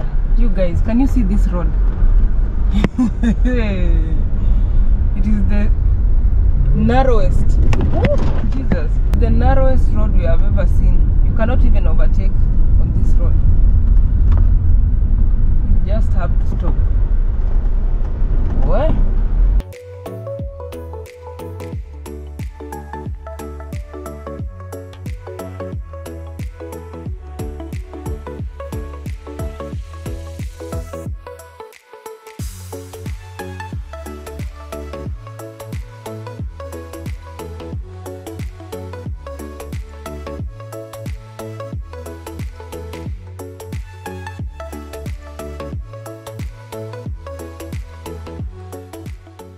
We are past Nkota, we're heading towards Kande Beach, and we are in Malawi. Yay! And we are driving alongside Lake Malawi. How beautiful is that? Yes! We've already picked the South African accent. We are driving. We are approaching Bua River. It's one of the largest inlets to Lake Malawi, and we expect that it will be quite big. So here is the bridge.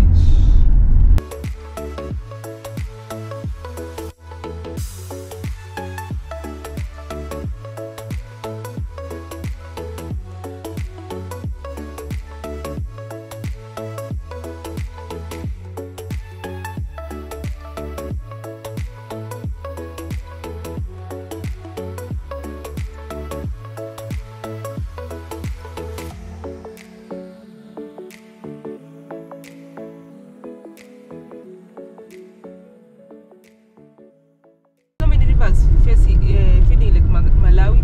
Some of them seem very narrow, yet in reality they are not narrow. It's only that they've had a long stretch of, what do you call it? Drought. They've had drought for some time, and they have lost a lot of water. Of course, with the drought, there's a lot of evaporation because of too much heat. But something interesting is that all their bridges are just single lane. You have to wait for the person who's coming in front of you to pass before you pass.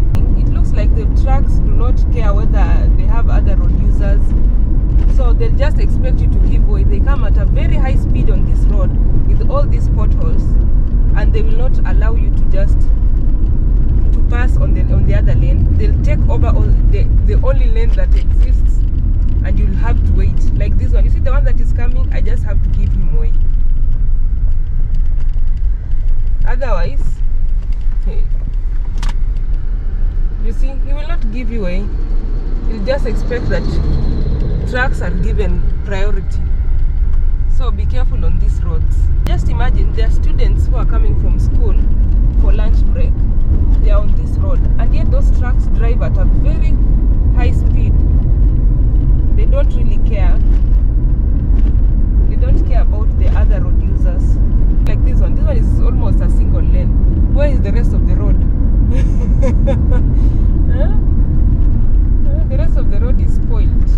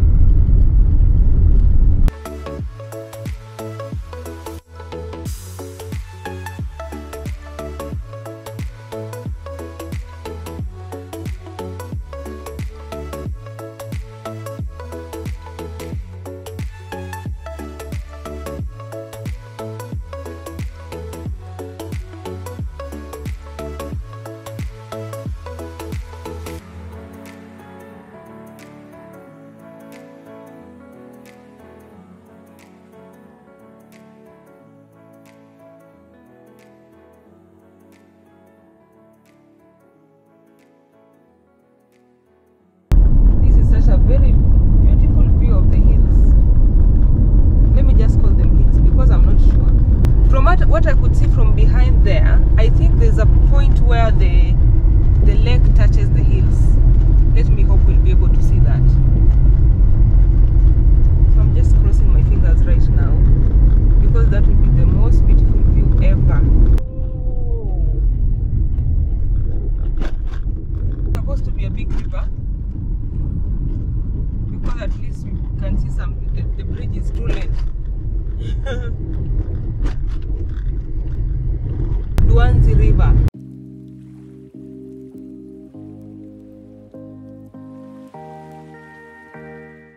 You guys, how many people has that car carried? The guy, the car is literally on the floor. What?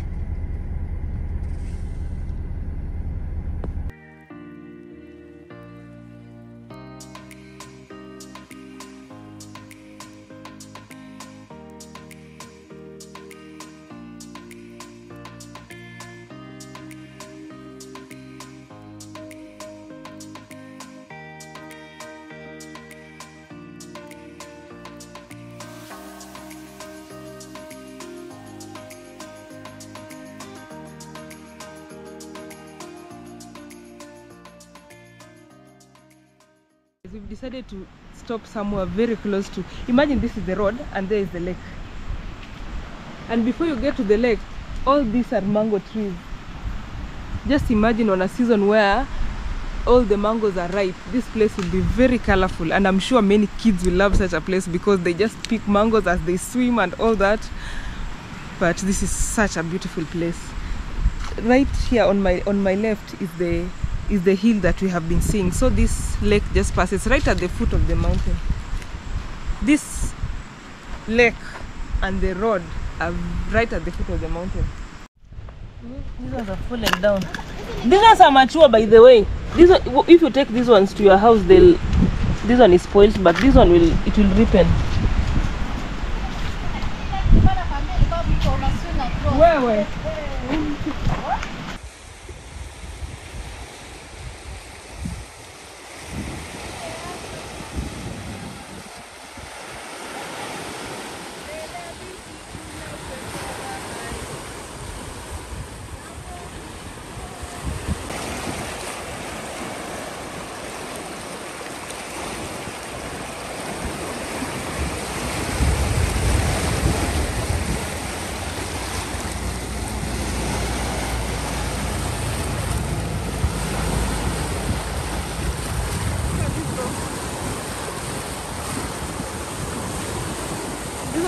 This one is glittering. Look at this one. By the Lake Malawi was formed as a result of a volcanic action, so you can really expect this kind of rocks here. This beach is a bit rocky. It's not similar to the one we saw back in Koltakota. It's a bit rocky.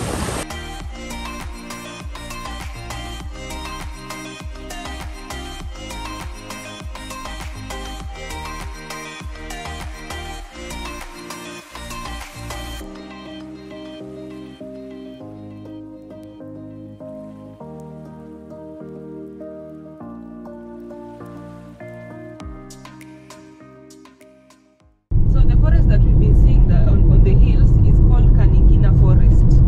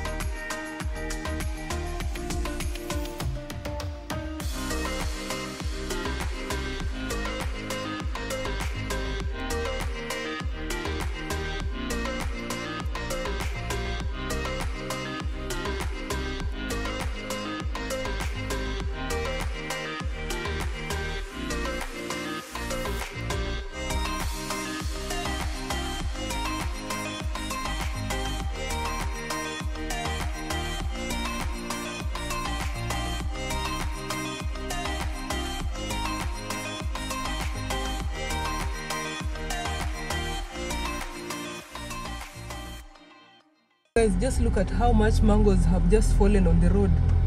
All these are mangoes, all these trees. Look at these trees above here. I'm even worried they'll crash my windscreen.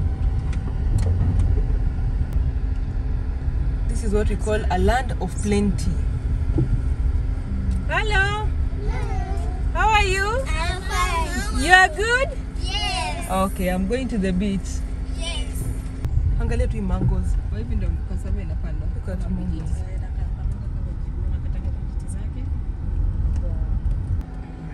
Welcome to Kande Beach.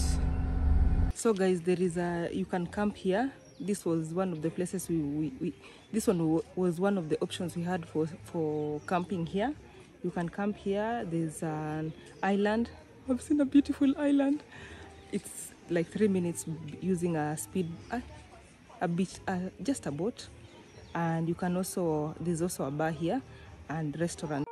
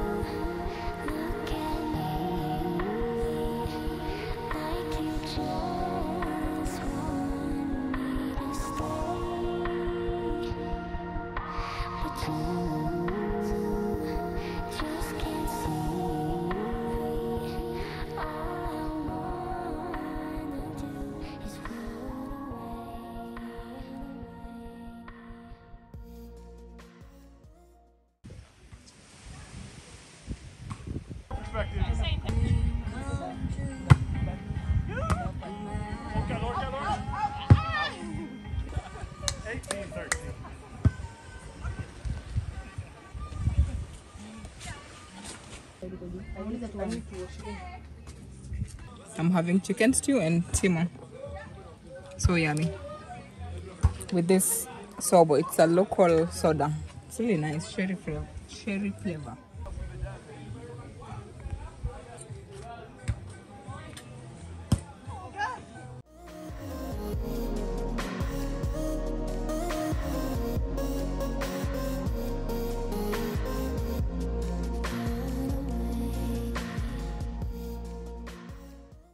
Asante sana. Muyendi umampa. Tawonga. Asante sana means tawonga.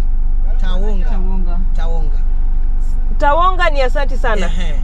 Muyendi umampa means safari njema. Tawonga.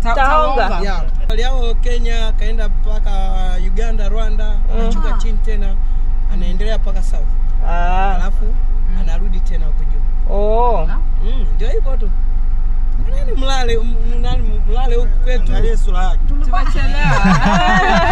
leaving Kande Beach.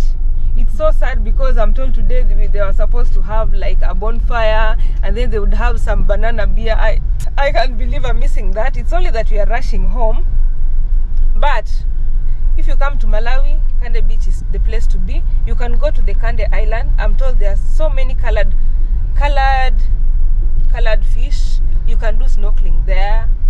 You can just get the boat from the beach. There are so many people who have boats there, so you can, by taking the boat, you'll be supporting the community. It's only that we are really running up. We are rushing. We are really rushing, and we could not do the boat ride.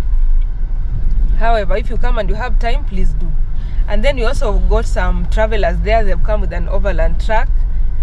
Yeah, and I think the travel company is from Kenya, so they have come. And they've been traveling for, this is their 6th week, just like us. And so it was just interesting to know that we are on the same day. It's only that they began their trip in Kenya, they went to Uganda, Rwanda, Tanzania, and we talked to another lady called Lisa. She told us that she quit her job. She's from Germany. She quit her job to have this trip because she wanted to do like traveling. It's called what, travel agency as a job. Yes, and she'll be coming back to Africa to work in Africa. So it's very interesting. It's really interesting to find other travelers. You saw those guys who are playing on the beach, the beach volleyball. Yes, they came all the way from Kenya, and I'm told that many of them have taken long unpaid leave. Others have quit their jobs. I'm telling you, it's just insane what people can do to travel Africa. And as Lisa says, you might leave Africa, but Africa never leaves you. So you'll always come back to Africa. This is how the road looks. The road is a bit sandy. So when we were coming, we were just laughing that what if we come all this way and see nothing? The road is sandy, maybe our car is stuck, and then you are like, we have to greet everyone on the road. You never know, maybe our car will get stuck and they will help us push. Oh my god, that was just funny. It was so funny. It is 2.2 kilometers off the main road. Remember that. And it is totally worth it. So let's go to Mzuzu.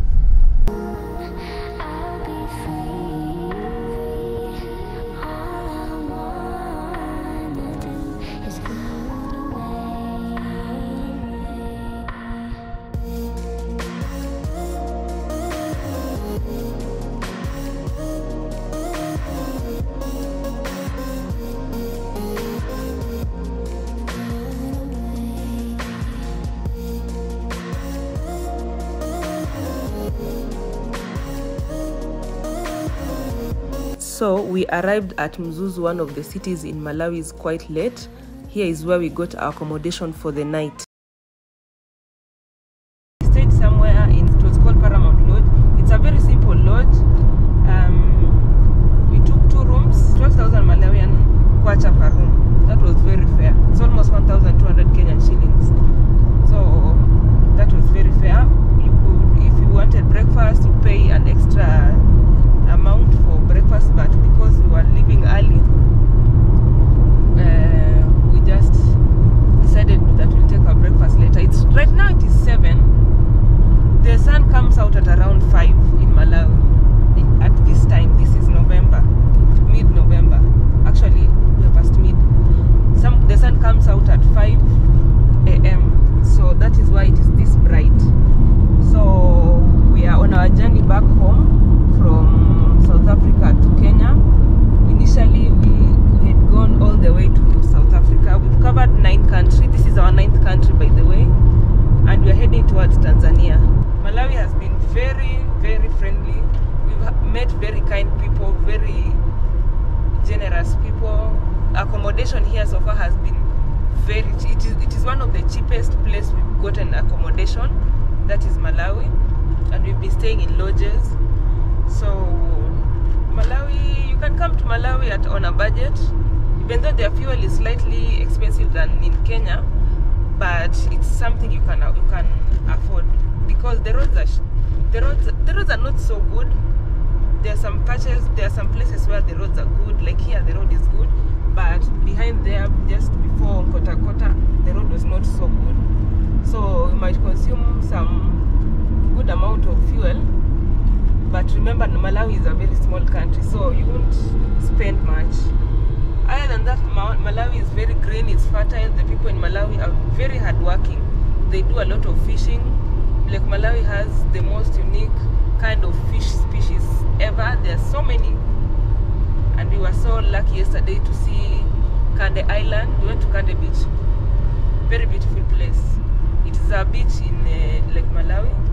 We saw Kande Island. Oh my god, that place is just beautiful.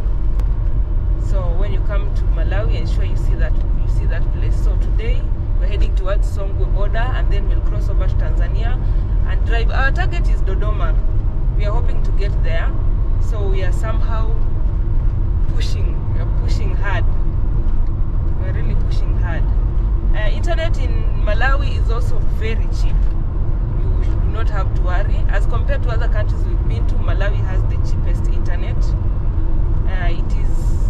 The internet itself, at times it's a bit shaky, but you can make do with it. Look at these terrains. It is a beautiful country. Look at that. Oh my god, there are so many hills right ahead of us. This is Malawi, and this is Africa.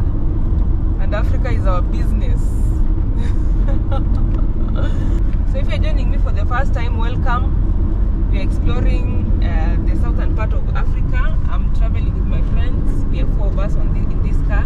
You'll see them as the video continues. But we are really loving our tour around Africa. Africa is indeed the cradle of mankind.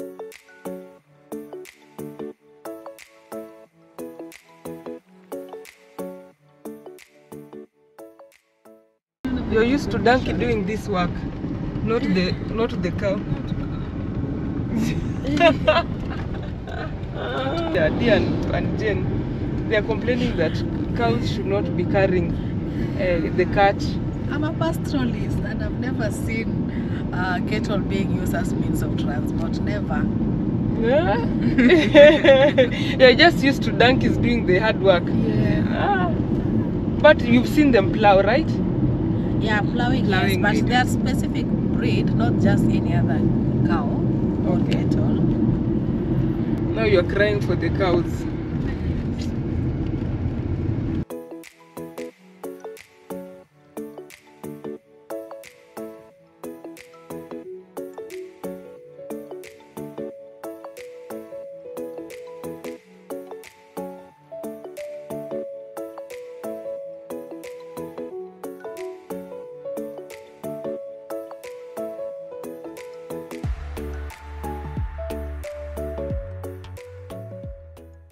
The beautiful hills you've seen, I almost thought even they were mountains. They are called Njakwa Hills. Yes, we've just been driving somewhere almost close to the foot of the hills. Very beautiful place. So we've met a policeman. We were just passing by one of their stops, and then we asked them about, there was a plantation of so many trees, and we asked them what the trees are, and they told us that those are macadamia trees. So this place, it's rich in macadamia. You know how expensive macadamia is. So I think it is a cash crop here. They also do a lot of, what do we call it? Banana planting. I'm not sure which type of banana it is, whether it is the plantain or the sweet banana or which one. But we've seen some banana trees, like big plantations of banana.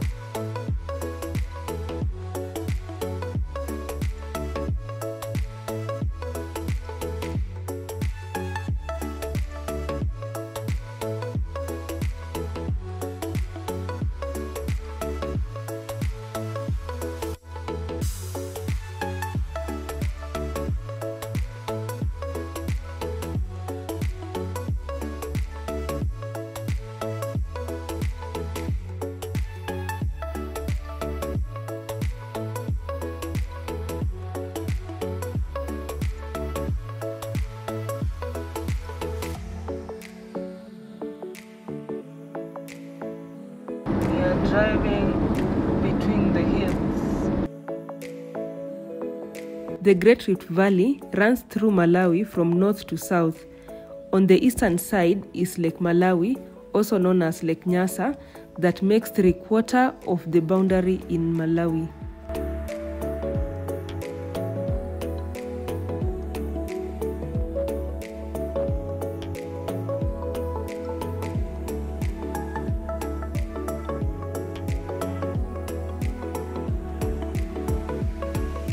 Malawi's capital city is Lilongwe, while its commercial center is Blantyre.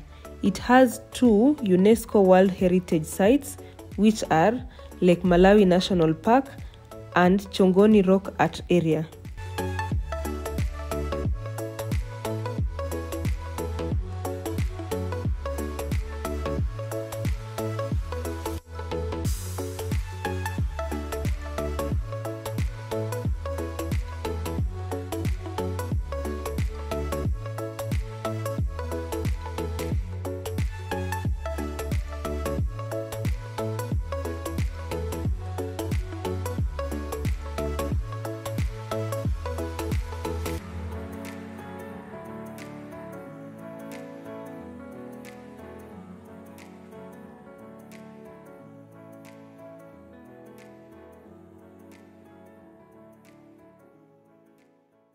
The mountain views on this side of the country are stunning. I can only imagine what kind of beautiful views I would be seeing if I would be paragliding or ziplining from one mountain to another.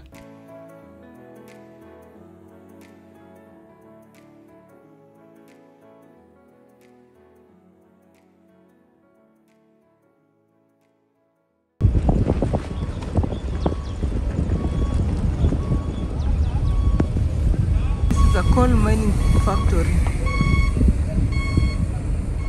Look at that.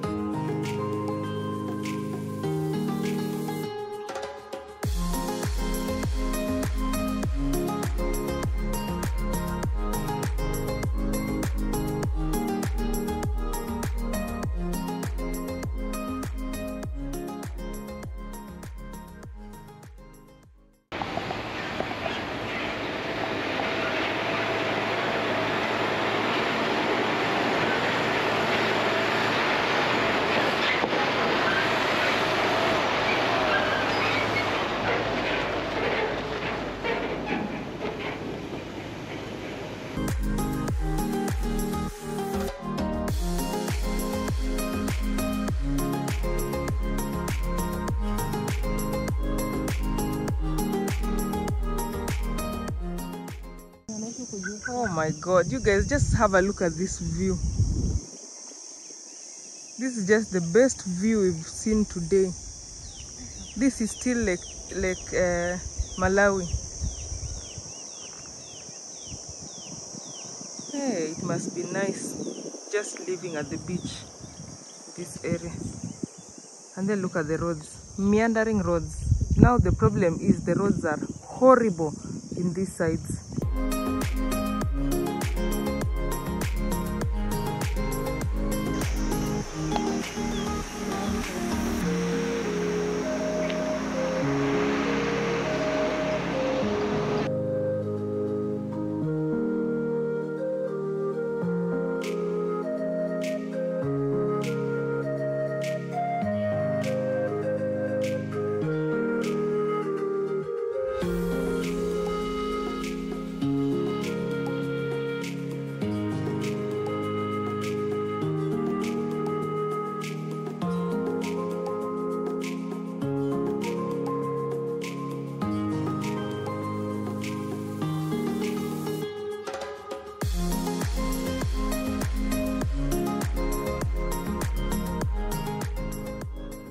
This area has so many sharp corners and meandering roads.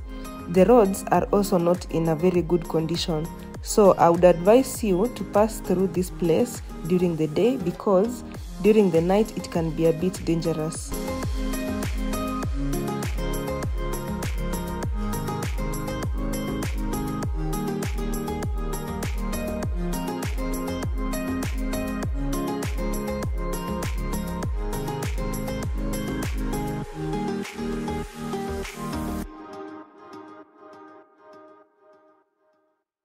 On this highway, you will come across so many police and military stops. So whenever you come across yellow cones or drums, start slowing down as you're approaching one of them. How are you? I'm good. How are you? I'm fine. How is Kenya? Kenya. In these mountains, I think there's a lot of coal, so we passed like 2 coal mines. The very last one was Chombe coal mine.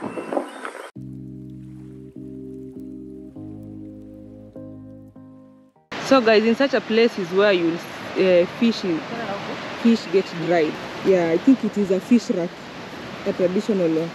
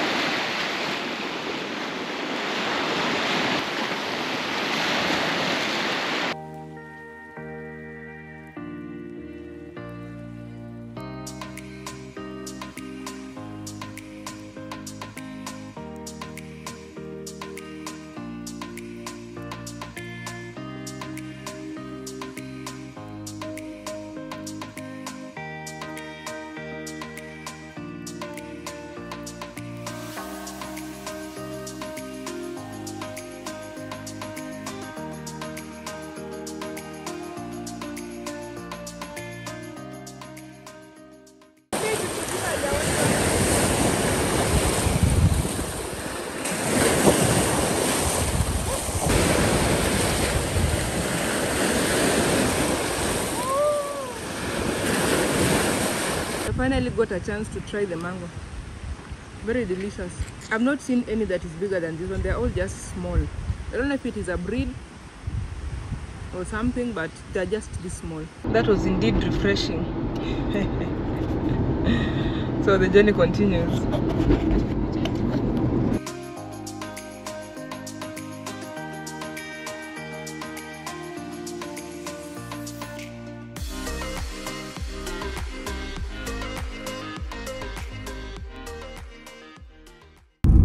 That place that with the most beautiful beach, it's around Chitimba area.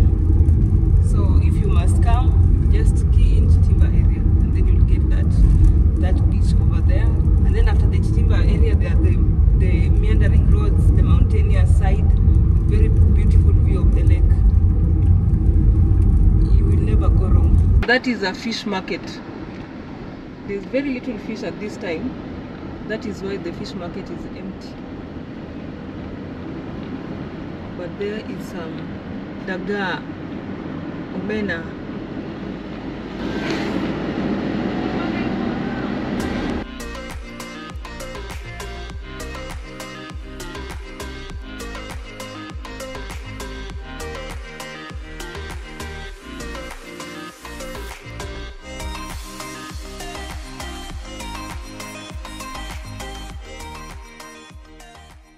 I bought some mangoes here, and guess how much all this is? It's like 50 Kenyan shillings. All these. It's a lot. They're just selling by the road. You see that bucket? That bucket is 1,500, and the small bucket is 500. It is technically free. These ones are better. So those are dagas. I'm sure I know the chips. Fresh daga.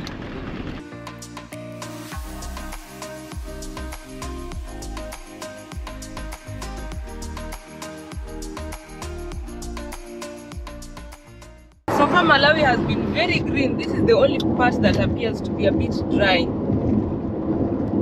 I'm not sure about other regions, but the regions around the main highway, I think this is the driest it has gotten. Yes. Yeah, this is a bit dry. Even there are so many acacia trees, dry palm trees, thorny bushes here and there. We're heading towards Karonga.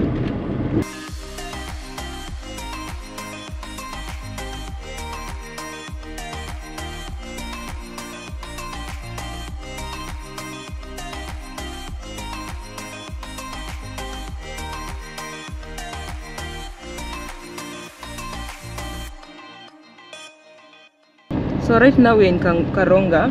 It's a small town. I've realized that in Malawi there are so many, the Muslim community is quite big.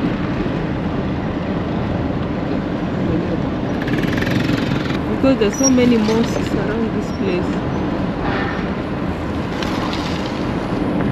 So guys, we're having our lunch. I'm having beans and rice with some veggies. Jen is having chicken kwasu kwasu for the last time. And rice. I'm gonna miss kwasu kwasu. Yes, chicken kwasu kwasu and rice. It's the same meal for Patrick.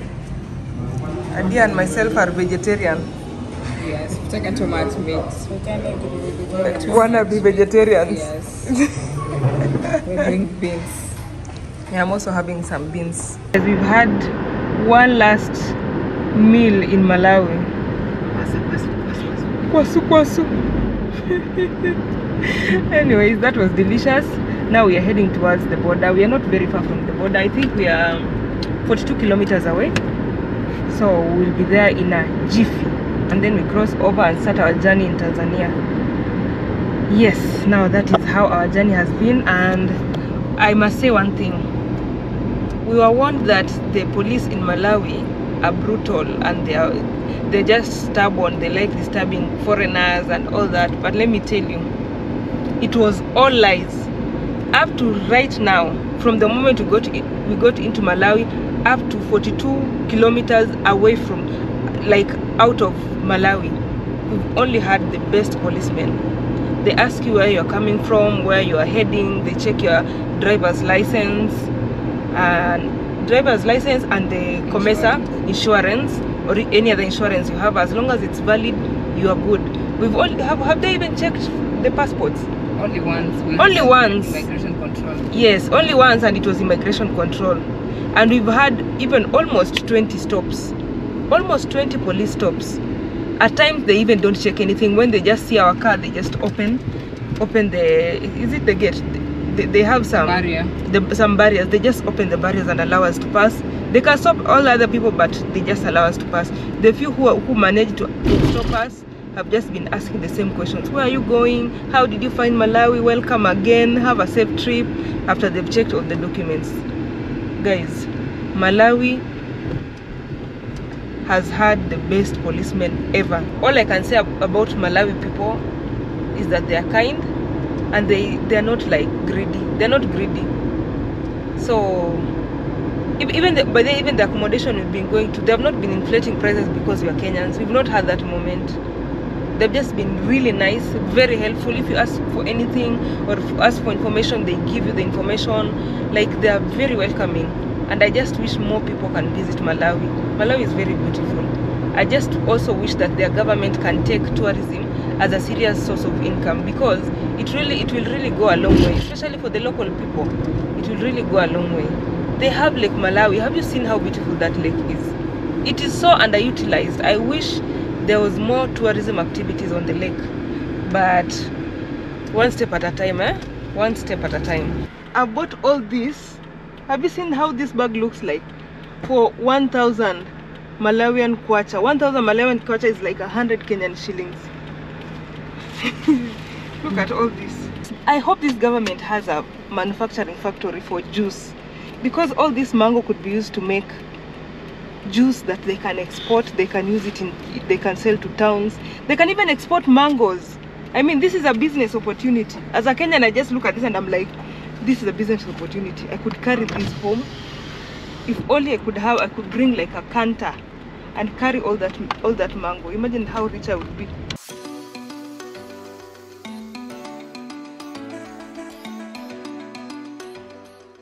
We are like 22 kilometers to the border. We've just passed another town. We've just passed another town with a weird name. Anyways, we are 22 kilometers to the border. I can't keep a straight face with that one in my mind.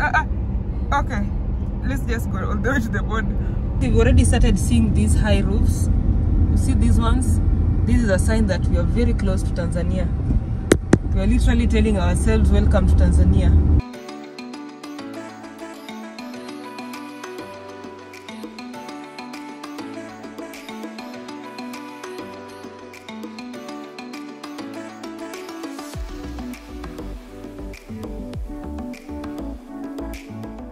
Now we are getting into Songwe border. You realize that most borders that get into East African countries usually have these long queues of trucks. I don't know why, but here we are getting into the border between Tanzania and Malawi. So we are leaving Songwe border. Once everything is processed, you're given a permit acquittal slip. Yes, it's called permit acquittal slip. It was just a very fast process, like 10 minutes I was done. Let's go to the Tanzania side. This is the Songwe River. It is the border mark between Malawi and Tanzania. So we've just crossed the no man's land into Tanzania. So welcome to Tanzania. Kasumulu one-stop border post. Take a picture. We're officially in Tanzania. Welcome to East Africa. I'm told that Tanzania is called Bongo because it is the brain of Africa. Yes. You guys, you've heard that right. I'm told Tanzania is called Bongo, which in Swahili means brain. So Tanzania is the brain of Africa. Do you all agree with that? Malawi was the warm heart of Africa. Remember? Malawi was the warm heart of Africa. The weather there is very warm. You actually, most of the time, you don't even need to cover yourself. So it makes a lot of sense. We are now in Bongo, the brain of Africa. That one is up for debate. So guys, just put your comments down below there and tell us if you agree with that Tanzania is the brain of Africa. We'll be traveling all the way to Dodoma, or maybe we'll sleep in Iringa, but we have to get home tomorrow. We have no other choice because we have to go back to work, and tomorrow is and the day after tomorrow is Monday, so we have to go all the way. We'll be driving for long distances at night and all that until we get to our destination. So when you're traveling on this road trip, just ensure you keep your SIM card secure. They will help you because there are some countries where you will have to go back to. Like in Tanzania, we already got a SIM card, so we're just buying airtime and then we load some data and continue with our journey. So you can get those small Ziploc bags and just write for, like, put a sticker for each country, the SIM card for each country. It will really help you.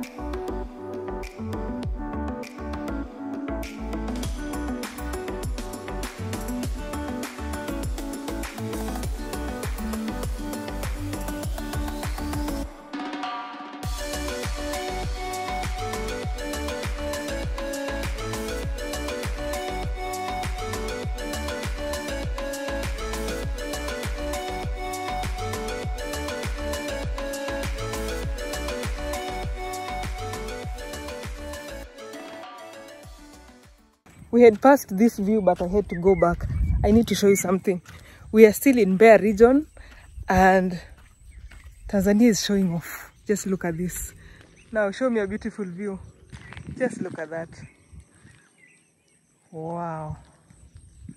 So this is on one side of the road and then there is Pearl. Now let me cross to the other side. Just look at that. One of the most beautiful views I've seen today.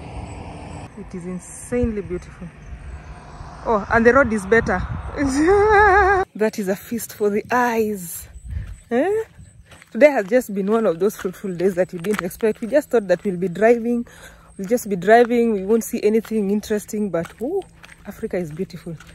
I can't stop saying that. Africa is beautiful. If you haven't been to Africa before, this is your chance. This is me just trying to vibe you into Africa. So let's continue with the adventure.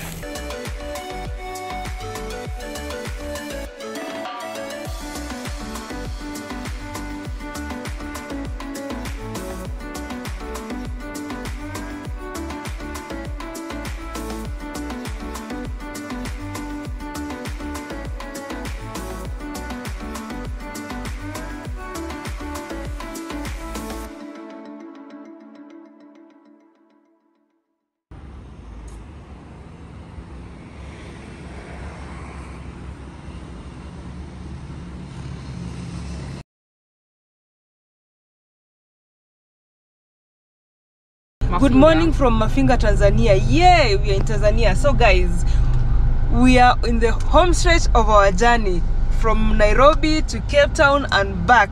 I feel so accomplished. I feel so fulfilled. I woke up this morning and I was like, oh my God, dare to dream and it will come true. We dreamt of going to Cape Town through Garden Route. We did it and we've covered up to 9 countries. So guys, if you are joining me for the first time, I'm Liv Kenya. Today you see the way I'm excited to even say my name. Today I'm excited. We are 4 of us. Our plan for the day is to cover 1,005 kilometers. It says that we'll get home at 2:21 a.m. I'm excited to go back home. Honestly, I'm excited that I have accomplished this dream. I'm excited that I dared to dream and it came true. And I'm excited that I had mad fun, mad adventure with the best people I could ever have with. Guys, thank you. So guys, if you're watching my video for the first time, please go and check out the entire series. It is called Nairobi Cape Town series. I've done Lake Victoria circuit, I've done Uganda videos, I've gone to Zanzibar, Dar es Salaam, Zanzibar. I've done the entire circuit. I'm telling you guys, this is just one of my many road trips. And so stay tuned, because there will be more road trips coming. Watch the ones you've not watched. At the end of every series, I usually combine all the videos to make a full documentary. It could be only 1 part or 2 parts. So stay tuned. I'm excited about this trip. So guys, let's go back home. Let's go to Nairobi. We are right now in Tanzania. We've not yet gotten to Dar es Salaam, to Dodoma or Namanga or Arusha, but we'll get there and beyond. Early in the morning, we'll be at home. Yay! Let's go!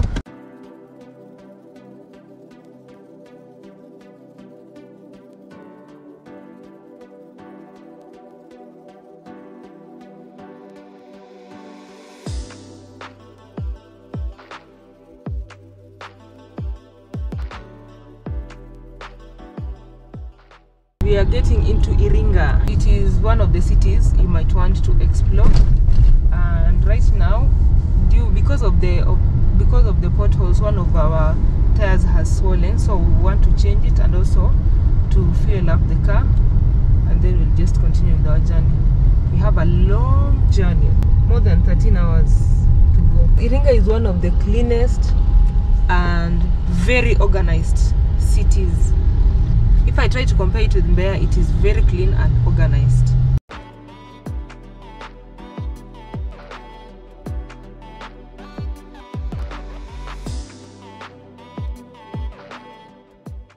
So we've changed the tire, the one that has swollen. I told you guys that the tire swelled because of the potholes. The potholes in Malawi are serious. Malawi and Zambia, they have serious potholes. So we've changed the tires, and we're actually just fixing it, fuel our car, and then we continue our journey.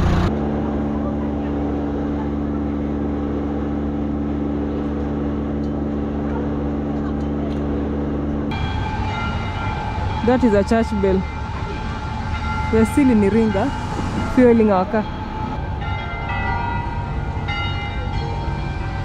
Iringa there.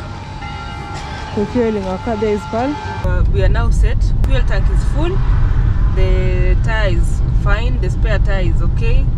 Now we are continuing the adventure. Remember, there is an off-road somewhere in between here. There is an off-road, so we did not want to continue with the journey to using the off-road with a bad tire.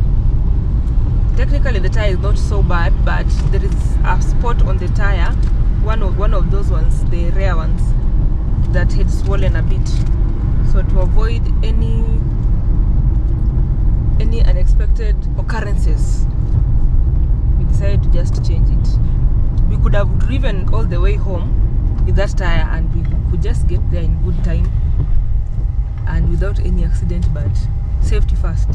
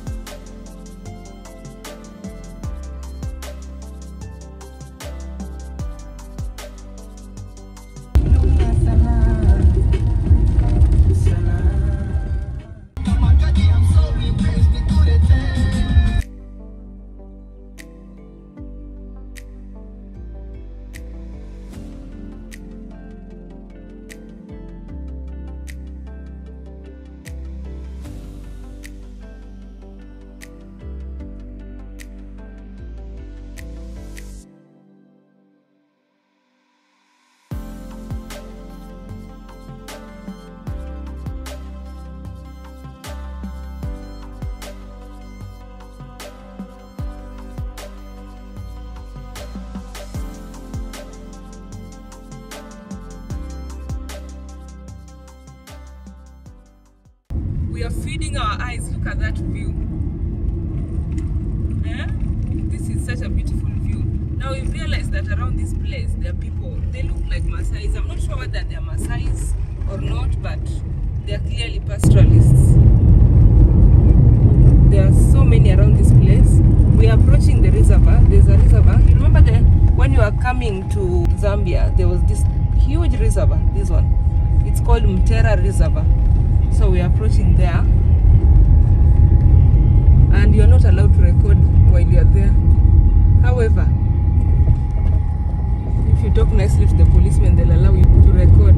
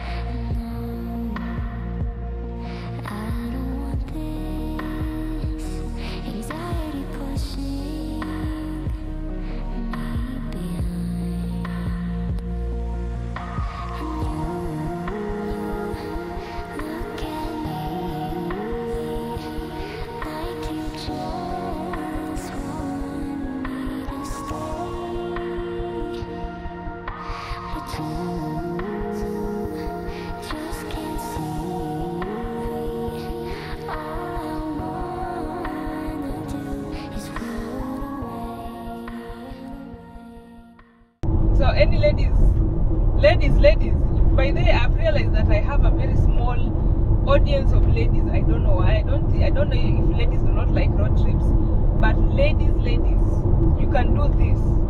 Imagine you did this. All you need is just minimum of 2 drivers on each car, and you can do this.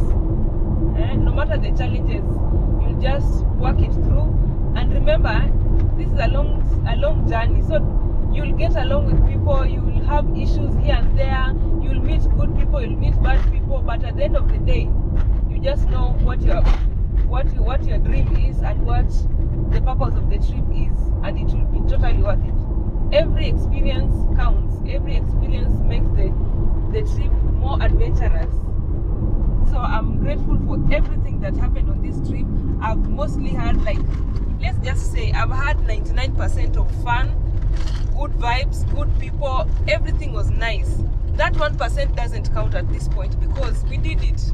We dared to dream, and here we are. We are here. We did it, you people. We did it, my people. It doesn't matter your age, you can do it. We did it. It's been really a great journey. I can call it bittersweet. I'm sad that it's ending, but I'm also glad that I'm going home. This trip has been so amazing. We've come home with a lot of lessons, a lot of insights, a lot of change in perceptions about different places. We get to see how people live. Yeah, it was worth it. I can say that. We're dreaming even bigger. It has really expounded our dreams. We are not dreaming small anymore. We're dreaming big. Exposure is very important. My friends. Yes.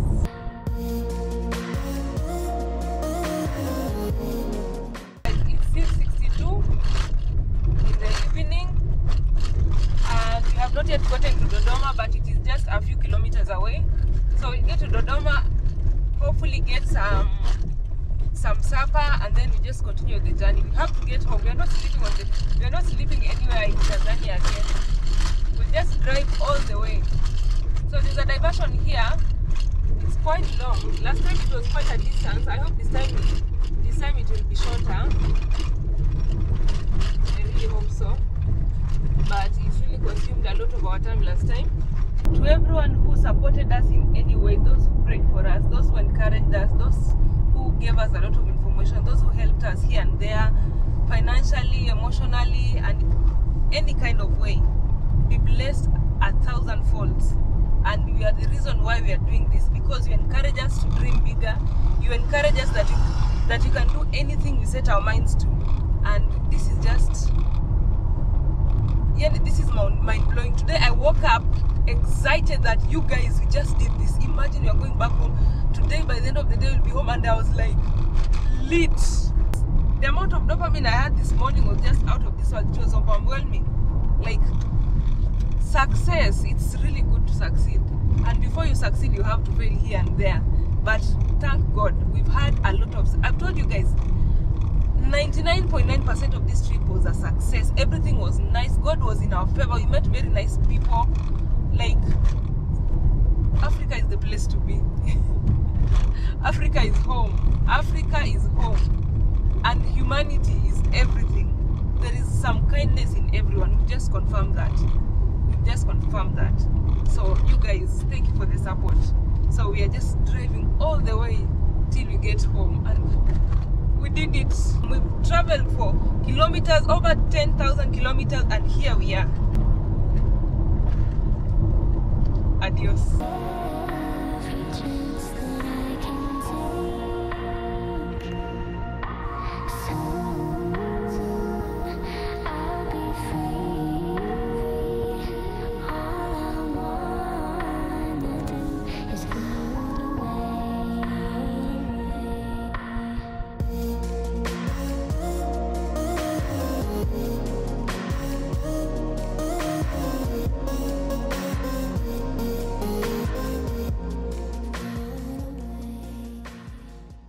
When we were going to Cape Town, you remember we had a problem at some point just before Dodoma.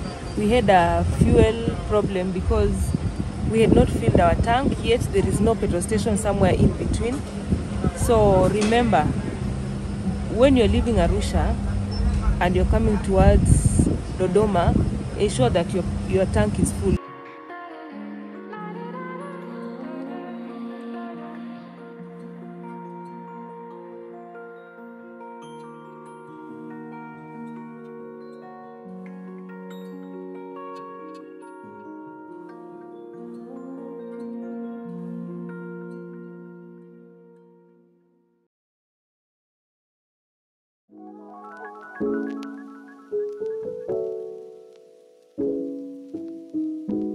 Good morning from Namanga, where?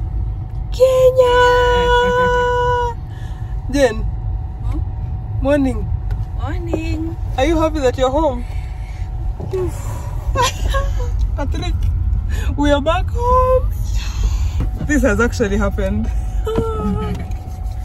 I'm so happy, guys. I'm so happy. It's official. Karibu Kenya. We are back. There is Pearl.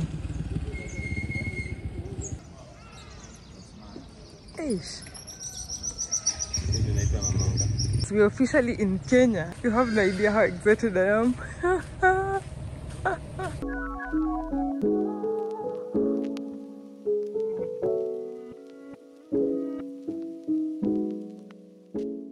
Mama, we made it! Yeah! Our dreams came true. We are in Kenya, and oh my God, look at these three people. Patrick, Jen, Adia, myself, and Pearl. We are back. You guys, we don't know how excited we are. We dared to dream, and here we are. A dream fulfilled.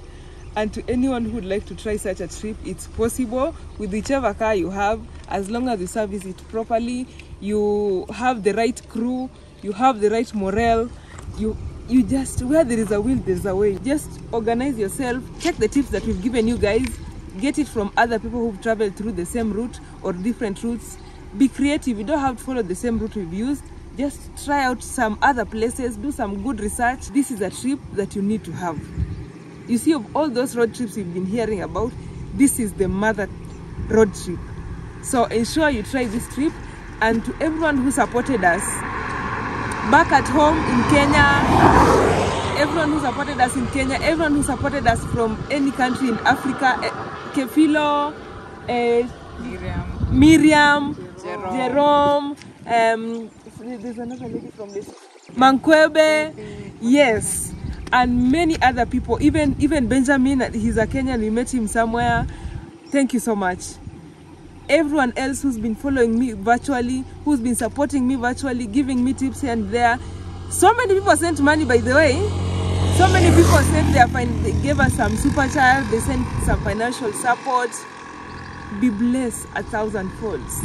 May your rivers never go dry. May anything you touch turn into gold. Be blessed for helping us, even my crew. Oh, how could I forget that? Guys, it was a pleasure traveling with you guys. And above all, the biggest thank you is to the Almighty. I just feel like just going on my knees right now. Thank you, God. If you are watching us for the first time, we'll do this kind of trips. And please join us in many other trips that we will be going to. If we will be telling you guys the trips that we'll be going alone and those which we'd like you guys to join us. But all I can say is you guys are awesome. And thank you so much for watching. If you're watching my video for the first time, you have a reason to subscribe by now. So please do so and comment below. And that is a wrap. Bye until the next video. Bye. Bye.